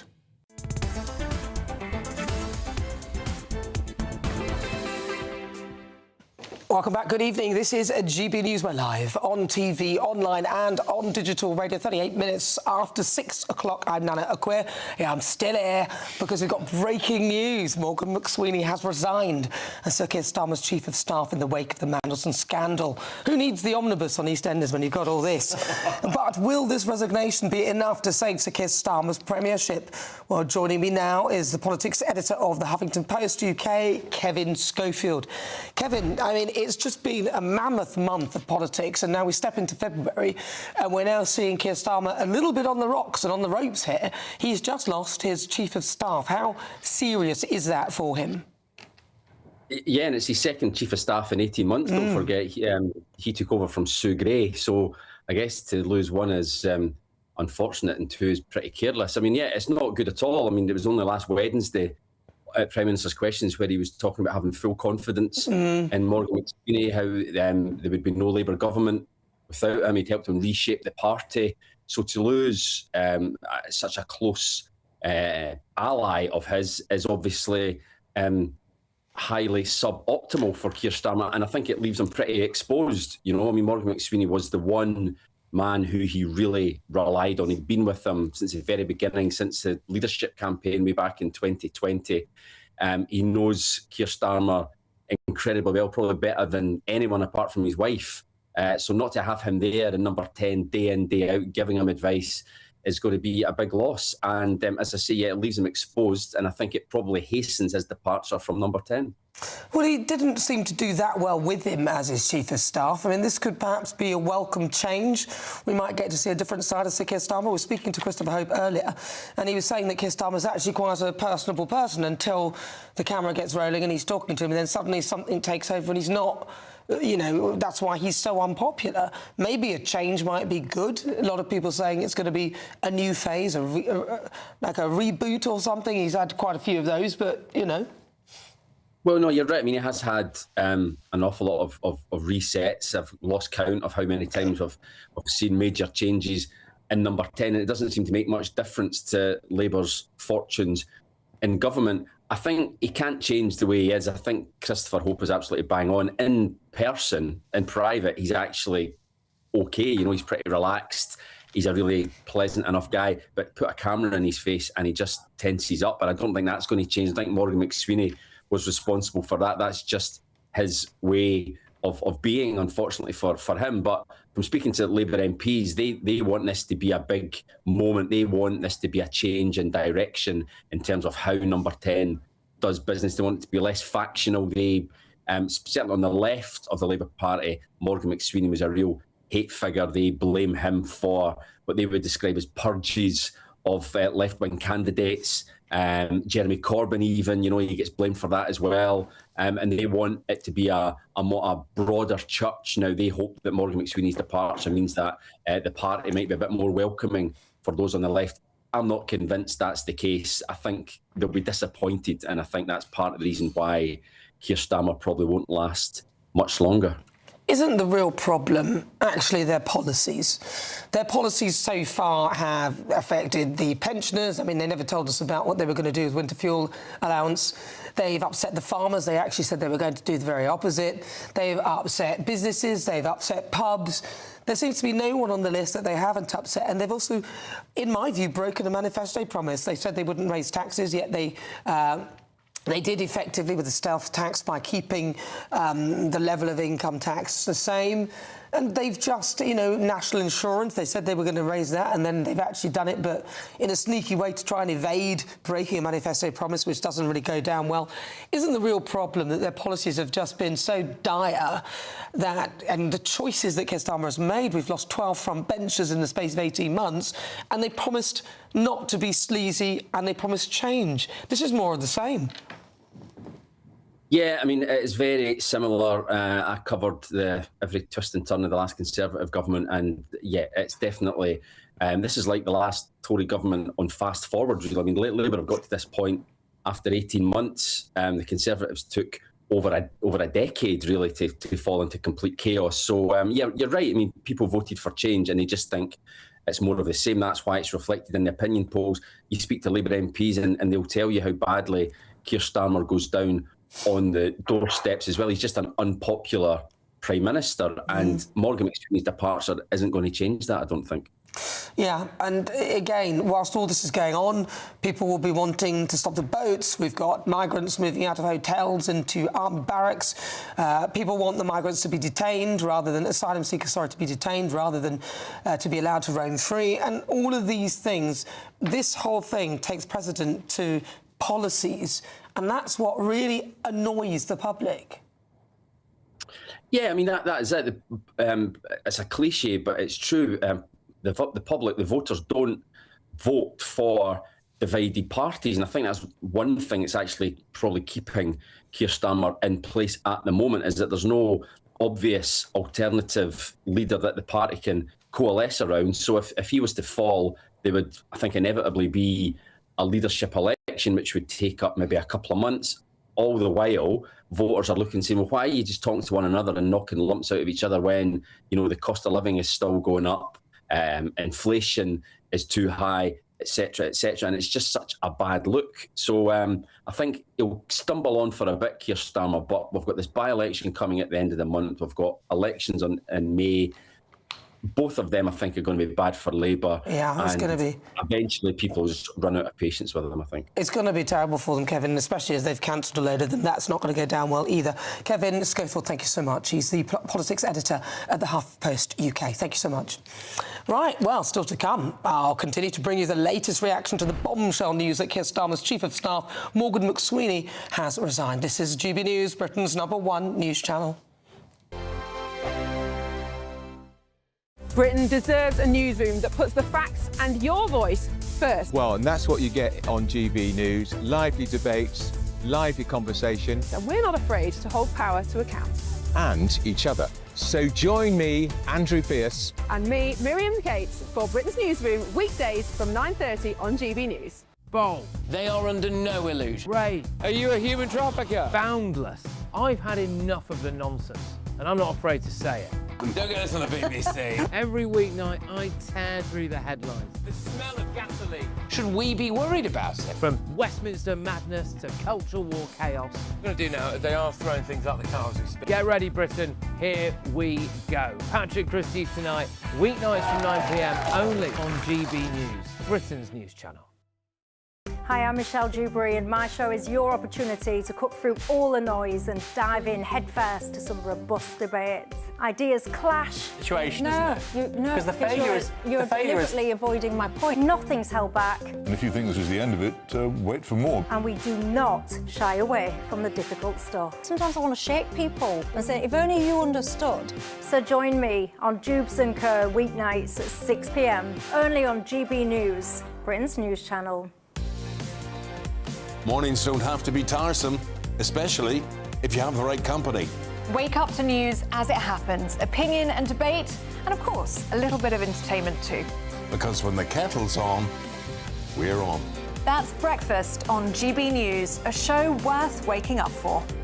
Every morning from 6 a.m. Only on the People's Channel, Britain's news channel.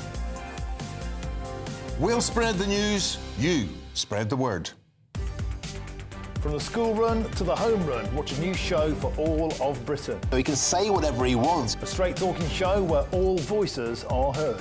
And, you know, when are we going to stop talking about smashing the gangs and actually do it? With the stories that matter from every part of our country. There's a bit of a crash landing there for your Chancellor. Bold, fearless and standing up for you. That's me, Martin Daubney, 3 p.m. till 6 p.m, weekdays, here only on GB News. The People's Channel, Britain's news channel.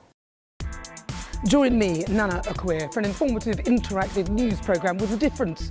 It's fun. No, he didn't say that, Dave.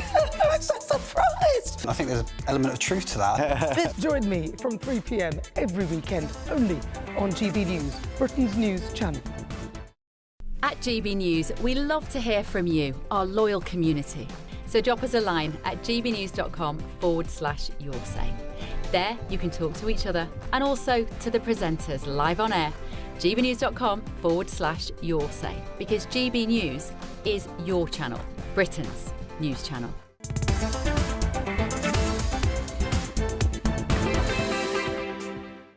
Welcome back. You're with me. I'm Nana Akua. This is GB News, 48 minutes after 6 o'clock. We're live on TV, online and on digital radio. I know you're thinking, is she still there? Yes, because it's breaking news. Morgan McSweeney has resigned as Sir Keir Starmer's Chief of Staff in the wake of the Mandelson scandal. Right, let's speak to our political commentator, Jonathan Liss, who joins me now. So, Jonathan Liss, is it completely over for Sir Keir Starmer?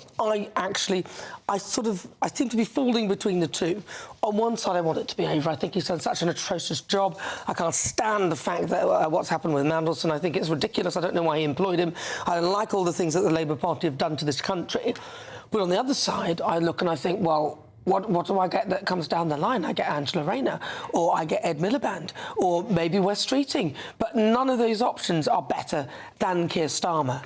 I'd have thought that you'd have liked Streeting because, compared to Starmer, because he's more to the right of Starmer, if such thing could be imagined. Well, I sort of do, but he's embroiled with the whole Mandelson thing, potentially. He was good friends with Mandelson. So, again, Angela Rayner embroiled in a tax thing. So what have we got? We've got, really, Ed Miliband. God help us. I don't know that Ed Miliband even wants the job. We'll find out. We'll find out in due course. I don't think that certainly Ed Miliband is not going to launch a leadership challenge or anything against Starmer. That's you don't think so? No, absolutely not. Well, I'm pretty sure he wouldn't do that. So you have in the Labour Party, if you're going to launch a challenge and the leader doesn't want to go, then the leader gets to stand in the election. That's what happened with Corbyn in 2016, when Owen Smith, who's now largely forgotten, challenged Corbyn. Obviously, Corbyn won that handily. So if that happens against Starmer, there's a good chance that Starmer may actually win that election, because for the reasons that you outlined, because there are no perfect rivals. Even though Starmer is very weakened, he is still the devil that you know. And if you have a good team around him, possibly he can sort of turn things around. It's not certain. We've had a lot of reaction to all of this, as you can imagine. Robert Jenrick posted on X, says Starmer limps on with more chaos in Westminster as the rest of the country asks what on earth is going on. We're in a real mess and things need turning around. Instead, this Labour government is talking about Peter Mandelson. It's time to start putting the British people first and get our country back on its feet. That's what a reform government will do, and we'll be ready for it. Well, it depends how quickly that happens, because if it comes immediately, I don't think Reform have enough people to stand anyway. But let's have a chat with Josh Howie in just a moment. But finally, Jonathan Liss, your final thoughts on all of this? My final thoughts, Nana, are that it has been obviously an incredibly damaging episode for the Labour Party. Like so many things, it could have been avoided, but there's a mix of things as well. It could have been avoided, but there were also things that seemed to be outside of the Prime Minister's control. We'll find out exactly what he knew in due course. All right, well, listen, that's it from me. Thank you so much, my brilliant panel. Jonathan Liss. But coming up next, it's Free Speech Nation with Josh Howie. Josh, what's coming up next on your show? Thank you. Yes, we have a packed show this evening. Downing Street is in crisis, of course, as the PM's Chief of Staff, Morgan McSweeney, resigns over the Mandelson scandal. Is this the time for Sir Keir Starmer to go? Parents of trans children are launching legal action in the High Court against Wes Streeting and the government. We won't go until we stop it. And the fact it's continuing is a travesty for children.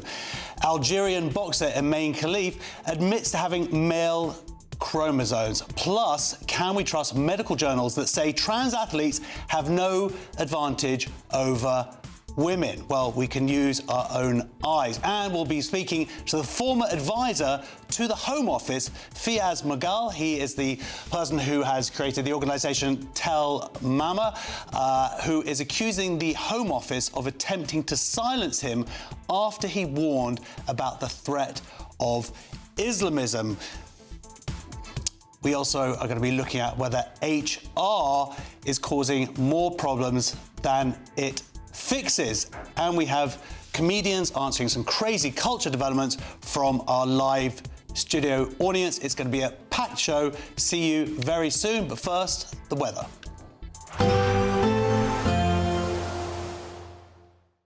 Expect warm spells with the odd rude interruption. Boxed Boilers sponsors the weather on GB News. Good evening and welcome to your latest GB News weather update from the Met Office. For some of us, the new working week will start fairly bright compared to over the weekend, but for most, the week ahead is going to be staying unsettled, and we are going to see further spells of fairly heavy rain at times. It's this weather front here that we need to keep a close eye on for Monday. That's going to bring the focus of the wet weather across the south and the southwest. But back to Sunday evening, and it's a fairly cloudy picture once again. There are some showers in many areas of the UK and some longer spells of rain as well, particularly for the north and the northeast, with a fairly wet and windy night across the northeast of Scotland. Where we do see some clear breaks across the northwest of Scotland and Northern Ireland, we could see one or two fog patches and also perhaps a touch of frost in the countryside. For most, though, it will be a fairly mild night and a frost-free night where the cloud persists. And as I say, a wet and a fairly windy start to the day for Orkney and Shetland, though not as windy as it has been over the weekend. For North West Highland, we could see some sunshine, though, to begin the day on Monday. One or two brighter spells for Northern Ireland as well, but watch out for some early morning fog patches here. Quite a drab, cloudy start to the day across England and Wales, with a few spots of rain here and there, but gradually turning brighter for the Midlands, parts of eastern England and the southeast through the morning, with some sunny spells developing, so feeling quite mild in that sunshine through the afternoon. Otherwise, though, out towards the west, especially across Wales and the southwest of